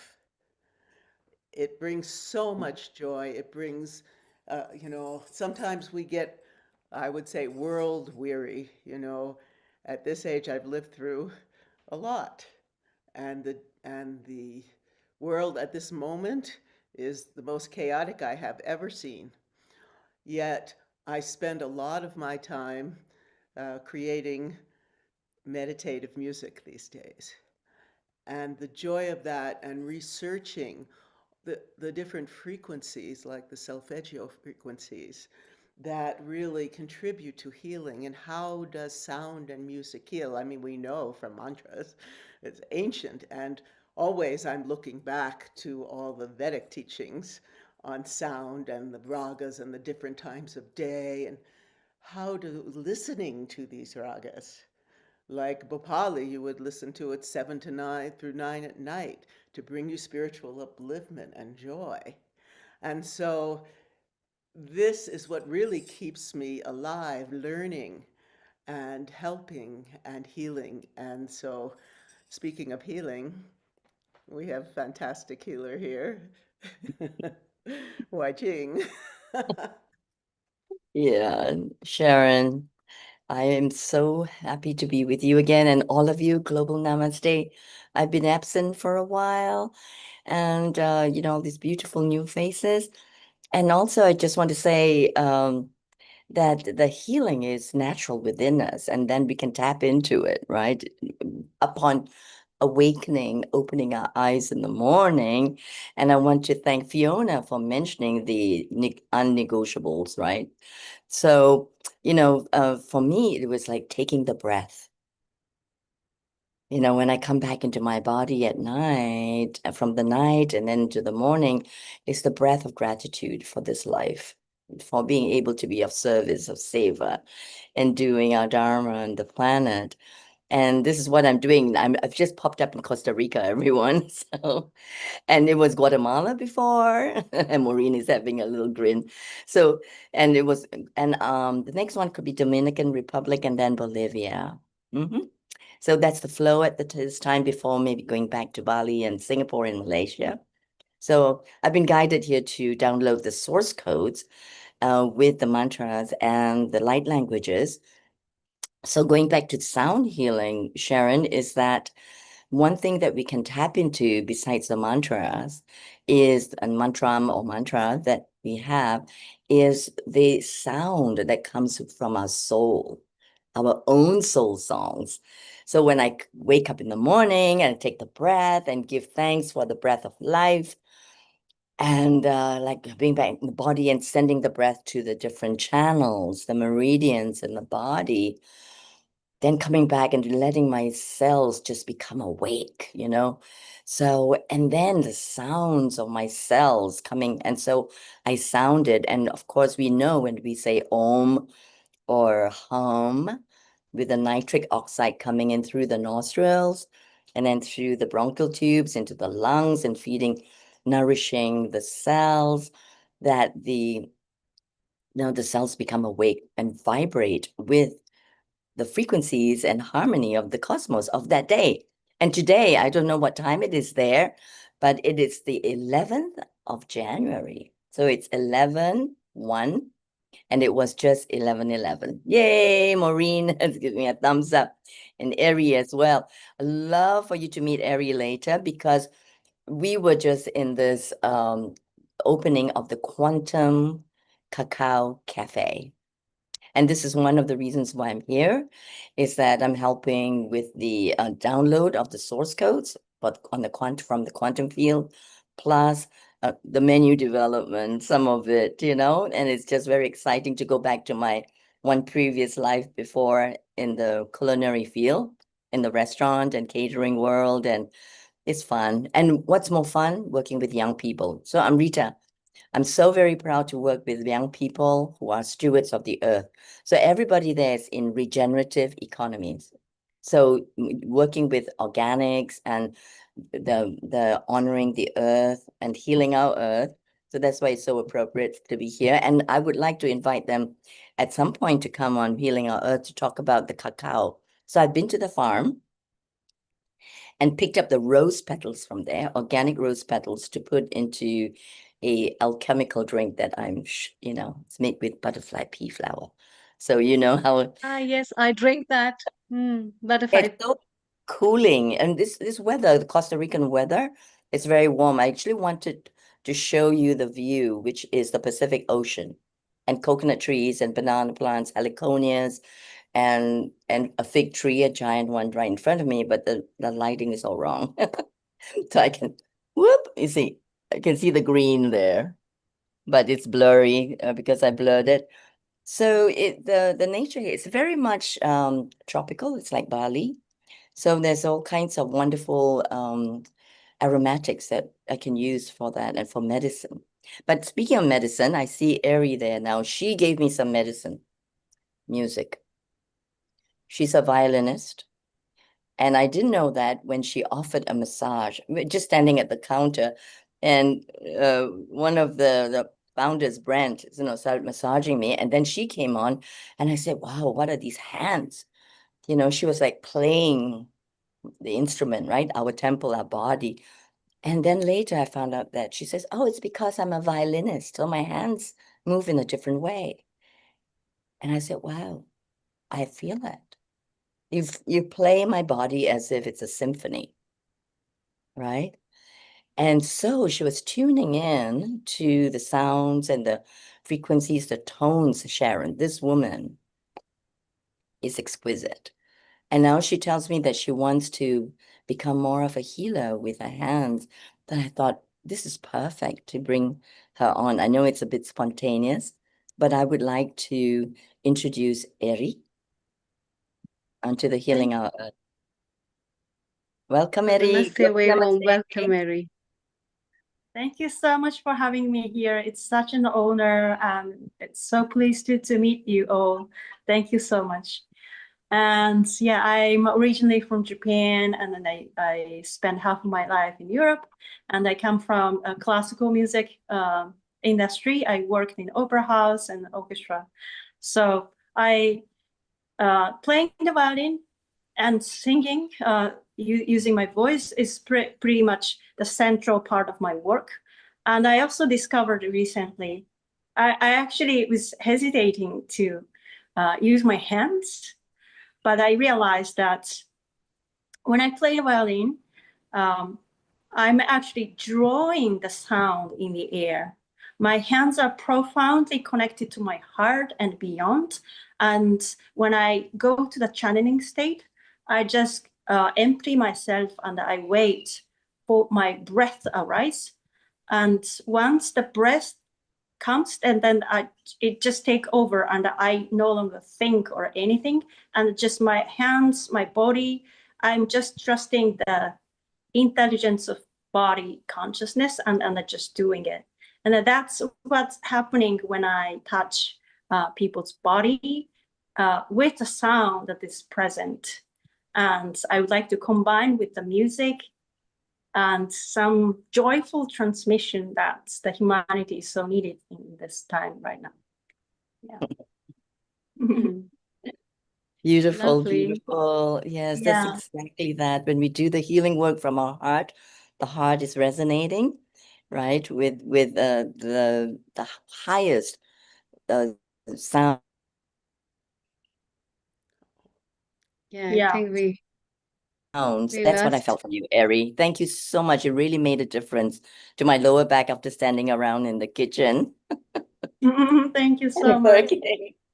Yeah, so I'm not sure whether we are capable of hearing some of hers, but it was so exquisite when she played in accompaniment to in a kirtan just a few days ago. So that made me think of inviting her on because her violin playing was really lovely with the harmonium and the tablas, you know, it was exquisite. I don't know whether we can, but you know, then next time, Yeah. everybody, any do you have videos one we to could play see? for us? Eric, are you capable Yeah. of? Yes.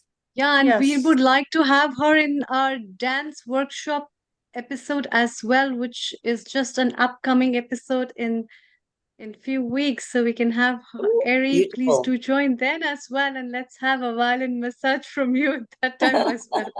Please go ahead. Yeah. Ari, you are a co-host, so you can share screen. Make sure there is no copyright music, okay? Yeah. I'm not sure if I can share. Yeah, you are a co-host. You can share. Look at the bottom, the green button. Yeah. You just did. Because You just did. And when you join this audio as well, okay? yeah.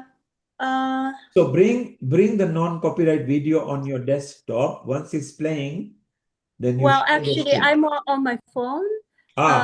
It will be tougher on the phone then. Yeah. Let me Share. see if I Do can. you want to Share. throw? You can throw the link if it's a video reel. Yeah, there's a link that Is it a I video? have. Is it a video reel on a I YouTube? can forward it. This link. Is it on Yeah, a you can forward it YouTube? No, it's on Instagram. No, then you will have to share it yourself. Uh, No panic. Take your time. We'll keep on chit-chatting. You Actually, there's somebody. yeah, I think I need to do the screen this way. Okay, let's keep on talking while she's trying to sort that out. Yes, and there's somebody else actually that Yes. I would love to invite, and that's Aurora, a beautiful singer, celestial music next time. Yes. And let So me see Aurora what can come in the what we got. We've got a music fest episode coming. beautiful. Yeah, she's not able to join us today. I have the link, but Yes. I'm not able to share. So you can only, but if it's Instagram, then you'll have to pay it yourself. Just play whatever you are doing on your desktop, then share the screen and join the audio. Okay. Okay, no panic. What you can do while we are chit-chatting, you Are can. you seeing? Excuse me. Are you seeing my screen or? We are seeing you at the moment. You are not sharing the screen. Ah, okay. So take your time. Yes, thank you. I'm seeing the home screen and it says share, but it seems it's not working. Okay, don't worry. You take your time. Meanwhile, we will just. Thank you so much. Yeah. Just chit chat. If you can stop screen share, you actually locked me out as well. If you could stop it from your end. And I can try. Maybe Dr. Whitechin. Yes, but you stop the screen share. Yeah, you stop the screen share and I'll try with it and see. Wait, let me stop you out. One second. I will just force you out. Okay. I can play it. I wonder if you can hear it if I just play it. You are out now. So okay. That's fine. We can now we've got a chit chat now. So let's keep on talking till you sort it out. Don't panic. If you can't, it's good enough. We just keep on talking. Yeah, you can maybe post the link and then if I play it, I wonder if you can hear it. Let me try. This is the applause. It'll And be then nice to can you see hear you. it? Can you hear? No, it will not work like that. You need to join audio, sound, and share screen. So let's leave it. Let's keep on chatting. There are a lot of people connected to us. So So Eri is so beautiful, and you are there in Costa Rica. I saw your Facebook as well, and you are Thank you very so much. therapeutic because you go out and isn't it? It's the violin you play, is that right? Yes, I play the violin and I also use the voice. So you're a And singer. You are a singer as well. yes, So the we don't. voice, I realized that voice is also a very much important part of my gift, because I actually claimed back my voice this year, no, last year, that under the lunar eclipse, actually, it was a very interesting experience.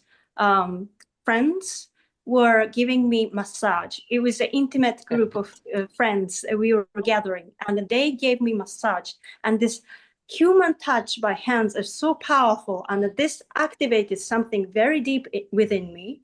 And then I started to channel in the past life. And then I remembered what happened at the time. Like everything clicked, and I was silenced. Like I was killed because of my superpower that I can channel the voice of Mother Earth and the cosmos. And so I started channeling that emotion that was stuck in my womb through my voice. And this was the awakening and the remembering. And so it had to be me channeling through my voice in order to claim back my voice, not other shamans or any healer. So that's why I'm aware that what does my voice do. So Eri, I'm aware of it, and also channel there's a different sound frequency and light languages. Yeah. Eri, music and voice is very powerful because it soothes people. I'm going to go on your Facebook. Is every music yours? It's not copyright. You've not got any copyright music, is that right? Not really.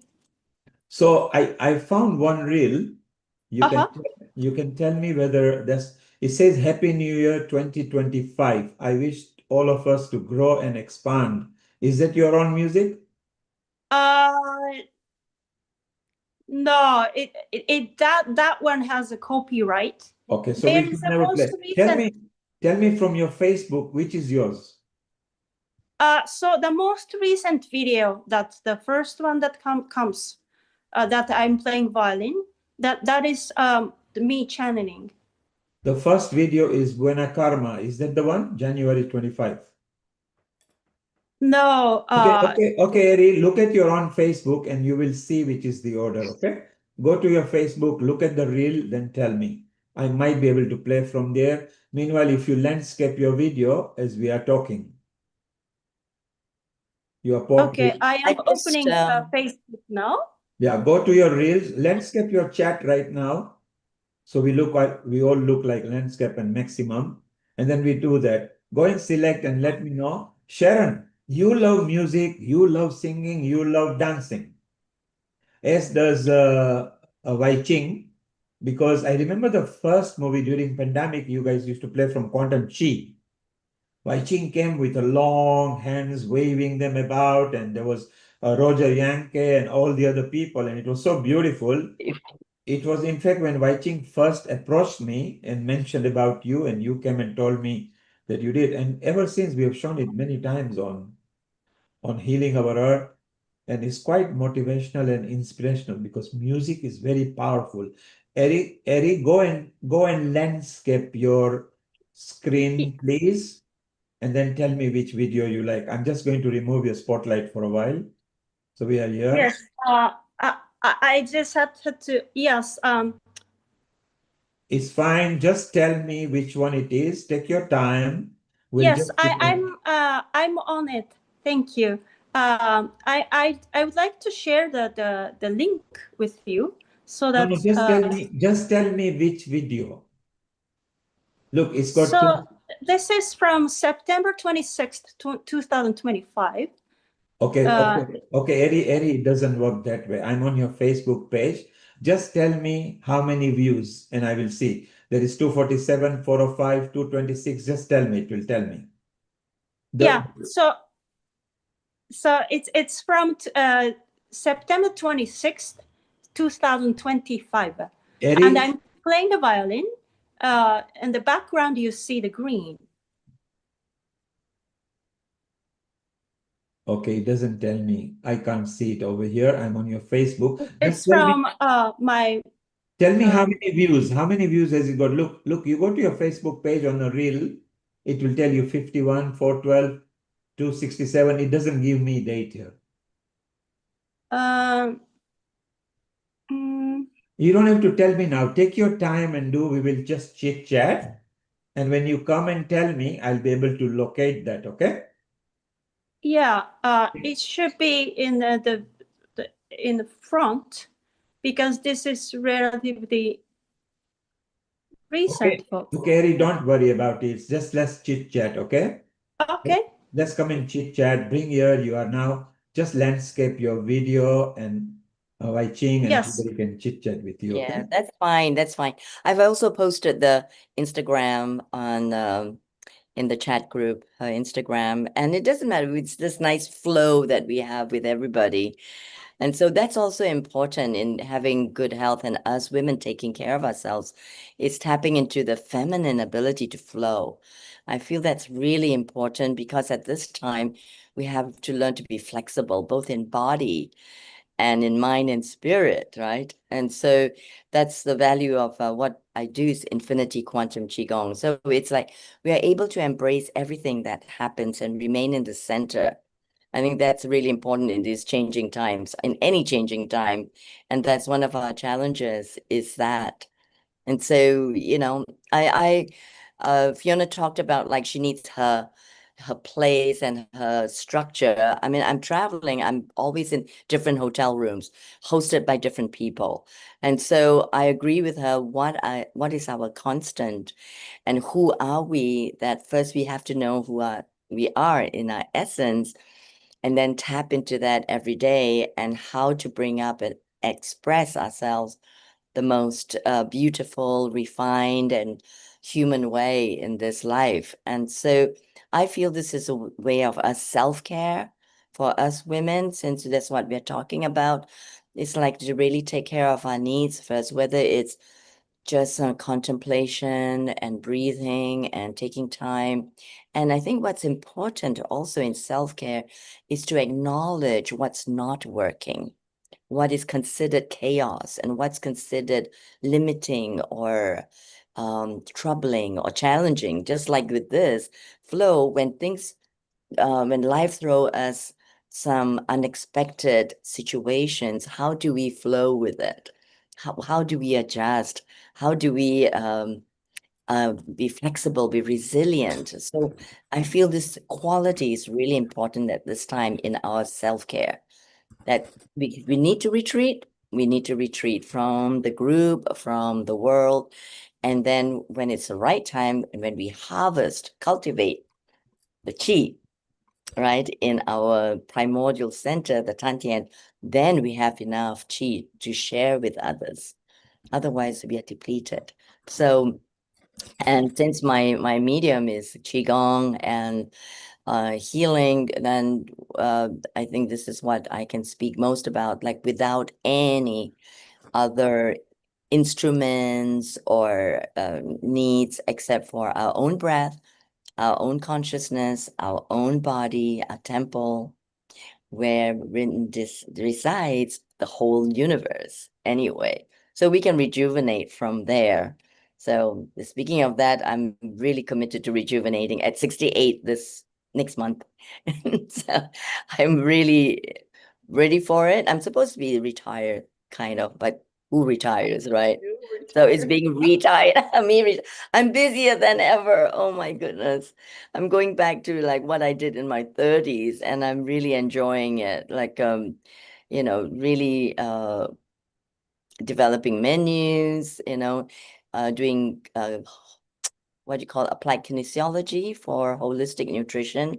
As some of you know, I would do that for cancer patients to make sure that like, we have the right nutrition, the supplements, the detergents we use, the toiletries, the skincare, the makeup, it should be of the highest quality and frequency for ourselves.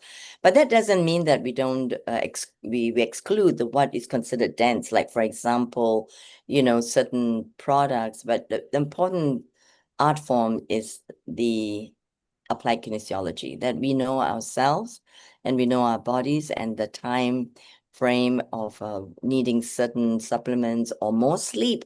I think most of us are needing more sleep, right, Sharon? I think you, with your multiple projects, you definitely need more sleep. I'm very, very concerned. I try to get like 8 hours a night. Sleep is so important. So important, because that's when we leave our bodies and to be with the divine. People don't realize this is our real work. It's sleep. Isn't that nice? So that's a good excuse for our afternoon naps. And I definitely love it. And yeah, and food is really important, but also not to be attached. And I'm talking about, like, when I'm traveling, I do carry my own supplies and supplements, and making sure that after channeling or doing healing work for somebody, that I have some protein, right, with me, whether it's nuts or even chips. So, and hydration, we talk about hydration. We need quality water. I'm sure that a lot of you have spoken of this, but I have my little, my little instruments. I do my chi transmission, but I think if we can also protect ourselves from the EMF, like this silver lined hat that I use for sleeping, or in this shawl that can protect me from EMF, and any kind of stickers. That I'm just sharing this in general, so that people can just go and explore and see which ones suit them the best. And I'm happy to do the muscle testing for you to see which of these instruments and devices are good. That we live in a modern world unless we are always out there. And I travel a lot on planes, so if we live in this world, we have to take care of ourselves. And especially if we are working with groups and people with different personalities, it's important to maintain one's center and integrity. And so I feel the quality of water is really important, because we are water. And if we can also travel with a shower unit that can transform the water into really, truly healing waters of a molecular structure that is bioavailable on skin, which is the largest organ of detoxification, and as well as absorption. So I really feel that in the self-care aspects, to really take time for oneself. Don't you think so, Sharon? I keep reminding us. Oh, of course.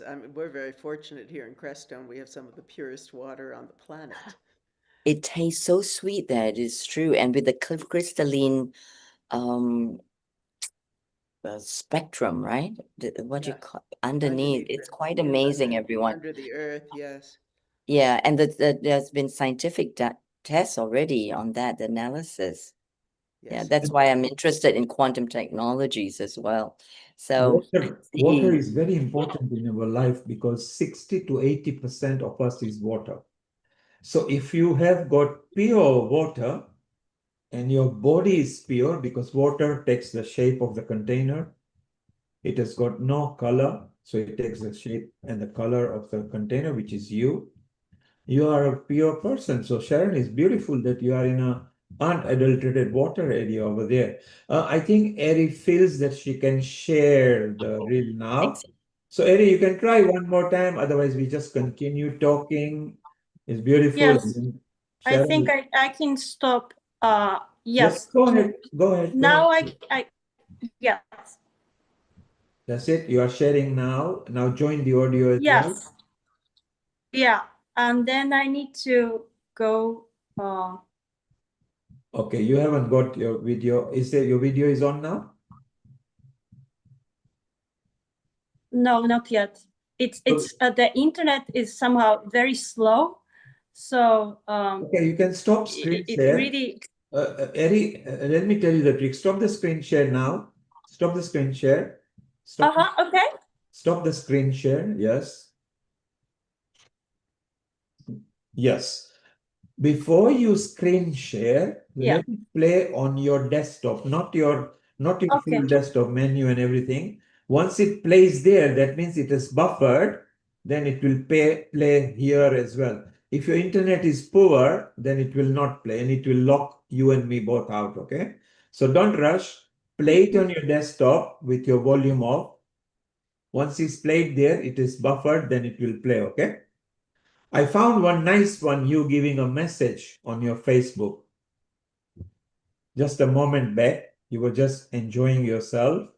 Yeah, now it's the video is playing, but I don't hear the sound. Yes, it does. So first, let it work correctly. There's no rush. We will keep on chatting. You see at your back end that is working, then just play it. It's okay. Will just tell us, okay? Yeah, it's playing. Now it's playing actually. Okay, then share screen. Yeah. And join the audio as well. When you share screen, you tick the audio box, okay?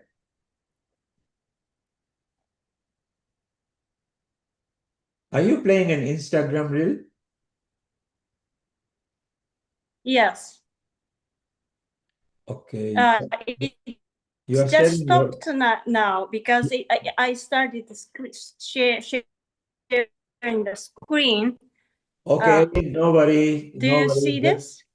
Yeah, just come on. Yes, that's the one I was Phone. trying to show. It's from your phone, so it's very tiny. Try to maximize it.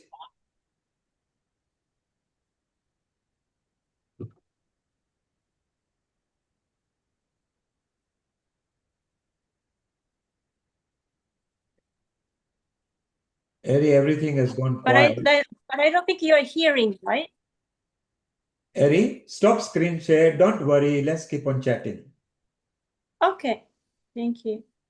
Everybody has her Instagram anyway, right? And Facebook. Yeah. So just go there. It's a beautiful. Yeah, Eddie, thank you so much. I know that it's put you in a bit of a spot here, trying to listen to you, but we all did want to listen to you. But everybody just connect with Eri as you wish, and we hope that you come back on sometime, Eri, and play with us, dance with us, and sing with us.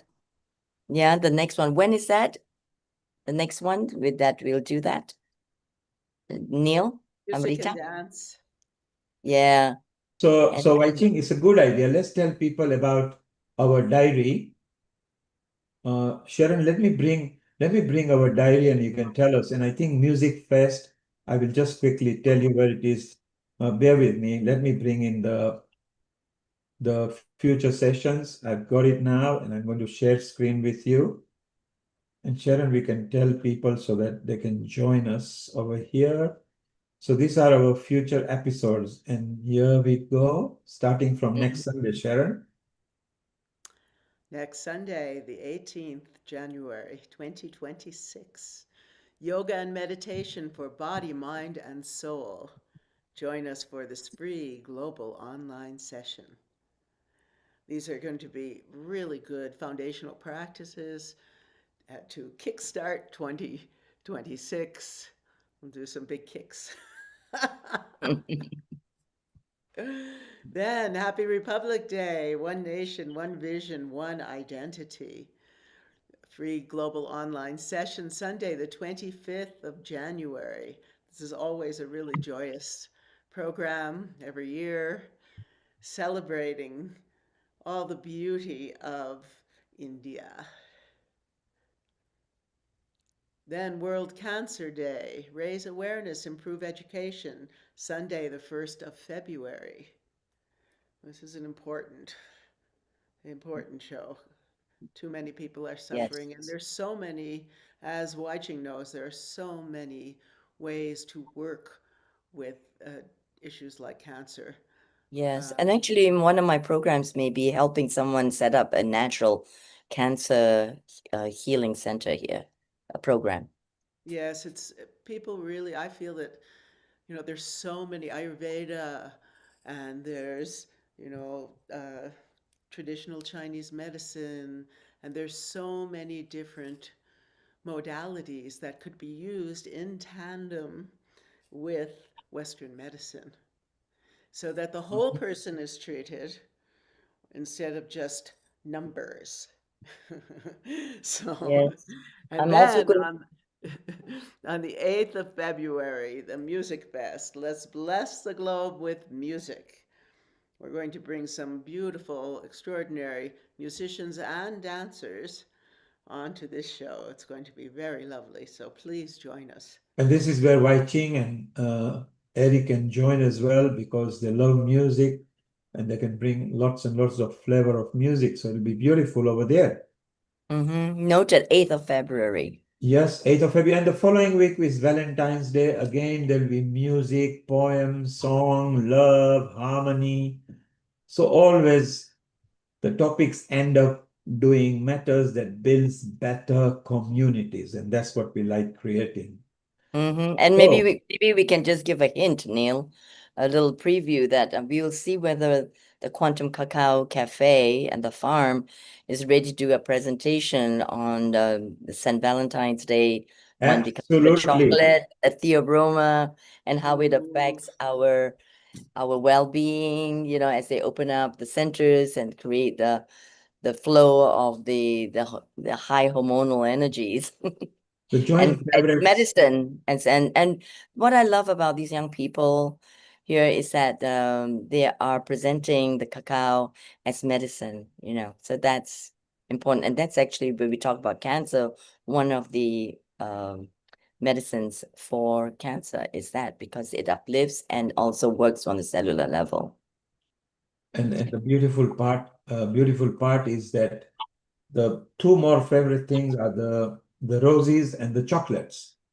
And because now cacao is actually medicinally very beautiful, then what appropriate to Valentine? So Wai Ching, get on with that.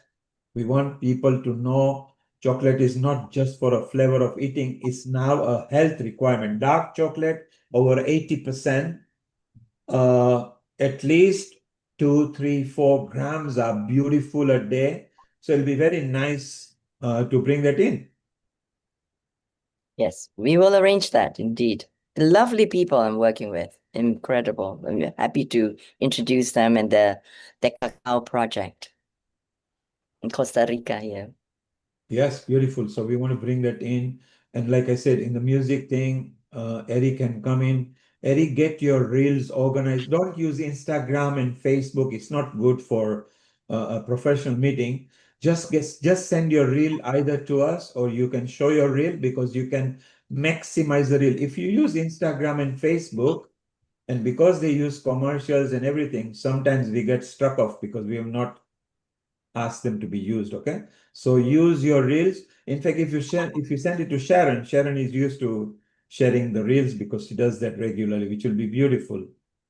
So it'll be nice to have you there. And Sharon, we got Maureen here as well, one of your friends. Let's take a quick comment from her, and then you and Wai Ching can wind up.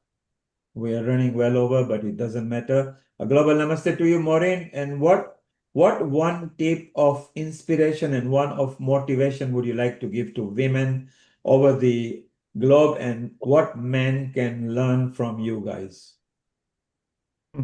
Well, my goodness, that is quite a question in a little capsule for a sentence or two. And yet, we know by choosing in every single moment what is our highest good, we become an example for all, especially women and men, and every person. Following our passion and our joy is what keeps us young. You know, happy birthday soon, Sharon, and thank you for leading the way. I'll be 77 in July, and never, never happier, never stronger, never healthier. Don't take anything, and so it's just a really beautiful life when we can just pay attention in every moment to what we need. And I think that's the bottom line. What is it that you're choosing for you in this moment, and one moment leads to the other. And then that's where inspiration finds us. That's where we get our most creative juice, and where we find the passion of life in every respect. So that's my advice. Take one breath at a time and be in each moment at a time. That's where we're guided. And we have the big picture, and then we have the moment by moment picture. And one thing opens up into such incredible pathways to get to the big picture from each moment. It becomes magical. So that's what I love to share, is the magic of being present, and in each moment take care of what arises, whether it's good, bad, or indifferent in our perceptions. We are the meaning makers. We are the alchemists. And so to be able to have access to that space within ourselves, that is love. What would love do? And so that is my brief, off the top of my head comment for today. And thank you so much to everybody for your wisdom, for all of your wonderful tips, if you will, your ways of staying in your best selves. I so appreciate it, because I'm still at the age of 76 and a half, learning self-care. And so it's so important. So thank you so much for all of your wisdom. Thank you. That's some wisdom from Canada. Let's go back to Creston, Colorado. Sharon, 77 years soon you will have stayed on the earth and still going, because century is not very far. So it will be beautiful. What one either inspirational or motivational tip you would like to give to people that you have picked up in your lifetime? Well, I'll talk about the latest one. As I move into the world in a bigger way than ever, I have a wonderful attorney who's also my coach. And he has been really, really encouraging me to totally speak my truth, to overcome, as women, often we've been in a subservient kind of role, and we've been trained to oh, let's not have any arguments. Let's do whatever we can. Let's repress ourselves and our voices, so that everything's shanti and calm. And he's really encouraging me now to be incredibly straightforward with, especially as I go into the business world at a new level, and clear with my insights and my needs and my expectations. And so I encourage you all, and looking at why I haven't been doing that. That fear of exposing yourself, that fear of being rejected, it's time to overcome all that and be your true, authentic, powerful, I think of Durga self. So from Canada to USA, shortly we'll go to Costa Rica. Let's go to Croatia. Alexandra, what wisdom or tip you would like to pick? Before you say that, Eri, see, I'm going to share the screen. We're going to have it live as well. Live, better. Beautiful. Yeah. So Eri, before you play live, you'll have to make sure that your Zoom sound is synchronized so it picks that violin. But before that, tell me, is this what you wanted to show, this reel? Look at the screen now. Is this what you wanted to play? Yeah. Oh yeah. Yes. And there is nothing copyright here, because I found a method. You can see I'm not logged in. I'm not Instagram. I can't be connected everywhere because I'm connected with so many thousands of people. But I'm going to play this and tell me if you can hear it. Just put thumbs up as soon as you can hear, okay? Okay, nobody's putting thumbs up. Can you hear the sound? No. You can't hear the sound? Okay, thumbs down. So this is a problem. Let's start again. Give me one moment. And Thank you. You're amazing, Neil. I just want to also acknowledge all the beautiful men who support us, just Yeah. and their feminine self. the divine feminine in the men. That's what we do at Healing. Women share tips with each other and men get educated and the other way around. See if you can hear the sound and think of it.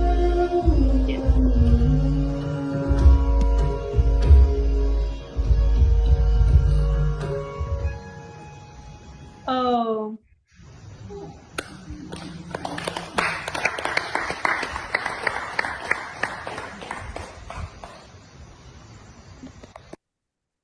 I could only pick that much from there. That was the end of it. But Yeah. Yes, Thank you actually, so much. I My really appreciate it. unfortunately, when you go to watching. Instagram and everything, you need a full reel. yes, The account holder can do that. But no worry, let's bring it in. You have brought it live, so it'll be beautiful. So if you're going to play that violin now, make sure your Zoom recognizes that voice, okay? Try it. Give us one or two. Just play one or Okay. two. yeah, because my crystal ball doesn't translate well. So We can't hear you. Carry on. Okay, no. So it is not picking it up because Zoom either picks a voice of a human being. If it's an Uh-huh. instrument, you have to go to your setting in Yeah. the sound and get it recognized, or you go through your mixer. So you know Yeah. when you play in the concert, you go your instrument goes via mixer or a microphone is given to you. Yes. So Do you hear now? yes. But it will cut off. Carry on playing. Carry on playing. Don't go too high pitch. Go on, carry on playing.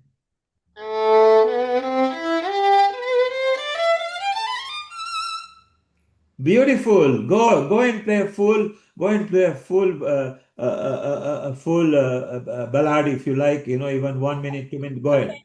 go ahead. And the beautiful tones that you played at the kirtan, that was amazingly harmonizing.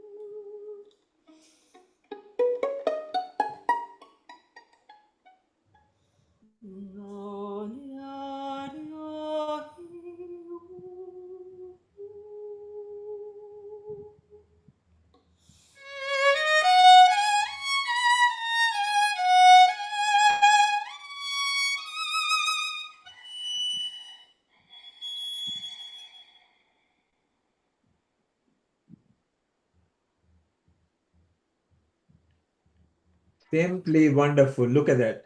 Veena thinks is wow. Fiona thinks is beautiful. And you see, this is what we miss out. We don't even have to see the recording. You were live there. You did it because Wai Ching remembers what she liked. And yesterday when she was chatting to me, she said, I really want to play this stuff with this stuff. I said, bring them live. Because when you bring live, people are there they're actually seeing that. See, Veena, once more, I think everybody once more, Alexandra is happy as well. And the beautiful part is you're able to sing as well. And in the music fest, we have got this Bijoy who is going to come, and I think Shavanya, who Sharon has brought. They might be doing Jugalbandi, where maybe Sharon can dance and we can show us, showing us. Also, music fest is going to be fun. So remember, I think it was 8th February. So we must see that. And I think it was beautiful. What did you think, Alexandra? You were there patiently just listening. Yeah, I just can't believe this sacred circle. I mean, like a Japanese woman playing in Costa Rica, you know, discovering her new combination of talents, and like just yeah, I just the sacredness of this circle is just I can't believe it. I'm speechless. And Thank Eri, you, Eddie. Eri, you got the sound right. So remember this setting next time you go on any platform, because we are not webinar and we are not private, because we are out there in social media on the website, YouTube, Instagram, people are listening over there as well. So since it's an open media, and if there's no copyright, you are fine. If there's copyright, then we the main controllers, we get struck off. So this you are playing your, if you play any music from any film or any copyright, you've got to be careful. But any of your composition you can play live here, and you brought the bit of teasing through your bits as well, and then singing. So I think it's beautiful. You are very talented. Well done. And thank you, Wai Ching, for introducing Eri to us. Oh, Eri, my stay pleasure. around.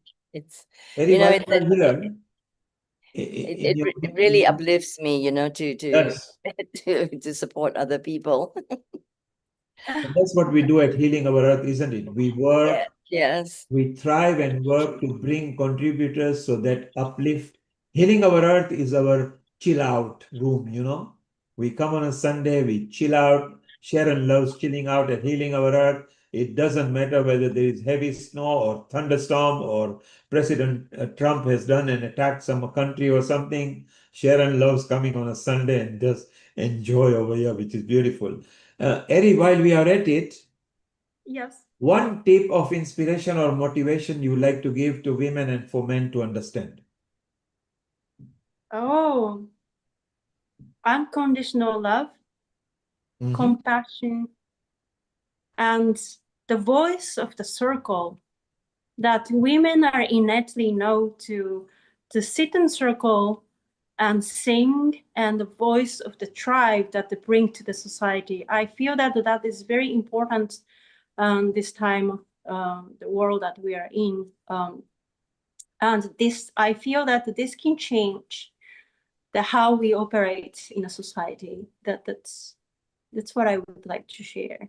So I feel called so much more than ever before to connect with women and support each other, and also welcome the men. Well done. Unconditional love. Once you master unconditional love, which means without judging, without prejudice, without, basically you like all the bad habits of the person you are with, then you are a winner. And it's a very good idea. Let's go to again stick to Costa Rica with our international traveler, Dr. Wai Ching Lee. And in your lifetime, what have you picked that you can share with people that can help life and ease and bring peace in the mind? Well, you know, in between speaking our truths and with unconditional love and full compassion, we can embrace everything. That is everything in life. And when we can do that, we come to that still point, right? The 0 point to the quantum field. And this is where I feel what has served me is the power of discernment in silence, because silence is also a tone, a frequency. And sometimes while we're speaking our truth, it's sometimes not necessary to speak. It's just to send out the love from the heart to whoever is going through the dissonance or our own dissonance, is to tap into that power of silence of the soul. And so not everything needs to be said. And so that's what has served me. And then I just watch the magic and the miracles happen right before. Like it just is in the power of manifestation. Yay, Ari, it's like we're doing that. Like when we were going through all this, I was like, okay, just let it be, and just the highest potential of this. And then you brought on the violin. I said, that's it. That's what wanted to happen. What does the universe want to happen? There's pronoia. That means if we are of that faith and certainty that life supports us, that there's pranaya and the universe supports us in any way, even the challenges, then we can flow, surf through it. I say surfing through it with grace and ease and gratitude and joy. So that's how I do things with the changing vagaries of life. So Wai Ching recommends that even silence is beautiful. And if you don't know how it is, go and go and sit near a tree with a rustling leaves. Tree doesn't talk back, but it gives you a signal in silence that it personifies talking back to you. So silence is very beautiful. Sharon? Also the flowers, excuse me, I'm so sorry, but I have to, besides the trees, we have to speak with the flowers. Yes. And the butterflies and the birds and the insects, they all speak to us, and we commune with them too. I must say that I work with Peter May, who has a whole device where the plants actually sing. And it's really beautiful. And he's been talking a lot about how he was in the redwood forest and he was hooking up this machine to the trees. And so one tree started singing, and then he said the whole forest started singing. They weren't hooked up at all. But I'll bring him on for the music show, and he'll tell you more about this incredible music that's coming from nature herself. So beautiful. We're doing quite well. Let me introduce you to Alexandra, those who are here.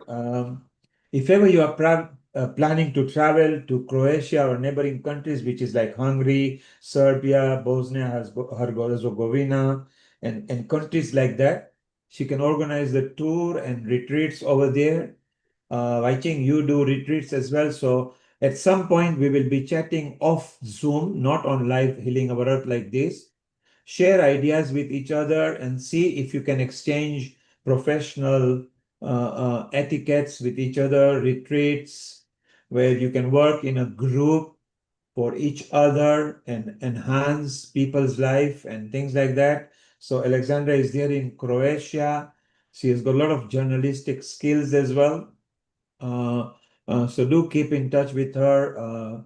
Sharon, you are already connected with her. So it'll be beautiful that you guys get together. And so it's wonderful. And Alexandra, one tip from you from that part of the world. And shortly, Sharon and Wai Ching can close. Yeah, Lata, you can even have one tip ready. just like what Ari said, that the sacred circle of women, including men, but definitely doing the small things like ripples, just whatever we can to do in our small circle of friends, family, just keep kindness growing no matter what. So beautiful, simple. Keep on going. Just going. We got Verna as well. She's a new. This is the first time over here. Let's ask her whether she feels part of this family and what one or two tips she can give. Verna, this is your first time at Healing Our Earth, where a lot of different countries. We travel to different countries on each episode, and a lot of different people from different parts. Do you feel at home at Healing Our Earth? I love it. I just love meeting people. I used to have pen pals all over the world. And I worked on cruise liners with 96 different nationalities. So I just love it. I just love meeting people from all over. It doesn't matter who you are, what religion you are, because we all serve in one God, in our different ways. But yeah, I feel part of it. It's really enlightening and it's nice to meet so many beautiful people. So thank you very much for having me. I appreciate it. Brilliant. And you will see in every episode, Sharon is a senior host and a producer here. Wai Ching used to be co-producer. She brought so many people from Southern South Americas because she travels there and Far East countries over there. So you will see her in episodes. Eri is a new member of Healing Our Earth over here. So let's ask her. Eri, do you feel at home? Does it feel like your family? Yes, I'm really appreciating this warmth that I feel, and I'm seeing the circle in my mind eye, and I feel the resonance. So thank you so much.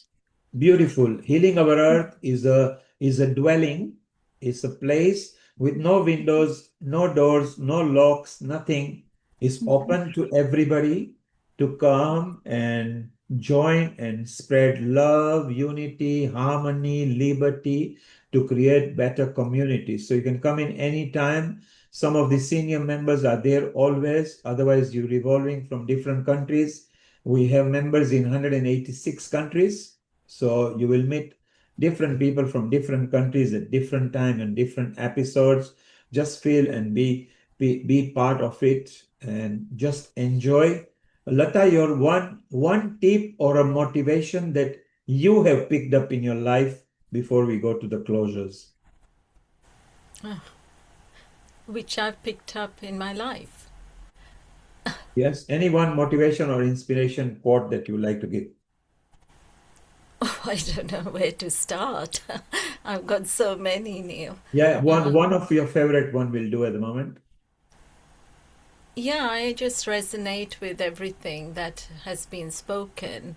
I'm very much of the fact that our body is our temple, our mind is connected to God, and spiritual level, I think, is what's kept me going and given me the power, the strength, the energy, and taught me how to love unconditionally and to forgive and to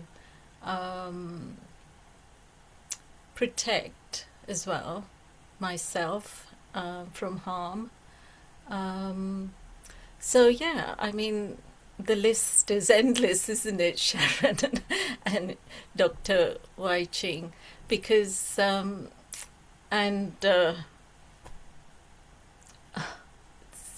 Alexandra.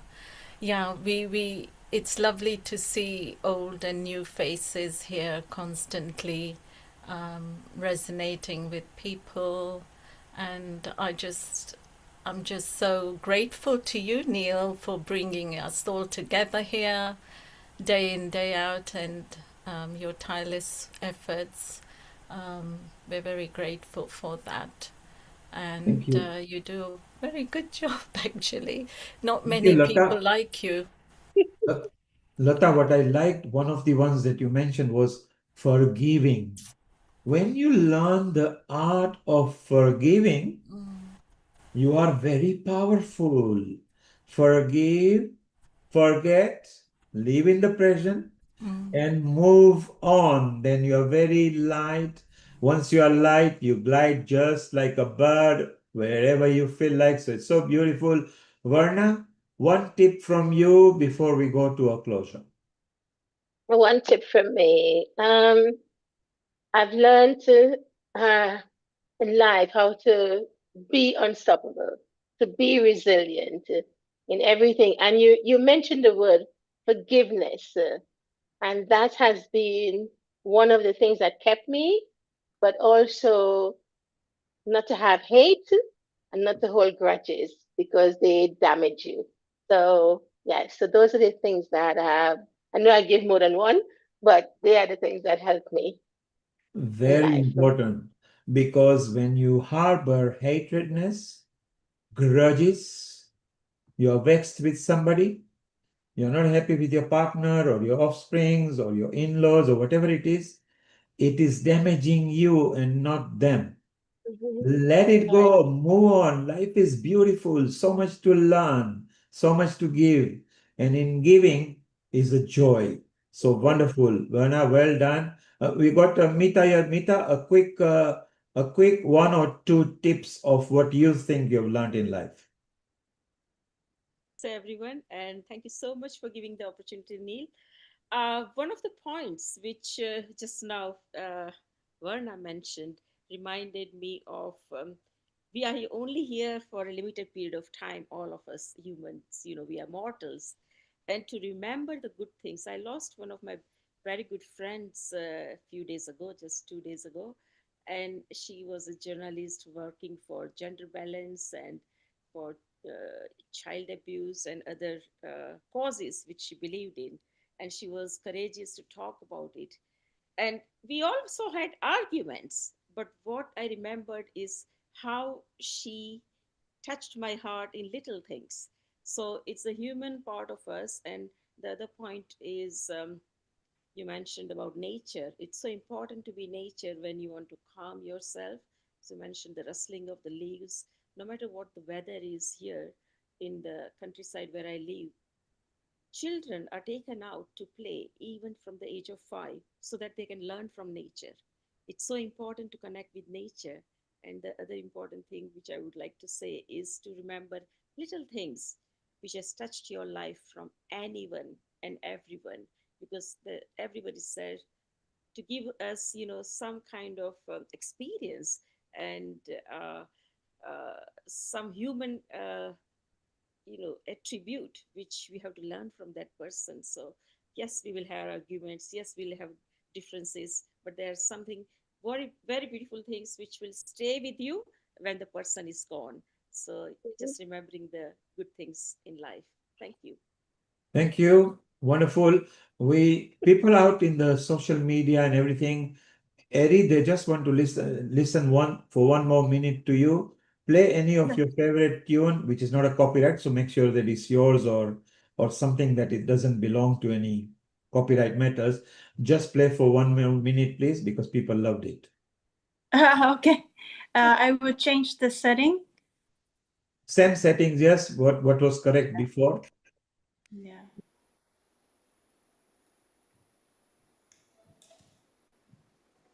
I don't play anything of the other people's composition anymore. I play always in the moment. Beautiful. Go ahead.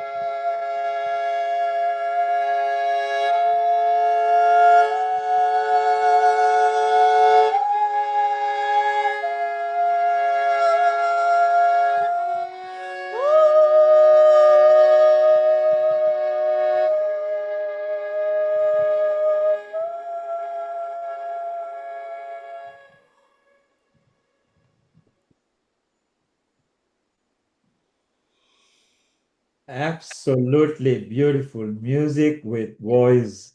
Isn't that wonderful that you've got a command of bringing both together so nicely? So in the music fest, Eri, because you are in a Costa Rica time zone, you can remain on the healing as many times. And every now and then, when the singers and the poet comes, you can just come and do a bit of bits. Waiting, because you are again in an early time zone, like how you used to before, you would start at the early part because you would be in Malaysia, Singapore as well. We do that because Sharon comes at a bit of later time zone. And then and don't be surprised if Sharon now wants to bring you in her music and movies and everything, because she has also got her favorite friend, a violinist and a very good musician, who is world renowned as well. So it's so nice that all of you are grouping together, and this is what we love at Healing Our Earth. So thank you very much, Eri. Well done. It was beautiful. It was so nice. Sharon and Wai Ching, over to you, and please wind off and thank everybody and end up with your Gayatri mantra or whichever mantra you want to do. I would like to tell you, I spoke with a dear friend whose family came to this country from Iran uh, after the Shah was deposed. He has family that are there, they cannot get in touch with them. And I just want to offer a prayer for all of the people in Iran who are in a very difficult time Sharon, can situation. you push your microphone a bit up so Okay. your sound can be a bit Yeah. louder, please? I want to just dedicate the Gayatri mantra, actually, Yes, to please, go ahead. the people of Iran, Okay. because they are going through a very hard time. My friend is, his wife's family is there. They cannot talk to them. They have no idea of what's happening there. They've had a blackout altogether. And I just want to send some chi and some healing energy and love to all the people of Iran. So there we They are. are, Sharon is saying she yes, wants to chant the Gayatri mantra to bring peace up there in Iran, which is going through turmoil at the moment. Sharon, over to you. And I would like to include also everyone on the planet in all the different countries to heal and to bring peace to the world as much as we can at this time. So I'd like to also embrace, as I do in the mornings and evenings, prayers for everyone, to include them as well, besides Iran. And we know the countries and the people who are involved, the humanity as Well, let's heal the earth in healing whichever our way we can. Doesn't matter who you are, what race you are, what language you speak, what religion you follow. Just find peace so that everybody can live in harmony, love, and unity. Sharon, over to you.